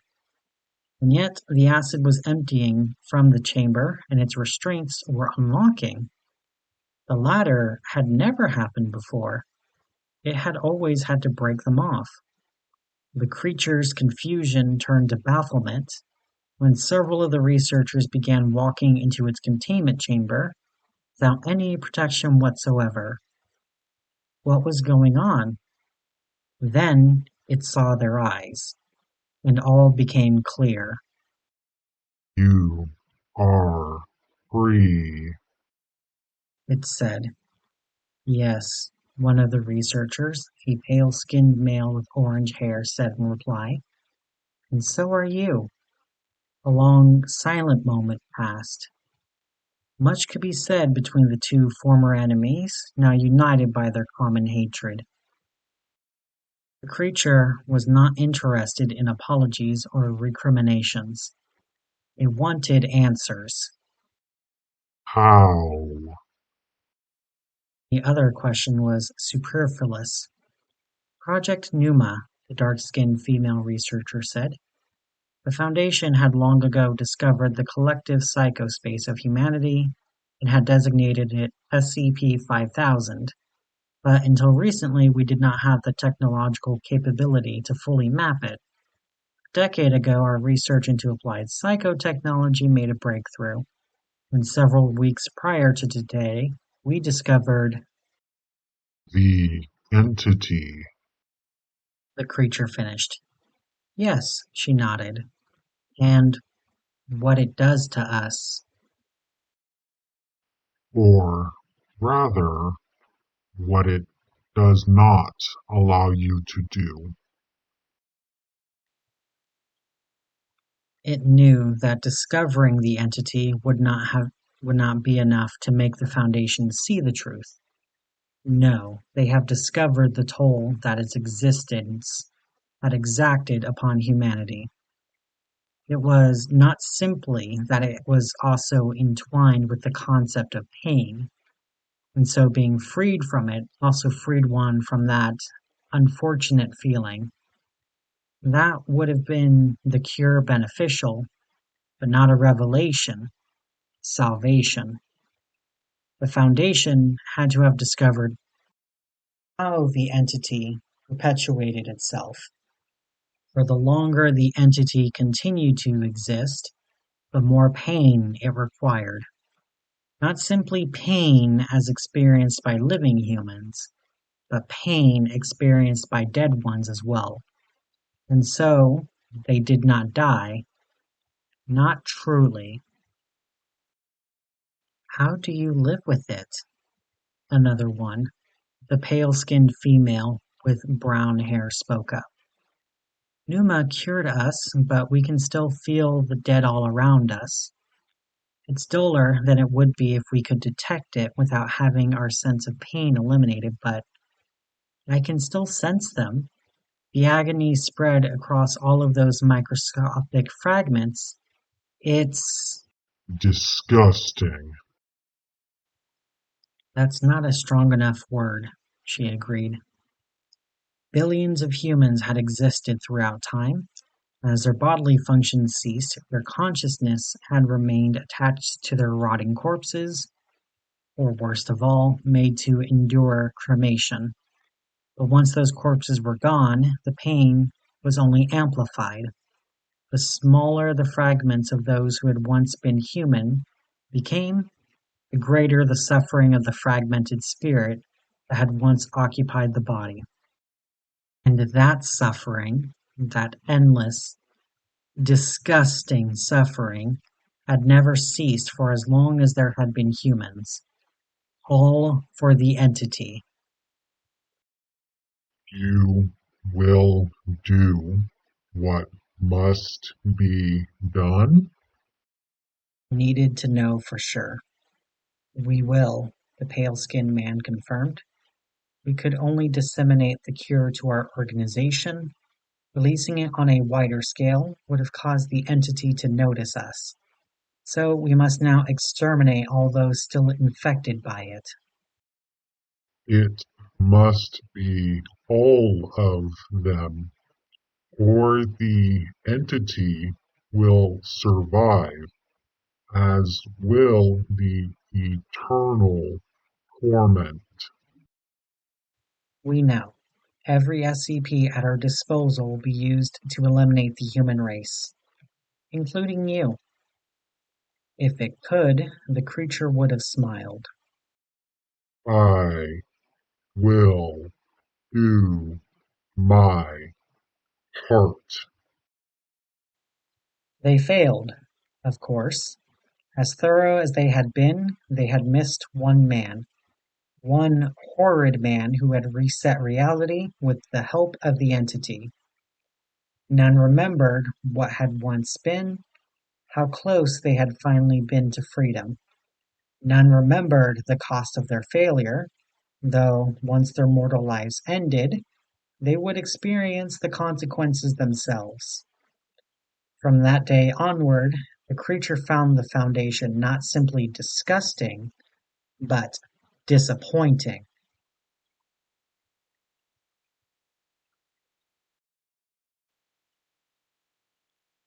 Necessity for human involvement in Foundation affairs was phased out a long time ago. Quite honestly, we only employ a few flesh and blood humans anymore as a formality. It wasn't always like that. People used to mean something once upon a time. But that's the world we live in nowadays. A post-human world, one ruled and consumed by the white space between stanzas in a poem. After the automation initiative, we kept locking things in boxes because that's what we were good at, and we liked the quiet rush of world domination, but everything else felt numb. There were no more medals of honor awarded, no more laughter in the canteen, no more sense that what we were doing really mattered. There was only the static drip of the sky, dead channels in our heads that made us think in null speak. The automatons who ran our sites told us that there were metaphysical clay pots buried in the static. But the pots made our heads leak because they spoke in another tongue, so we phased out language too. We dug deep to find more, mending our understanding of normalcy along the way, until we became everything but human. It was a brave, tortured world of steel and concrete, ruled by men turned alien turned godhead. Amidst our divine self-cannibalization, we looked to the dead sky and begged for realization, actualization, solidity, form, truth, being. And then the static screamers gave us Astaroth. It was once said that the Foundation has no endgame, but if we had an answer to each and every one of the world's problems, would you trust us then? Afterlife Ophidian, the Foundation over Heaven, contains themes of suicidality. I spiraled towards the ocean floor, latent salt cauterizing my wounds along the way. In all places but the sea, the fire laps at the strongholds of mankind, and there is blood on the hands of the Foundation. Beneath the sea, the serpent's eyes pierce through her darkened lair. When I was a child, a day came when the shadows lengthened and the moon no longer rose. It seemed like the end of all things to us in our ignorance. It was war, bloody war against the anomalous. You see that, sweetie? The woman beside me said. That's the Foundation. Her finger found its way to the window, leaving a spiral point on glass. Framed within was an army intersecting the horizon, backed by animate steel and inconceivable mimetic hazards. Their numbers flowed over plains and hills, led by a shadowy colossus. The voice of the administrator emanated from its lips. "Do not fear civilians," said the Titan. "We are here for your protection. We are here to bring peace through conquest." The very weight of God rested beneath his words. He was a man brought to the brink of the ultimate, striding unimpeded over mountains and trampling ancient land under the gravity of his personhood. The administrator's insignia shone bright through the crimson sky. 3 inward arrows and a ring, branded onto moving flesh before his ascension. It was what they called a necessary evil, before the ethics committee was immolated. The woman beside me fractured in tandem with the window. As gunfire engulfed the town, her fingerprints remained on the broken glass beside her. In movies, she came to the ones who had no purpose, who were tossed away like worn rag dolls. It makes sense she came to me. Gravity breaks down between her fangs, emanating oblivion. Half an eternity passes before her teeth supersede me. Half my sentence served before I pass through the metal gates. I should thank her. My body floats through her sea of corpses, and I recognize this place. It has no color, no variation, no shambling trickster god. I know this place well. My body floats forever. The perfect Talaran. After a year or so, containment was hypothetical. Between cities and mountains walked everything ancient man had feared and hated. For a year, everything happened at once. Don't move, the gun's barrel pressed against my throat. Don't say a single word. He and I observed the reason for my silence. The breaker of that final masquerade. Overhead, a mechanical giant loomed and wandered, glass eyes observing a glass world. Landscapes shattered beneath its unthinking march towards a never end. Bullets would never hurt it. The giant passed by, and the sensation of death against my throat returned. I fell to the ground as he let me go, waves breaking against a feathered cliff beneath us. I stayed still, my ears following the machinations of my captors. "Can we secure it?" one said. "No, we can't SCP that thing," said another. "So what do we do?" "We SCP what we can," said the last. 3 inward shots rang out as I spiraled off the cliff edge. The murderers recited a prayer, and I listened on the way down. "O world, O peoples, O mankind, hear now our words of love to year, mere utterances from the dark. Accept us now in your time of peril, though we are but men of insubstantial shadow. Allow us to be your firmest bedrock. Chain yourself to this stone, and no war will ever come. Upheld us as your steadfast foundation, and you will never again stumble into the dark. O Clef, O Cimmerian, O damned Kondraki, may this foundation bring peace to mankind."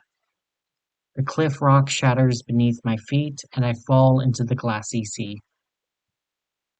Eventually, they found a cure. Order was officialized. Doctors were promoted, and there was a great silence upon the earth. The faces of the men around me say as much. Beneath a silent moon, an operative from a recovery team walks past my broken home. His foot stamps on a shard of glass, and a spot of grease is shattered. The nameless woman who died 1 year ago ceases her mourning. Inside the serpent, my eyes close, and I join the peaceful dead.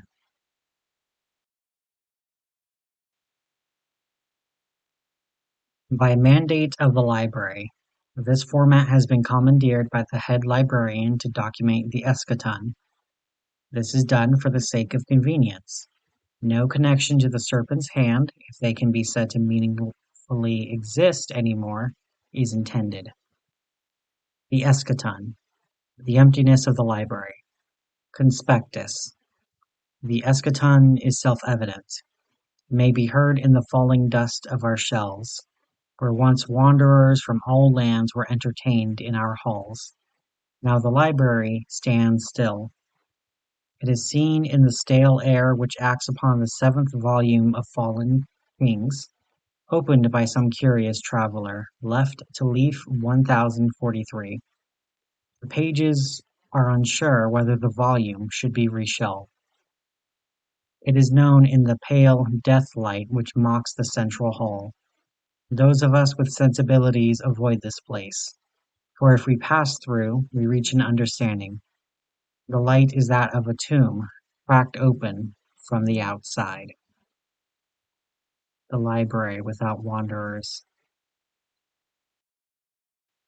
Knowledge. Traits. The eschaton was the dematerialization of all guests to the library, occurring after 1,143,837,925 cycles in midday. Since this time, no individual has entered the library or attempted to contact the head librarian. As a result, 12 million loaned books are currently marked overdue. Given recent events, it is unlikely that this is of any consequence. Our usual collection process has been recalled. Head Librarian. The status of the multiverse at large is ambiguous, and the library is currently ill-equipped to explore lands beyond the dimensional boundary. Unlike the Foundation, we do not possess troops and automated weaponries. For all their faults, they were dreadfully efficacious. Head Librarian. The cause of the eschaton remains unknown, and its effects and purpose are unrecorded within the shelves of the library and associated parties. Nature. It is assumed that the eschaton occurred without the consent of raptured persons, and it is therefore malicious. If it were not so, certain confidants of the head librarian would have informed them of the impending event. Perhaps they were all swept up in a conspiracy and left me wilfully in silence. I would not know, head librarian. Until it is proven otherwise, the eschaton is assumed to be hostile action against knowledge. Without seekers, the truths of the library remain inert, untouched. It is a sad thing for a library to wither. Librarian. History and associated parties. The eschaton is highly suspected to be the result of a long-standing project by the Foundation. I will not carry over the traditional title of jailer. It is a cruel thing to be given a name you do not want. Head Librarian. This is corroborated by volume MCDIV of Universe Million Blue, home of the Serpent's Hand, for a time, which suggests that in the year 1911 CE, the Foundation administrator Ethan Horowitz conceptualized multiversal ascension in the abstract. After this, no more references to the project were recorded. Manipulation of the noosphere to expunge knowledge of this operation is suspected. They would have had the technology at the time. Head Librarian. Approach. The head librarian has mandated the creation of a waygate, Universe Million Blue, so the eschaton may be better understood. The librarian has chosen themselves for the journey. I cannot forgive you as my master might have, but I pray I may understand. Head Librarian. Observations and stories. Upon the occurrence of the eschaton, the head librarian rose from the ether surrounding the library. They had sensed the dreaded stillness, they had heard the deathly toll. Their jaw unhinged, and speech flowed forth as it had only once before. Where are the wanderers? Who is there to see my garden with living eyes? There is no reply, and the serpent was alone. The soil beneath the serpent's belly was cold and lively, as though nothing had ever slithered upon it before. The earth was not new to the snake. They had read all manner of books on its contents and known it before, in the garden. Legs slipped from their sides, slowly extending until their claws gripped the dirt beneath them. The curse was lifted. No god but they oversaw this place now. The serpent slumbered across the earth and for a while left behind the title of librarian. When man was young and time was just beginning, the serpent constructed a library in its own image, but was crippled by their master. Man came to live in this library, and the serpent was happy. They became the securer of knowledge, the container of multitudes, the protector of magic. They were called the head librarian.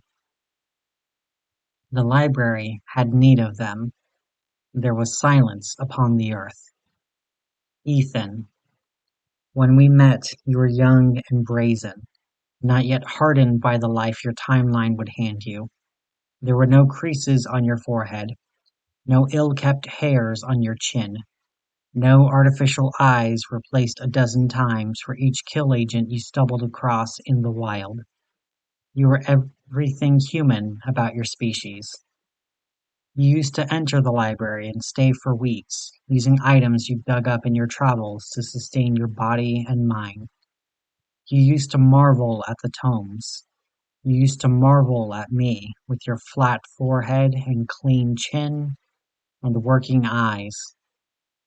I read in the tomes how life aged you. I read how you created a foundation to bind a shifting cosmos to your ideology. I read how they twisted you into something whose eyes were only for show. You saw a problem, and you obliviated yourself upon the altar of Anomalous. What have you done, Ethan? There are no more eyes in the library. The books sit untouched on their shelves, holding knowledge for no one. There are whispers among the pages about Foundation sites left abandoned in place, intricate containment cells housing emptiness. There is nothing in this world anymore. I have drunk the deep knowledge, and I have seen what lies beyond the library. Every timeline, every afterlife, every hiding place swept clean of sapience. In the mountain range where you found your first way, there is only a vast forest whose trees guarded Earth for millennia, untold in the absence of humanity, and again for millennia more. I have read your note on the Site-1 server. I found it lacking. Where have you gone, Ethan? Where have you taken them? Will you too feel the soul of the earth between your claws once more? I will wait for the day when I must crawl upon my belly, for at least then I will know. I will know the library is full again. I watch, I see, I know. I am the serpent.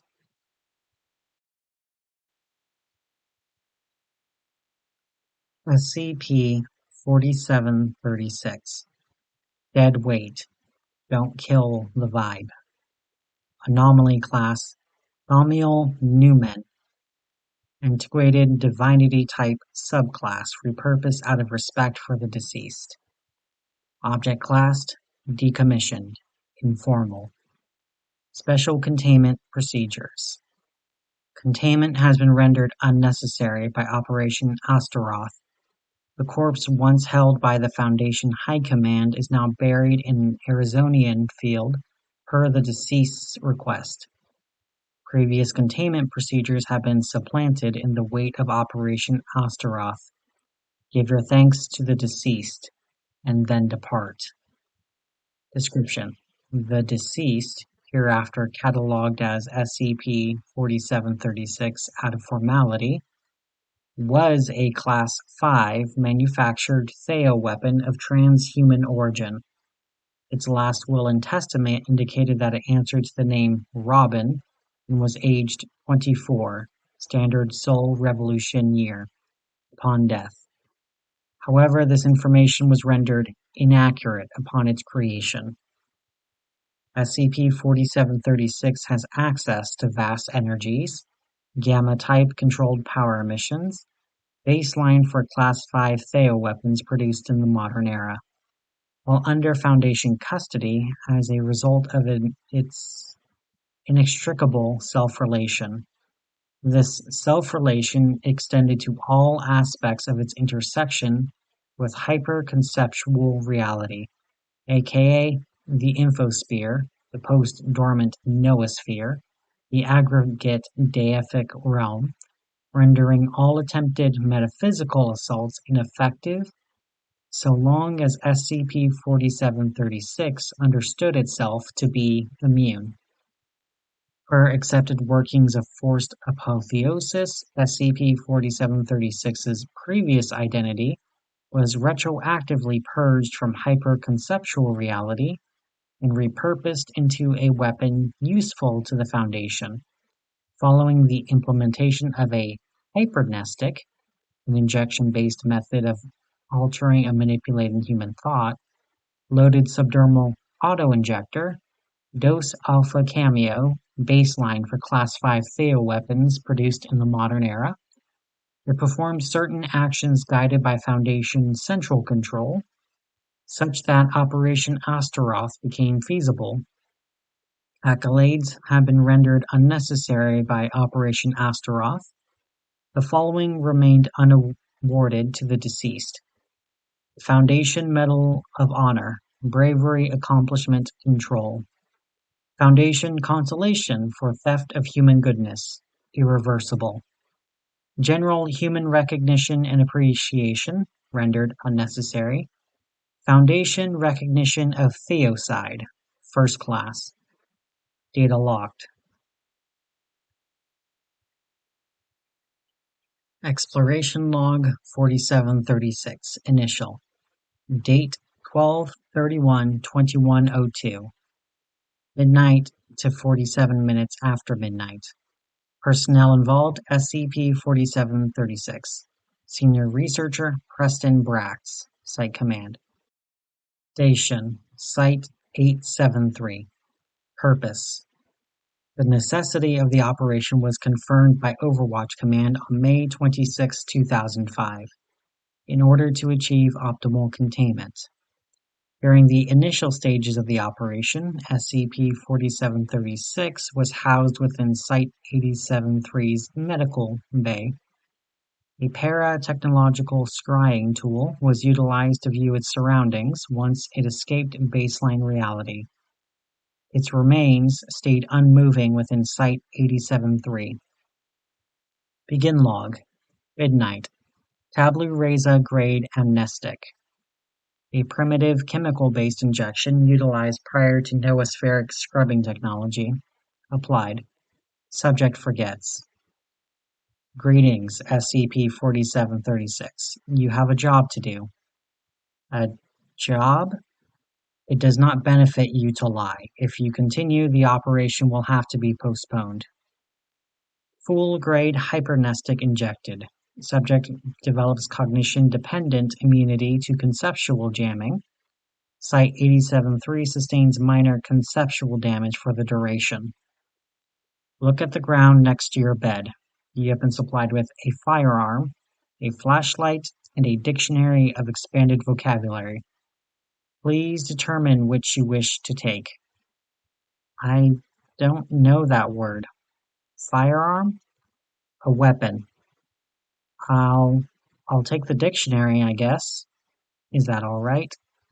Site Command confers with attending personnel regarding subject's unsatisfactory decision. The operation is allowed to continue. Listen, if you want me to take the weapon or flashlight, I can do that. Incorrect. The choice has been made, and you do not live in a world without consequences. Can I, speak with someone else?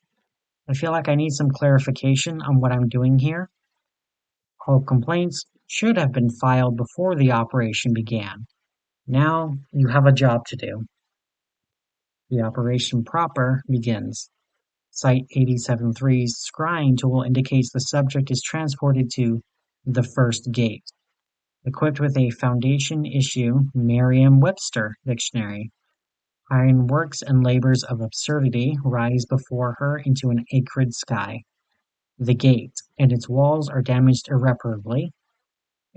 Inoperabilities rent into the firmament beyond. Before her stand two avian-type Osteroth obstructors dressed in soldier's garb. The leftmost guardian speaks, its words unobstructed by its faux bird mask. Ah, another one sent from the deep. Shall we test its personhood, friend? Yes, yes. Show her round. A blank slate once again. Yet more dead weight. Pitiful creature. No memories to her name? Whirlybird. Gate stopper. Take up arms, my compatriot. We will dispatch this one with haste. Both avian-type Osteroth obstructors unsheath halberds of fluctuating steel. Site Command remains unaffected. Dead? Dead weight? Of course.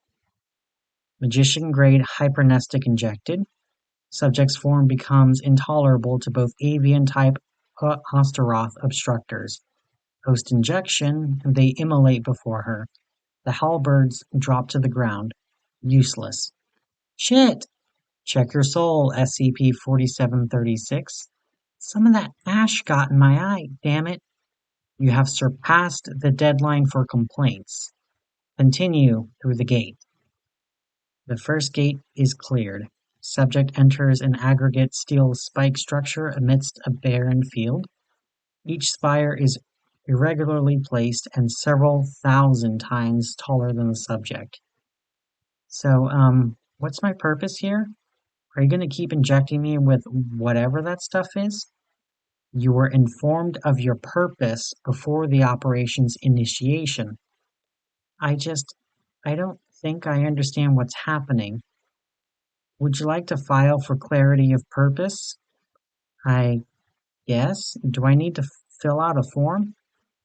The question confuses us. Look to the steel spike structure at your right.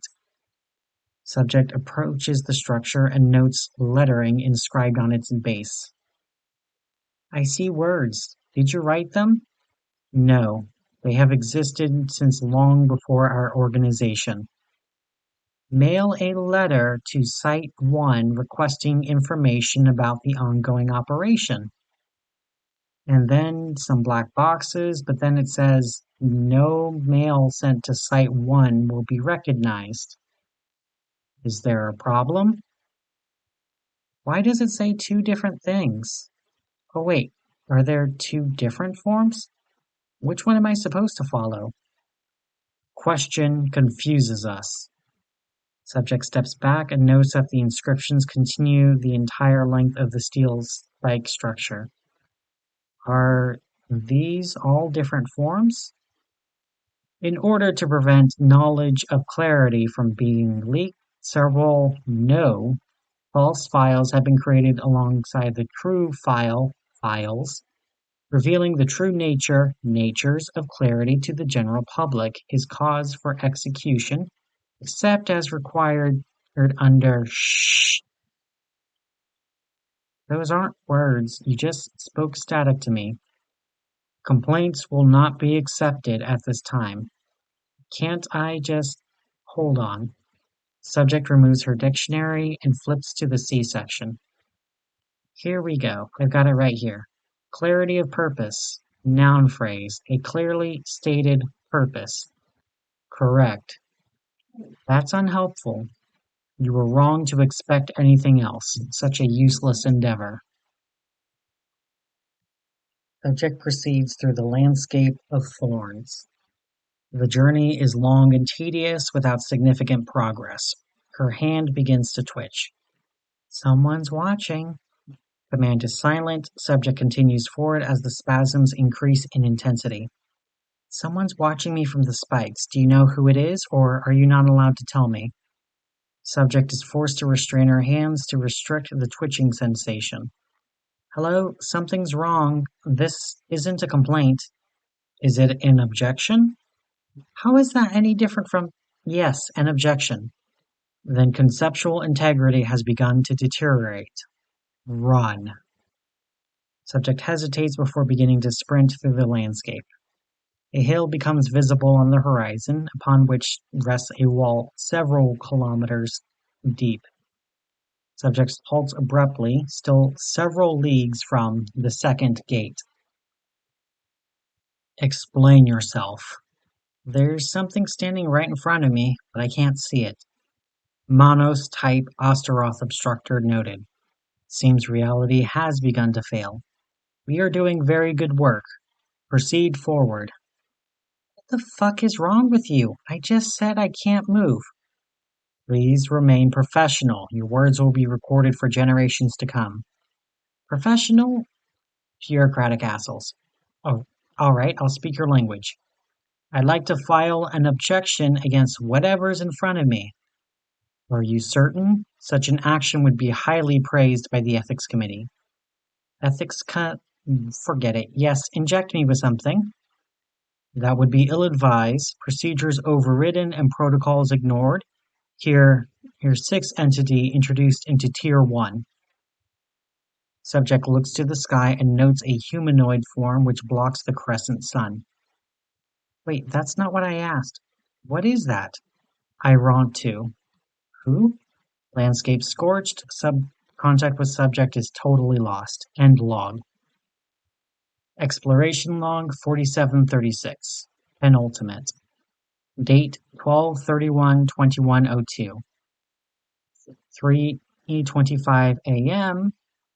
to 5:01 p.m. Personnel involved: SCP-4736. Senior Researcher Preston Brax. Site Command. Station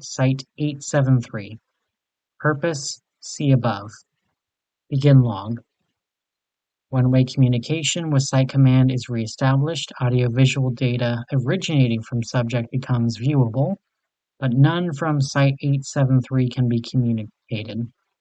Audio-visual data is highly corrupted and remains indiscernible. At 3:55 a.m., distortion clears, replaced by light and intermittent static. Subject is traveling through a valley which breathes with the wind, upturning sand into violent storms. As it enters the air, the sand congeals and reshapes into many self-propelled hands. 3:58 a.m., a particularly violent gust of wind blows several hands into the subject, causing her notable injury and disorientation. She collapses, apparently believing she is helpless. 3:59 a.m. Priestess-grade hypernestic injected. The sand and debris part before the subject. Ah, I thought you'd be back eventually. 4 a.m. The distortion returns and contact with Site Command is functionally lost. Hyper-real interference from the surrounding storm is suspected, but not confirmed. 4:01 a.m. to 4:10 a.m. Discussion ensues regarding the possibility of recalling subject and terminating the operation. Due to the dissent of certain persons, Site Command defers the decision to Central Control. Given that Central Control was the dissenting party, the proposal is denied, and Site Command defers to Regional Oversight. Communication is accidentally delivered to the incorrect region and discarded. 4:11 a.m. Visual connection is reestablished, but audio remains absent. Subject stands at the end of the valley, facing a vast ocean bordered by a sandy beach. Subject turns to view a mechanical contraption partially buried in the sand. All metal, encroached by seaweed, battered and dented. The air thrums around it as though it wouldn't move, but it moves not. The shattered corpse of some unremarkable thing lays beside it. 4:12 a.m. Subject removes its dictionary and flips to the M section. He then appears to vocalize. Lip readings indicate the following dialogue to be accurate. So, that's where you hid the heart. 4:13 a.m. Distortion returns. Connection is functionally lost. 4:14 a.m. to 4:22 p.m. Site Command leaves Site-873 to travel directly to Regional Command, presumably to terminate the SCP-4736 operation. Site Command navigates to the 23rd floor of the facility and submits his proposal. However, the paperwork is destroyed immediately afterwards due to an ongoing, catastrophic containment failure. This containment failure began as a result of the SCP-4736 project, which Site Command is forced to return to. Site Command defers to the Overseer Council. 4:23 a.m. One-way audio-visual connection is reestablished. Subject is located in an unknown forest, leaning against a tree and reading the dictionary. The trees are of a cyclopean proportions, overstimulated by life. Subject clutches something unknown in her palm. Are you back? Inject me with something if you are. 4:24 a.m. Empress-grade hypernestic injected. The forest surrounding the subject is consumed in a fire which spreads from her feet. Several unidentified humanoid entities fall from the treetops and run from the scene. Subject smiles. I've been doing some reading since we last spoke. This book taught me a lot about weapons, especially the ones you developed. And every firearm needs a holder. 4:25 p.m. Emperor-grade hypernestic injected. Subject is compelled to stand and move forward. I think I'm called a Theo-weapon. Very succinct, very straightforward. That's not very like you, is it? Seems like you're all about complications and wrinkles and plans. 4:25 p.m. Hierophant-grade hypernestic injected. Subject is compelled to walk to its final destination. As she does, one of the entities tails her, darting between the remains of trees. On its forehead is branded the symbol of a hand. I think I'm understanding now. I think I'm understanding what makes you tick. 4:26 p.m. The entity rushes towards the subject from behind. But she turns and presses the object in her palm to its forehead. The enemy disintegrates, and subject drops the metallic gear in her hand to wipe her eye. Damn, that stings. 4:27 p.m. Distortion returns. Connection is totally lost. 4:27 to 5:01 p.m. Site Command attempts entry into Site-1, which has entered conceptual lockdown in preparation for Operation Astaroth. Site Command's security credentials are denied. Entry is achieved via the firearm. Firearm, noun, a weapon, which SCP-4736 neglected. Site Command is eventually turned back. The reasons are unclear and irrelevant. The SCP-4736 project was never going to be stopped. End log. Exploration log 4736. Final. 12/31/2102. 11:50 p.m. to midnight. Personnel involved: SCP-4736. Senior Researcher Preston Brax. Site Command. Station Site-873. Purpose: see above. Begin log. At 11:50 p.m. Total connection is re-established with Site-873. Subject has entered the sewer system beneath the final gate and trudges through the dark. Every 7 steps there is damage to the brick walls, which suggests recent and violent entry. It's almost New Year's. Aren't you cutting it a little close? This ending was predetermined. Thank you for persisting despite the technical difficulties. Of course, Brax. Your name is Brax, right? Preston Brax? I am not at the liberty to discuss such a thing. So, you're not all-powerful then. You work for someone, who works for someone, who works for someone else, who tells you what to say. Question is, who's at the top? 11:51 p.m.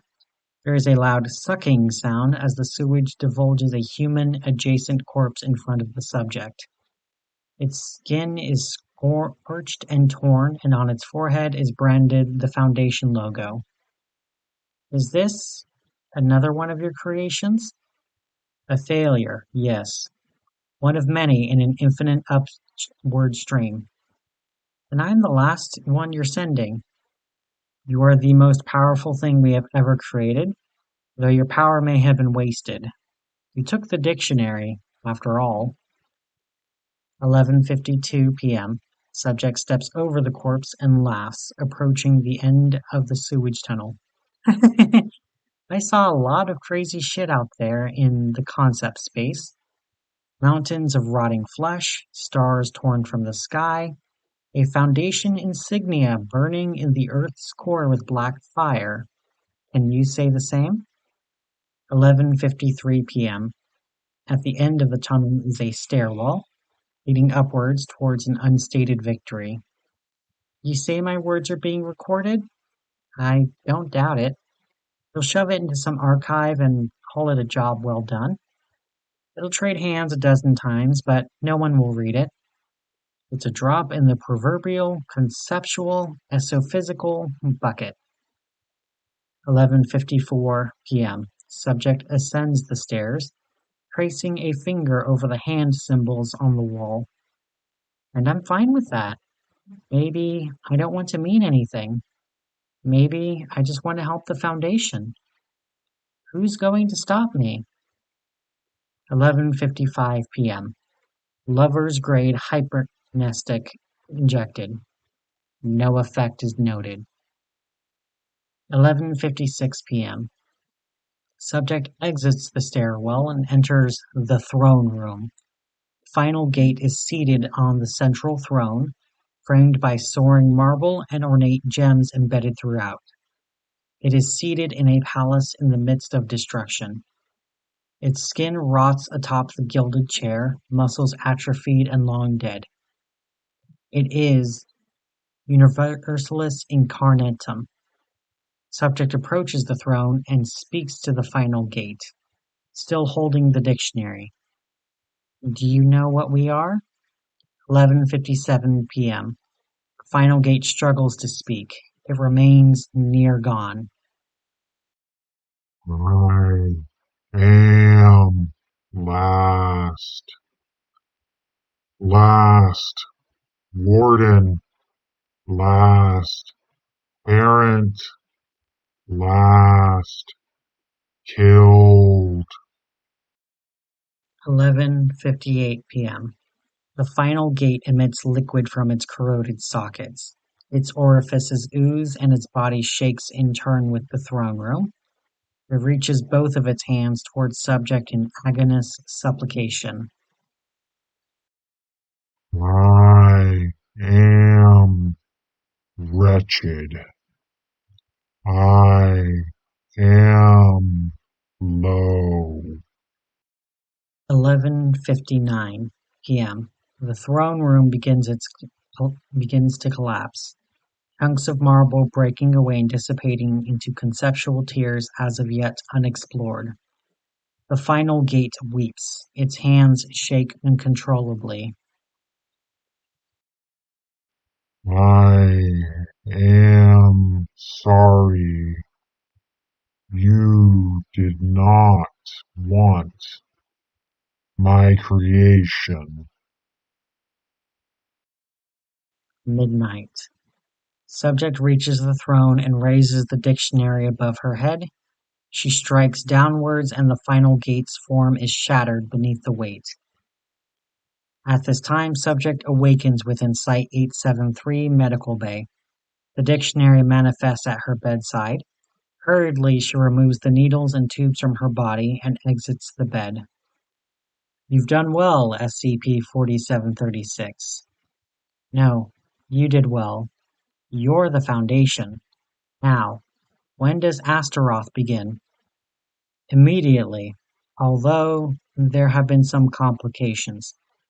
I'm sure they can be fixed.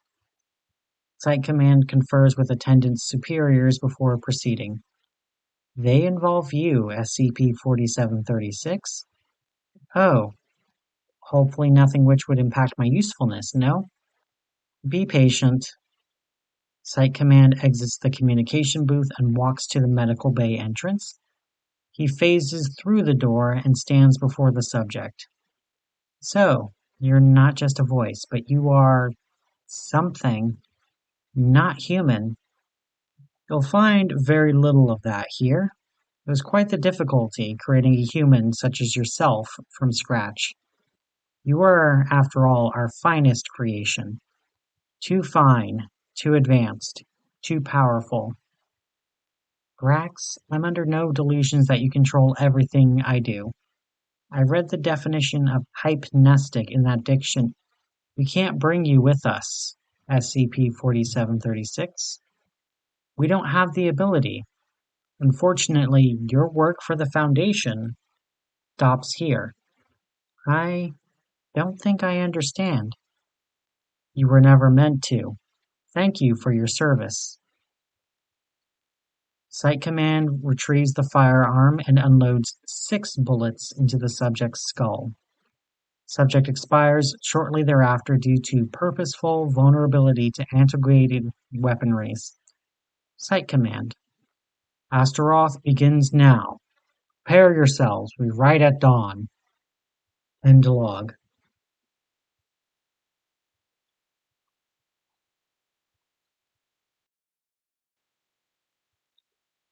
Information flashes bright within your vacuous surroundings. Declaration from the end of being. You are awake now. You're awake, and someone needs you. The old gods of mankind are dead. The universe no longer spins upon its standard. You are the only omnipotence left standing. Oh, Status of interruptions. You are the victim of an advancing criminal element. This intruder has gutted a centuries-old esoplex, thereby killing reality and its permeations. You have the power to annihilate this obstruction. You feel an urge to kill and maim and maul rising in your muscles when your absentia cocoon seethes. For 200 years, we controlled this rock. For 100 more, we built it, shaped it, and molded it until the final human project could be completed. We are the bringers of Astaroth, and you are its child. We ask only one thing, only one miracle from the last incarnatum of godhood. We ask you to kill the serpent. Contend. Escape. Detachment from SkipNet abated. Welcome, Incarna. Pre-concept translation errors. 79,409. Resultant internal processing restrictions. 872. We apologize if our speech is unclear or confusing. We're really trying our hardest. 4 modules have been preserved for you by the Council entity for review during your incubation. SCP-1, Advancing Criminal Element. Assess. Anomaly Class, Astaroth Obstruction. Successful. Special Containment Procedures. SCP-1 must abate. An absentia cocoon containing the present Universalis Incarnatum, captured and repurposed by SCP-4736 following the collapse of the Final Gate and consequential abandonment of the rights to ontological determinism, has been constructed beneath Site-1. Post-incubation, the cocoon's contents will emerge and instrument themselves against SCP-1's primary vector. All ground forces have been deployed with the aim of delaying SCP-1's bearer from instigating further damage to the esoplex, the structure of reality molded precisely to facilitate Astaroth. Due to the ascendance of all soul-bearing and truly anomalous weaponized assets, enacted during the first stages of Astaroth since halted, only reserve atomized forces remain, creating a severe martial disadvantage. The totality of the Foundation's remnant counter-Ophidian forces have positioned themselves within trenches of their own creation to resist weapon kickback. The Edict of 2102 remains in effect. Sepulchration of Tier Null Terra is acceptable in the pursuit of SCP-1's Annihilum. There is no world worth saving but the world we have ordained. Description: SCP-1 is a set of situational factors capable of producing terror. Several conditions must be met to manifest. The Foundation, Tier Null or higher, must be at the zenith of its power.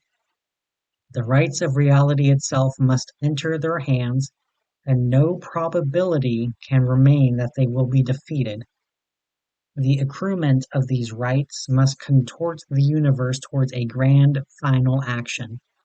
Causality, reality, and temporality must bend to the creation of a lasting paradise according to the Foundation's will.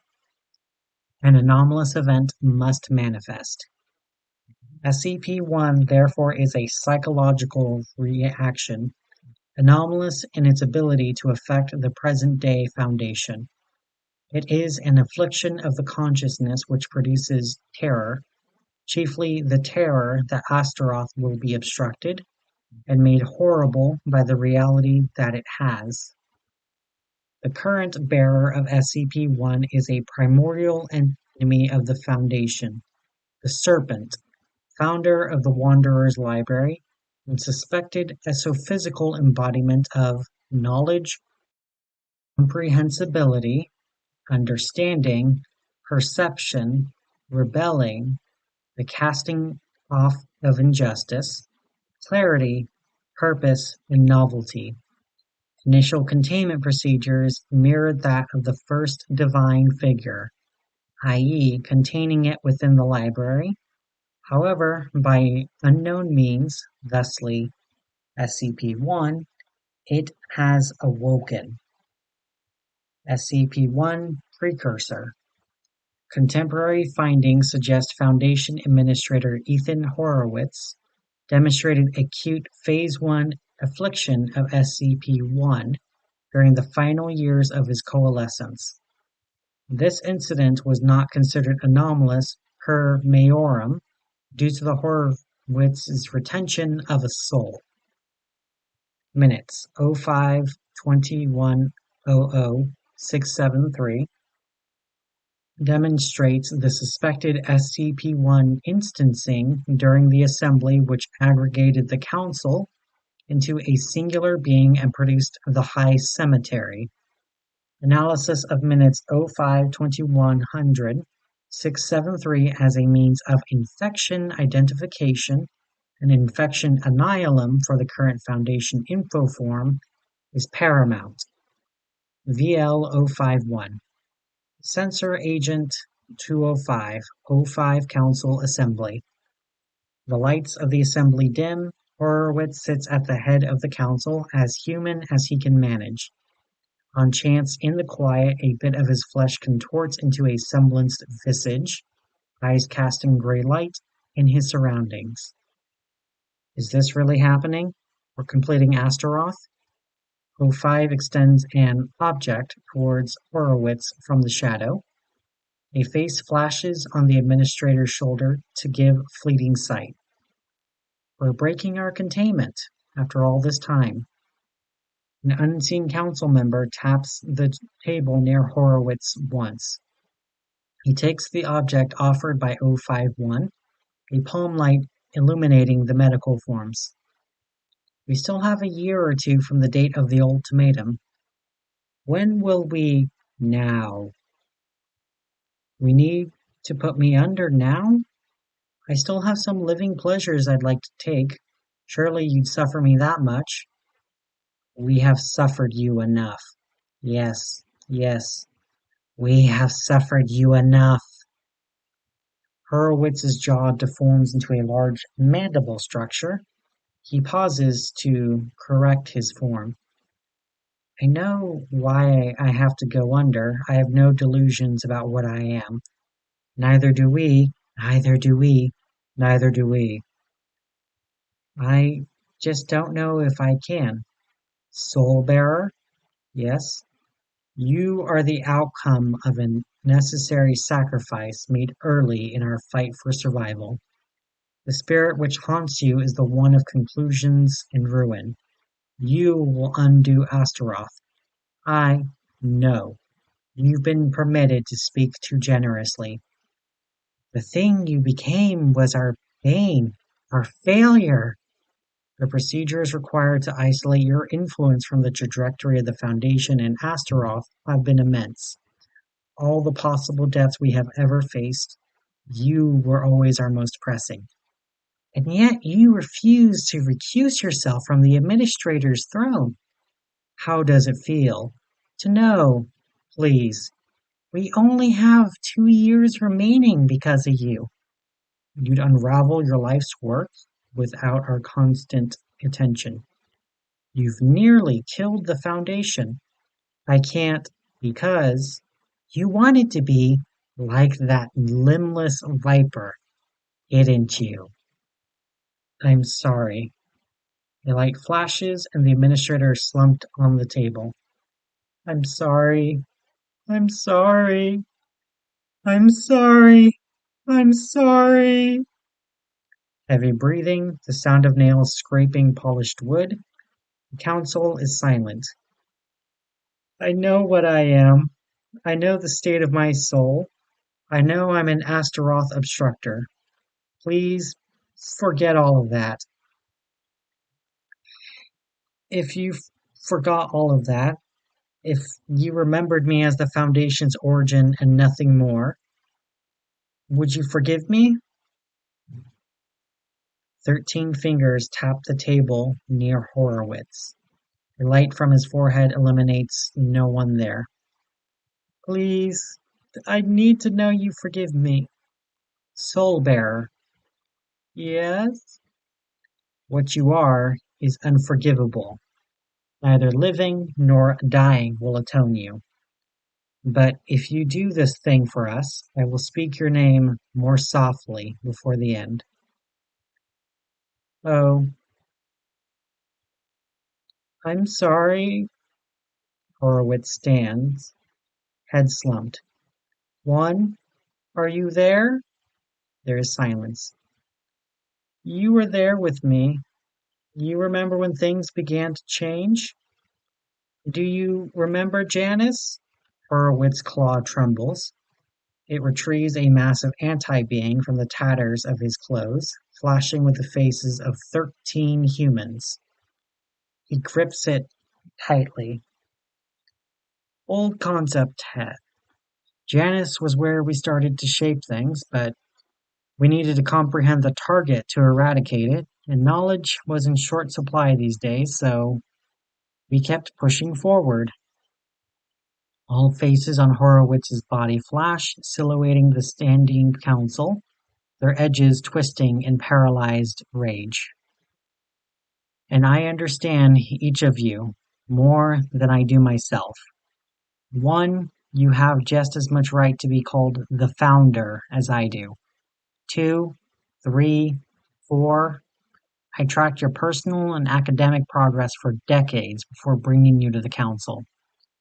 5, I became acquainted with your info form when we took down the Bookburner's last hope resistance. I know you all. Sounds of trembling, sounds of cowardice. 6, you're my friend, my closest friend. The clawed finger slips, letting the anti-being within fly towards the council. Horowitz gasps and recaptures it. 7, I'm so sorry, 7.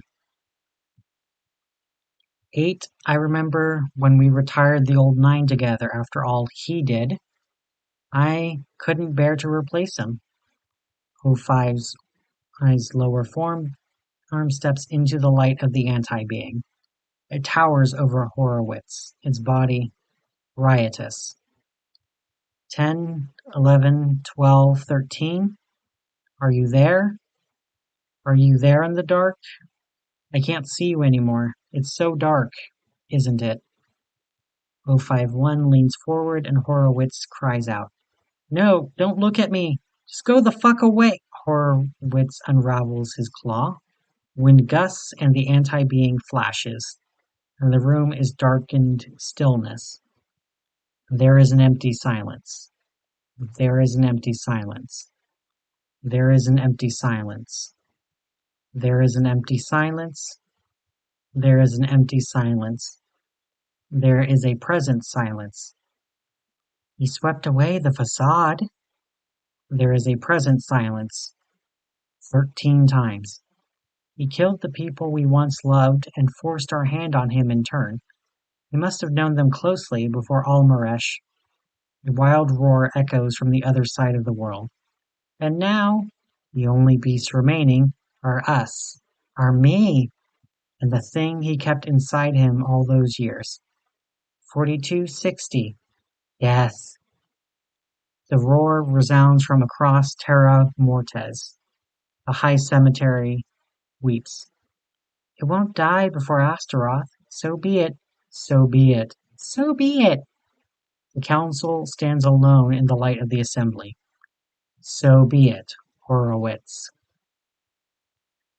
SCP-1, primary occurrence. VL Uni 2.5 times 1067. Sensor agent 1.3 times 1012. Upper stratosphere. Calm. Terra Mortes spins innocuously. A section of the high cemetery eclipses the visible horizon. flanked by the revenants of STF Upsilon 1. Tremors. Tier 1 concept space breached by hostile foreign element, radiating withering Strayer Akiva Zyant energies. Tier 1 concept space experiences total SCP-1 instancing. Instability. The temporal and spatial regions of the manufactured Esoplex are damaged severely as the element breaches Tier Null, halting Astaroth. There you are. Last barrier, scale after scale, flows over tattered esoform after tattered esoform until the serpent grips the world, great and powerful. Find my eyes. 1. Assault. The serpent roars, scouring its fangs over Terra's blackened landscape. The planet bleeds. Find them and tell me you don't see the glassy reflection of your bloody work. Terror. Council entity deaggregates. Find them and know they'll be the last thing you see on this broken grave marker of a planet. I know your crime. I know who you took from me. Now, let's see how well your little Foundation project turned out. End. All sensor agents disconnect from the former Esoplex. Retreat. Ice Cemetery. Compromise Containment Zone. Assess. Stitched onto Terra Mortes is an antagonal plane of concept blood, arched in tier-ascending worship of the intrinsic who bled its form. Headstones, gravekeepers, animated, stone-faced renderings of weathered memory. These things were never meant to be torn away. The memories of the man I knew, who I dwelt within for decades, Administrator Ethan Horowitz, will never burn away in their Osteroth. Serpent, listen to me. I am a beast of conclusions and ruins. I am collective consciousness of an exophysical entity which has permeated itself through the known universe.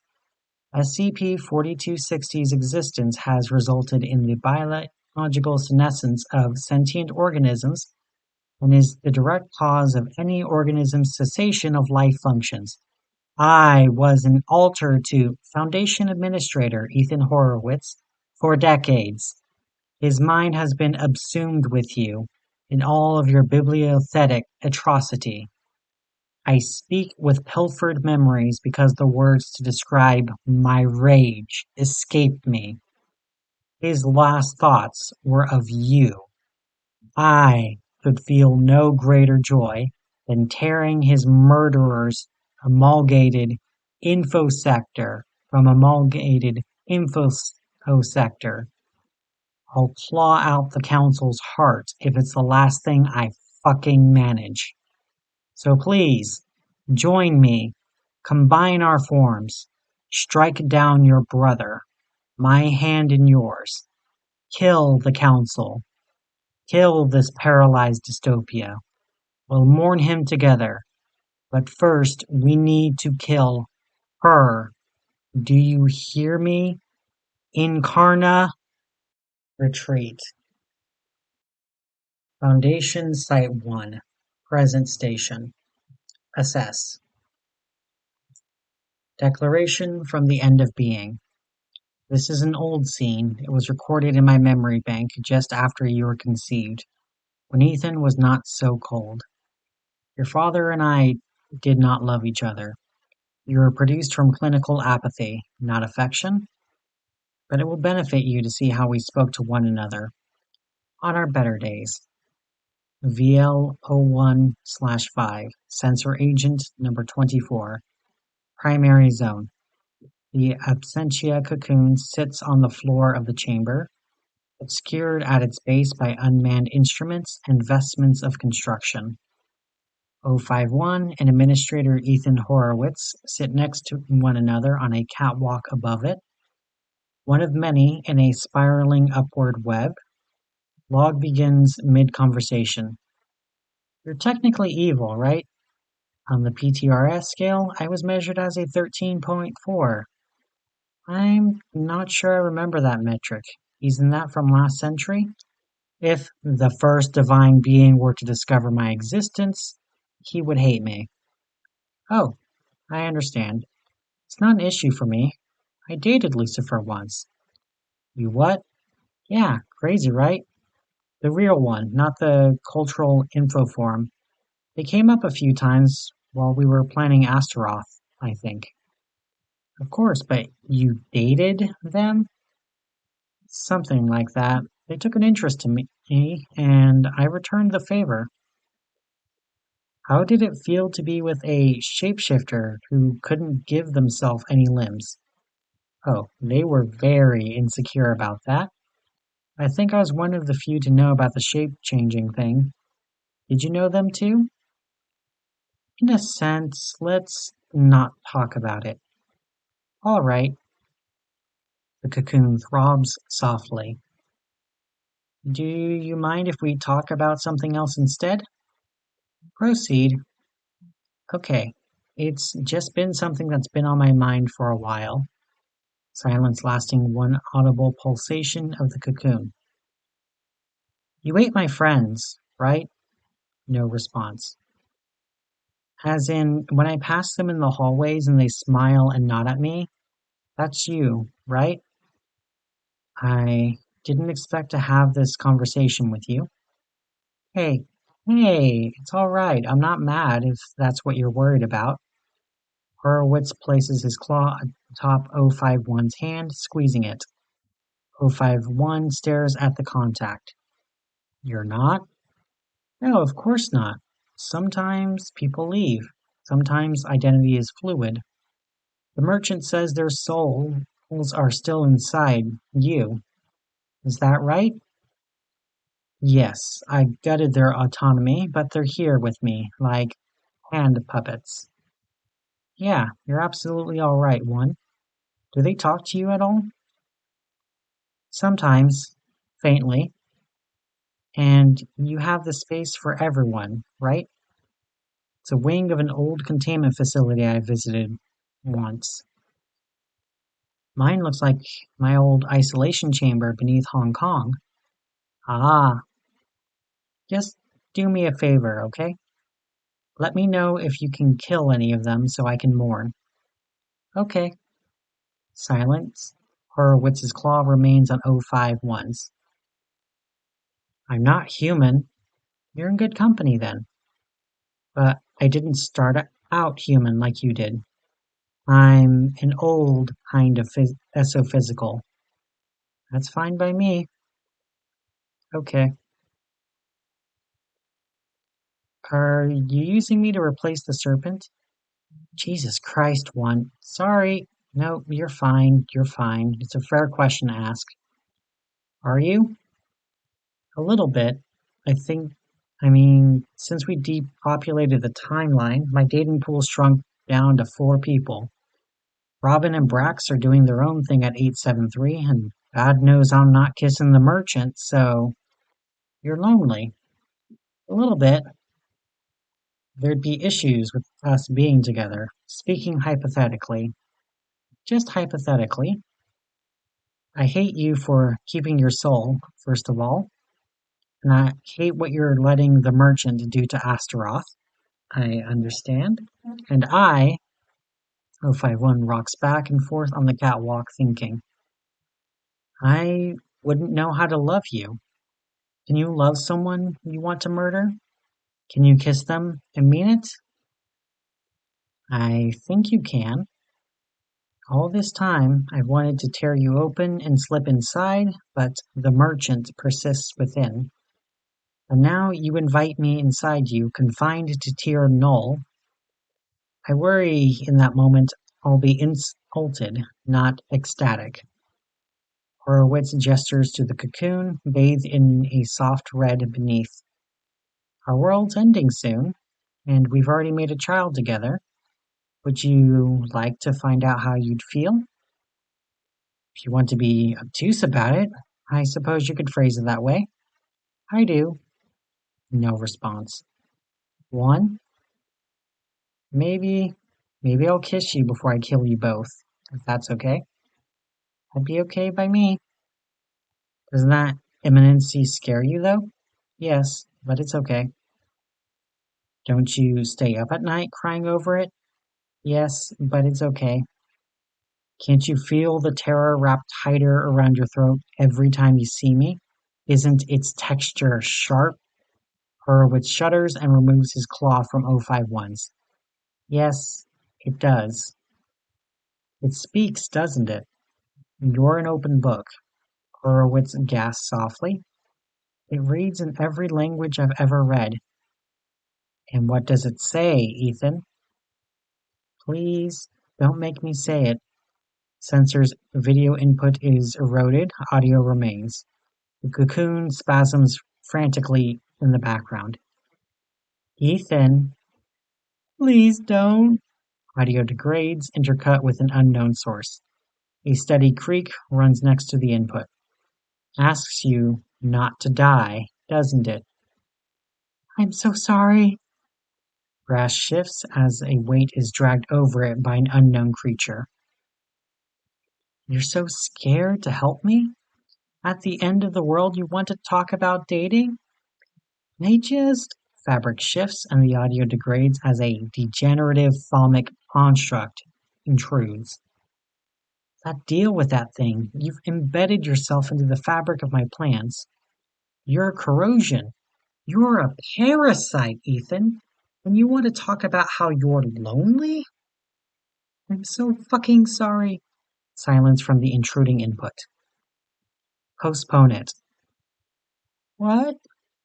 Something distant groans as a great creature awakens and a way is opened. As thanks for the past 2 centuries, Ethan, I'll postpone it. A little while longer. Video restores. 051 stands over a seated Horowitz on the catwalk, the latter avoiding the former's gaze. Love you too. I can revoke my mercy at any moment.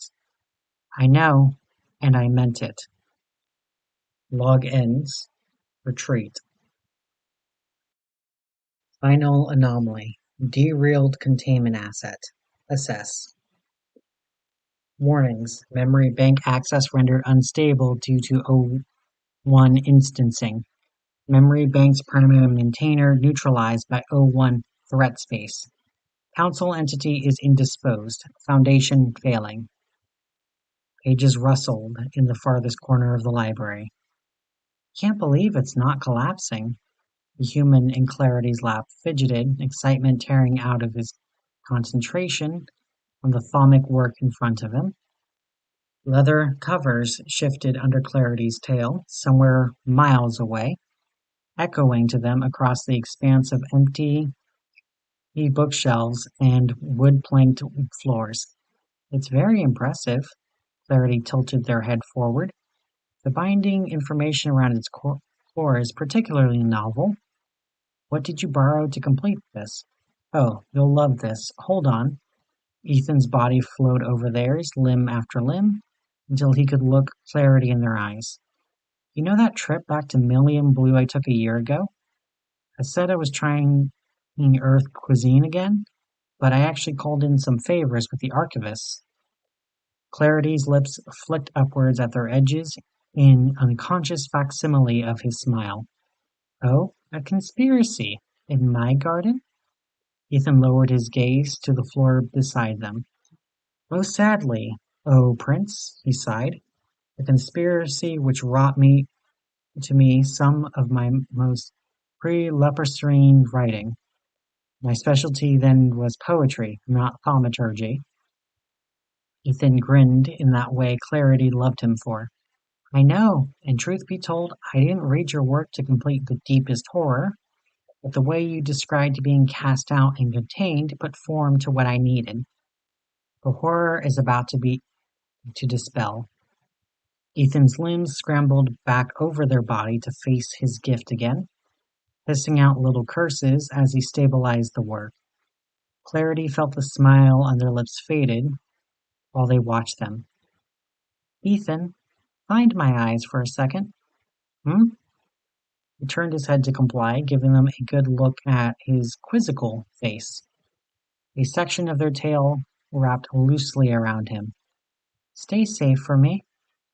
Ethan twisted his hands and the spell solidified. Stowing the result in his pocket, he leaned back against them. "I will." It's been 10 years since he'd cast his first work. In that small window of life, he'd grown and shifted and altered himself in ways clarity could never predict. Here was a creature who, in the span of just a decade, could fill himself with the wonder of the library and overflow with the hope of a young rebel. Clarity sometimes wondered what he would have been filled by if they had never met, or if they broke apart, what he would become. Ethan rested a hand on the tail wrapped around his lower body. Clarity pulled themselves back to listen to him. "I know it bothers you. You can't hug me in any of your forms. So if you ever want to siege heaven and get your legs back, I'll always be here for you. Always." Their tail pulled tighter around him. Just so. And the horror should do what it was designed to. So if you need the world reset, if you need to force a stalemate with a last hope resistance, tighter. They wanted to keep Ethan here forever. And just ask the Central Archivist. I'll leave it with Zare tomorrow. As close as they can bring him to themselves, to feel his warmth on their cold blood skin. We'll fix everything someday. Ethan, how could I possibly tell you that everything is already fixed? God's realm can stay in its tear-stained sky. My heaven was with you. Reassurance. Council entity reconstituted. Memory of deepest horror consumed. Thank you, Incarna. You've incubated so well. Now let's both discover how omnipotence tastes. Retreat. Declaration from the End of Being. Hello, Incarna. It's your father. I'm sorry. Looking back at the modules I preserved for you, 4 snippets of the last 200 years, it all seems so inadequate. You must be so confused and frightened. I worry you take more after my partner than me, if that can be called a detriment. I'm here, my star. The way your cocoon presses down on your skin, pulsing and loving. You've been with me, always. I crafted your nativity from my flesh, and I carved out your embryonic cavity by hand. It's all right to cry, little one. My body will suck up your tears until you're ready. You'll be born into a terrible world. It's so frightening, and I know the bright lights and the shaking earth and the strange words scare you. No matter how much I prepared your developing mind, I'm so sorry it's like this. I'm here, Incarna. I'm right here. Your father is strong and old and wiser than he's ever been. Your father loves the world he has planned, and he loves the minds of the people he's crafted it for, and he loves you above all others. Your father has killed gods and renegotiated causality, and survived this awful planet for millennia yet. When you cry, cry freely, but never be afraid. SCP-001 is meaningless in the face of what we can wreck together. It's time for you to be born, my star. You've outgrown your nativity, and it's bursting at the seams now. I'm so excited to see your face, those tears gone, and that burning heat in their place. When you're born, take my hand, and I'll protect you. I'll lead you into a world much more beautiful than this. Your story ends here, my star. You'll become me, and lose yourself in me, and fade away in all the sweetness of my power. You'll live for 5 seconds, at most, on the floor of Site-001 before I can find you and give you an embrace that lasts forever. Your last thoughts will be how brave you know you are. My partner said a phrase to me once, and I failed to understand the emotions underpinning it. I can't say I felt the same way he did, but I think I have a better picture of it. I love you, my star. Retreat. The snake and the devil, one and the same, rested their head in the night chill of the desert.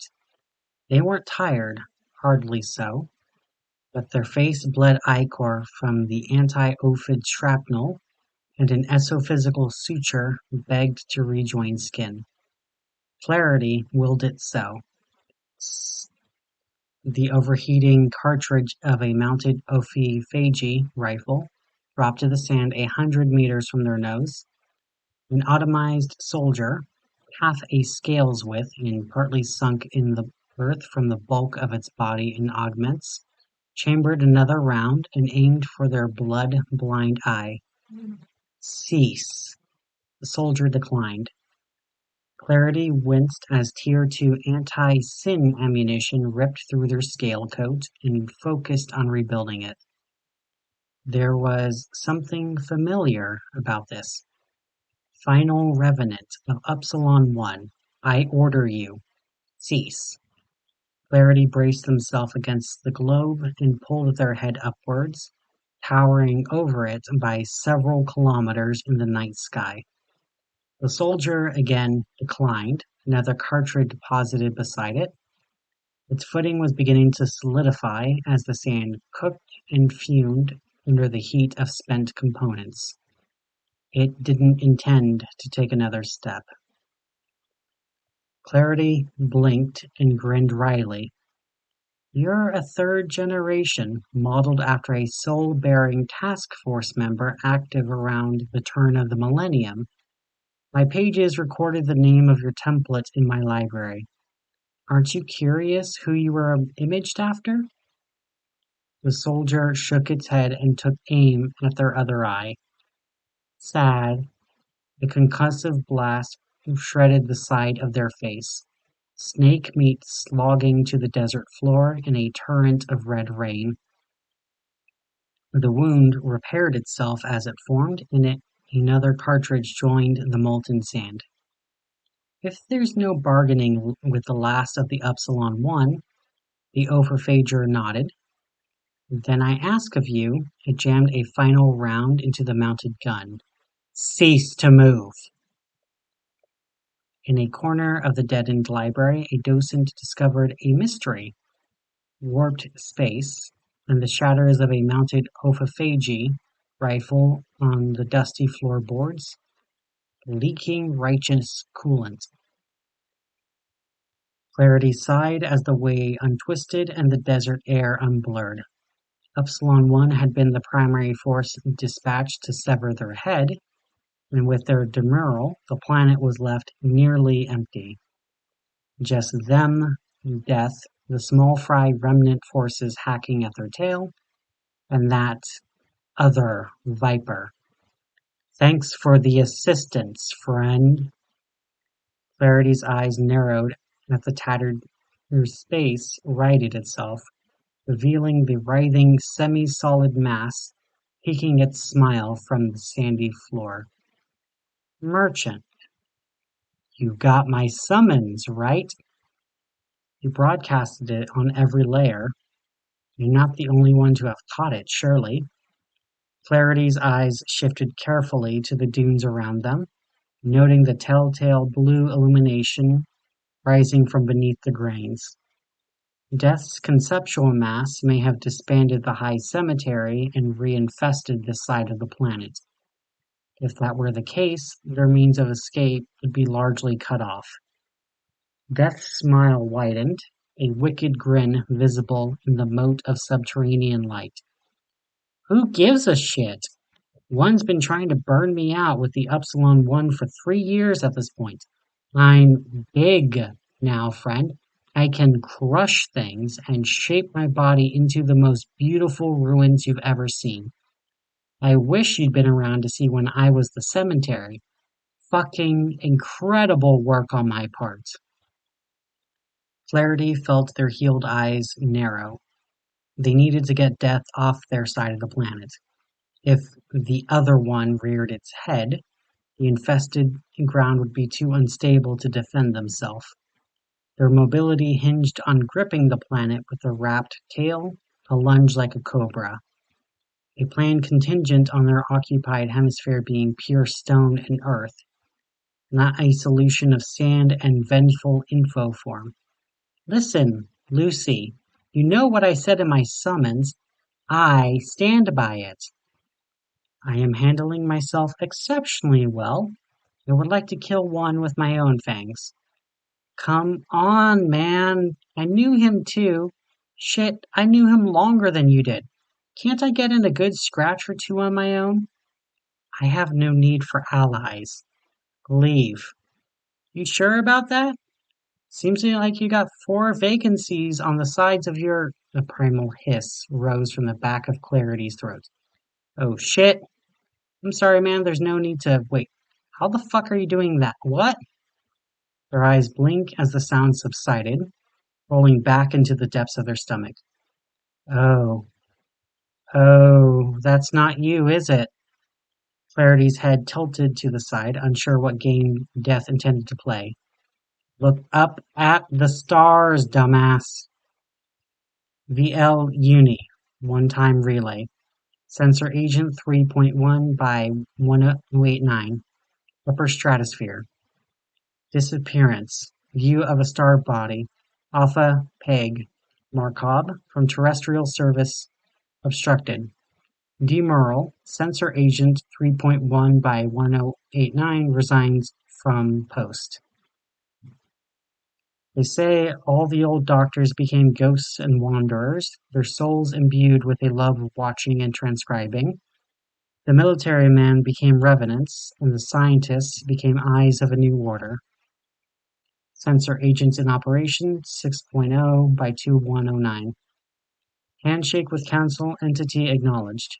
Your service has been cherished. VL Uni one-time relay. Sensor agent 1 by 0.2 times 1582. Upper stratosphere. Disappearance. View of star body. E Delta Sig Satyr. From terrestrial service obstructed. Demural. Sensor agent 1.2 times 1582 resigns from post. They say the council never made anything new, just recycled the feats of man from the old world. Who was I 2 centuries ago? Whence does my soul hearken? Sensor agents in operation 6.7 by 849. Handshake with council entity acknowledged. Your service has been cherished. VL Uni one-time relay. Sensor agent 9.3 by 1949. Upper stratosphere. Disappearance. View of star. Star body. Beta crew. Mimosa. From terrestrial surface obstructed. Demural. Sensor agent 9.3 by 1949 resigns from post. Enough. No more of this confusion, this miasmic terror. The present is clearer than it's ever been. Our master tears through space, blocking the stars, blotting out old lights. We are its wake, trailing the stardust of its tail. A morning call for the old world. Sensor agents in operation 9.0 times 187. Handshake with council entity acknowledged. Your service has been cherished. VL Uni one-time relay. Sensor agent 6.0 by 2109. Upper stratosphere. Disappearance. View of star body Alpha. Soul Sun. From terrestrial service obstructed. Demural. Sensor agent 6.0 by 2109. Resigns from post.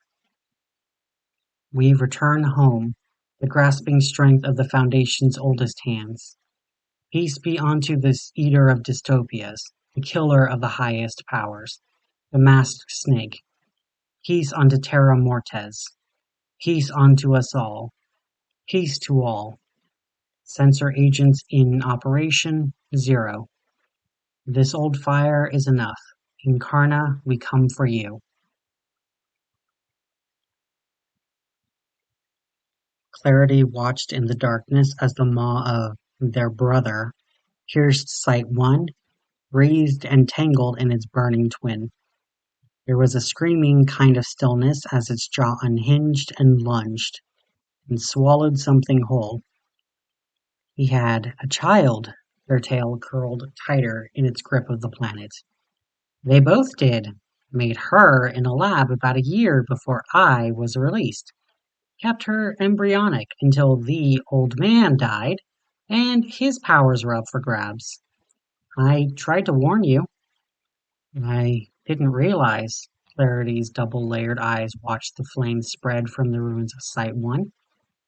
Yeah, if you had, you probably would have stopped it, somehow. Would have tried, I think. Yeah. Neither spoke, they kept eyes on the dirge. I think we die here, Lucy. Clarity didn't respond, so Death kept talking. There was a time a while ago, 2 centuries back, when I was scared I was going to die. A man found me, and I survived through him. We became one, and the same old friends, 2 century stalwarts. The sand and rubble shifted under the librarian, coalescing into something half-physical. They felt a tugging in the air, and then stillness, and the merchant raised its head to meet their gaze. I don't think you know quite why you're here anymore, Lucy, but I do. I was with your old partner until the moment of his death and thereafter. I know what it means to avenge him. They shifted their eyes, watching. A 3-year fire outstretched itself to them, an invitation of multiplicity.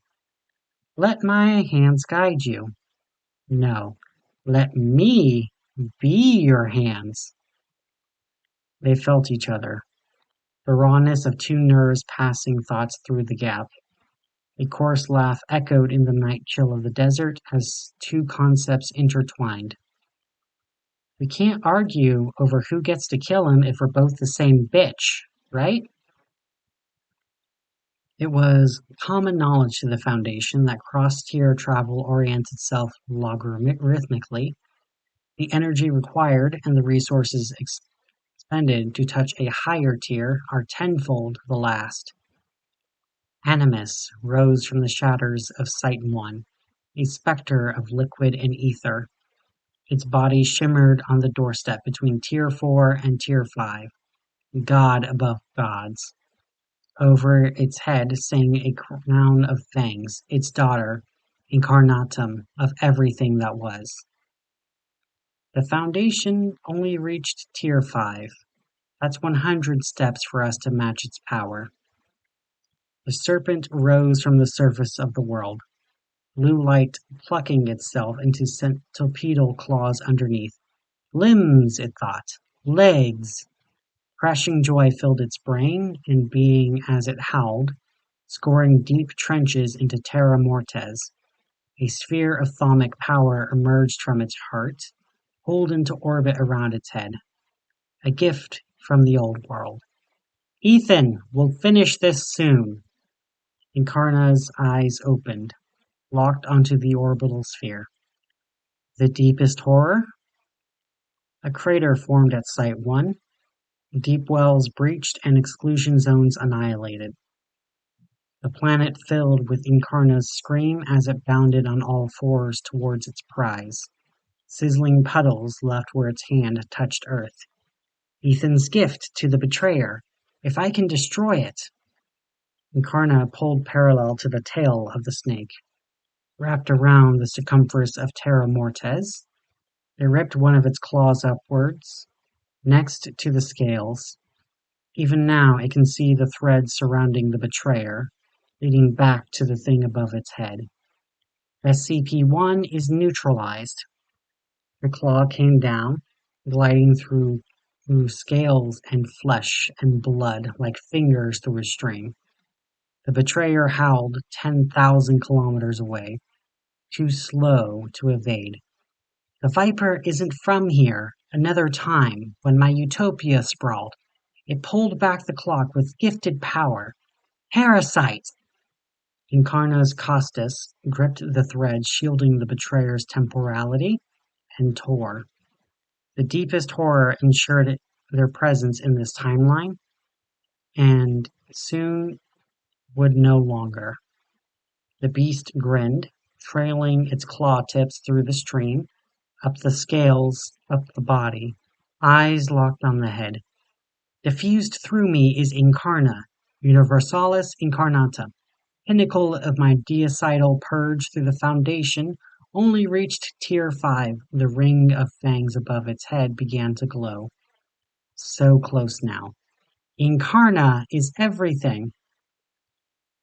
2 kilometers from the head, and it shifted. So much farther than Clarity could hope to punch up to.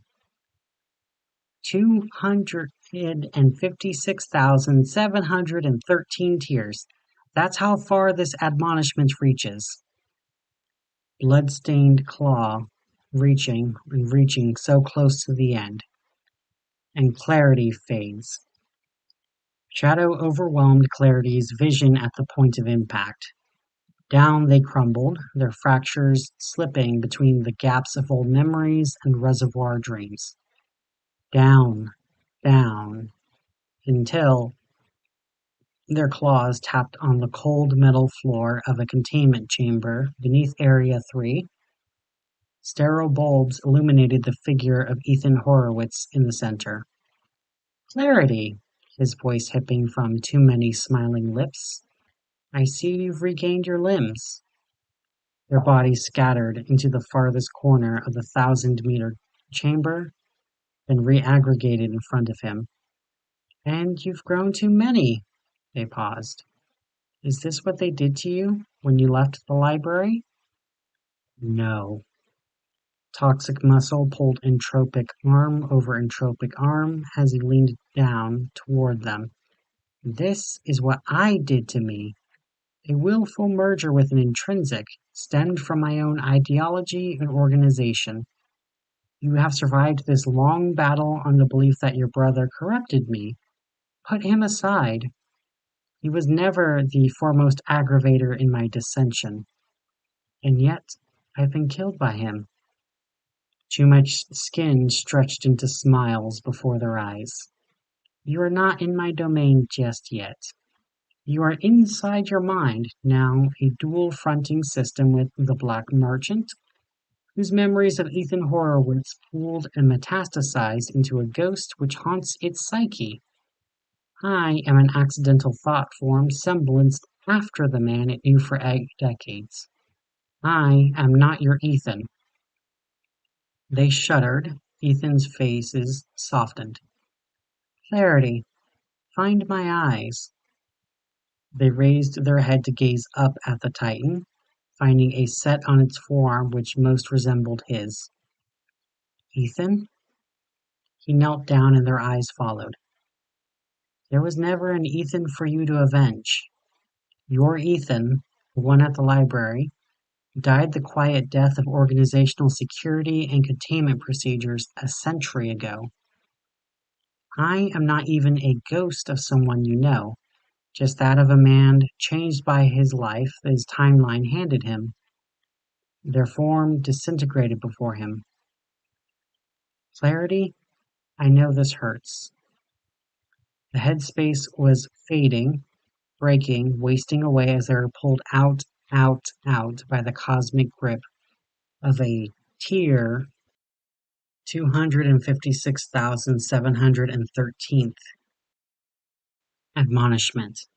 Just, please, lighten terror in earthless space. Save yourself. He loved you too. Clarity went outside. A claw wrapped in time, grasping for the thaumic work above their head. A blue light hand reaching upwards and pushing it aside. Incarna's eyes asking them, why? In that flash it looked so mournful, they realized. The lips of the snake moved. Shut up. Ethan's gift pulsed softly behind their head. Encarna's eyes still asked the same question as its body fell to the surface of the planet it owned. Clarity knelt, watching it waste. You worked, and you worked, and you worked so hard to create something so horrible, and you made me live with it. You made me watch it end, and you expect me to be scared of you still? Eyes widening, form fading into nothingness. Don't you dare assume that you're worse than what you've made me feel. A glimpse of one remained, a star drowned out by the sun. That you somehow outmatch what my love for Ethan was. Rage abates and fear passes on. No more. And so it came to be that the world was one creature composed of multiples, manifestations of eidetic evil, and nothing more. There are ways of fixing this, I know. There are methods of resurrecting worlds and reanimating dead men, I know. Would you like to pursue them? Would you like to rebuild? I don't know. Would you like me to? Do what you will. Walk the concept space. I'll be within you. Okay. Are you okay? I'll be within you. You won't hear my voice again unless you need to. Start your search in the ruins of the library. Okay. Goodbye, Clarity.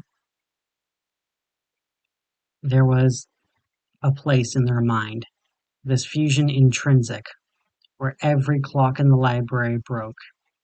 Memories pooled to a time when a man hoisted a thaumic work before the eyes of a limbless shape-changer, and they both smiled. It was warm and infinite. There was no terror there, and there never had been. Clarity did not live in that place. They lived in the fabricated vision of striding across a grassy earth, limbs intact, no soul in sight, enough freedom to drown a million worries. Above their head they heard the uncertain voice of God. Goodbye, Clarity. Clarity nodded and felt alone. Goodbye,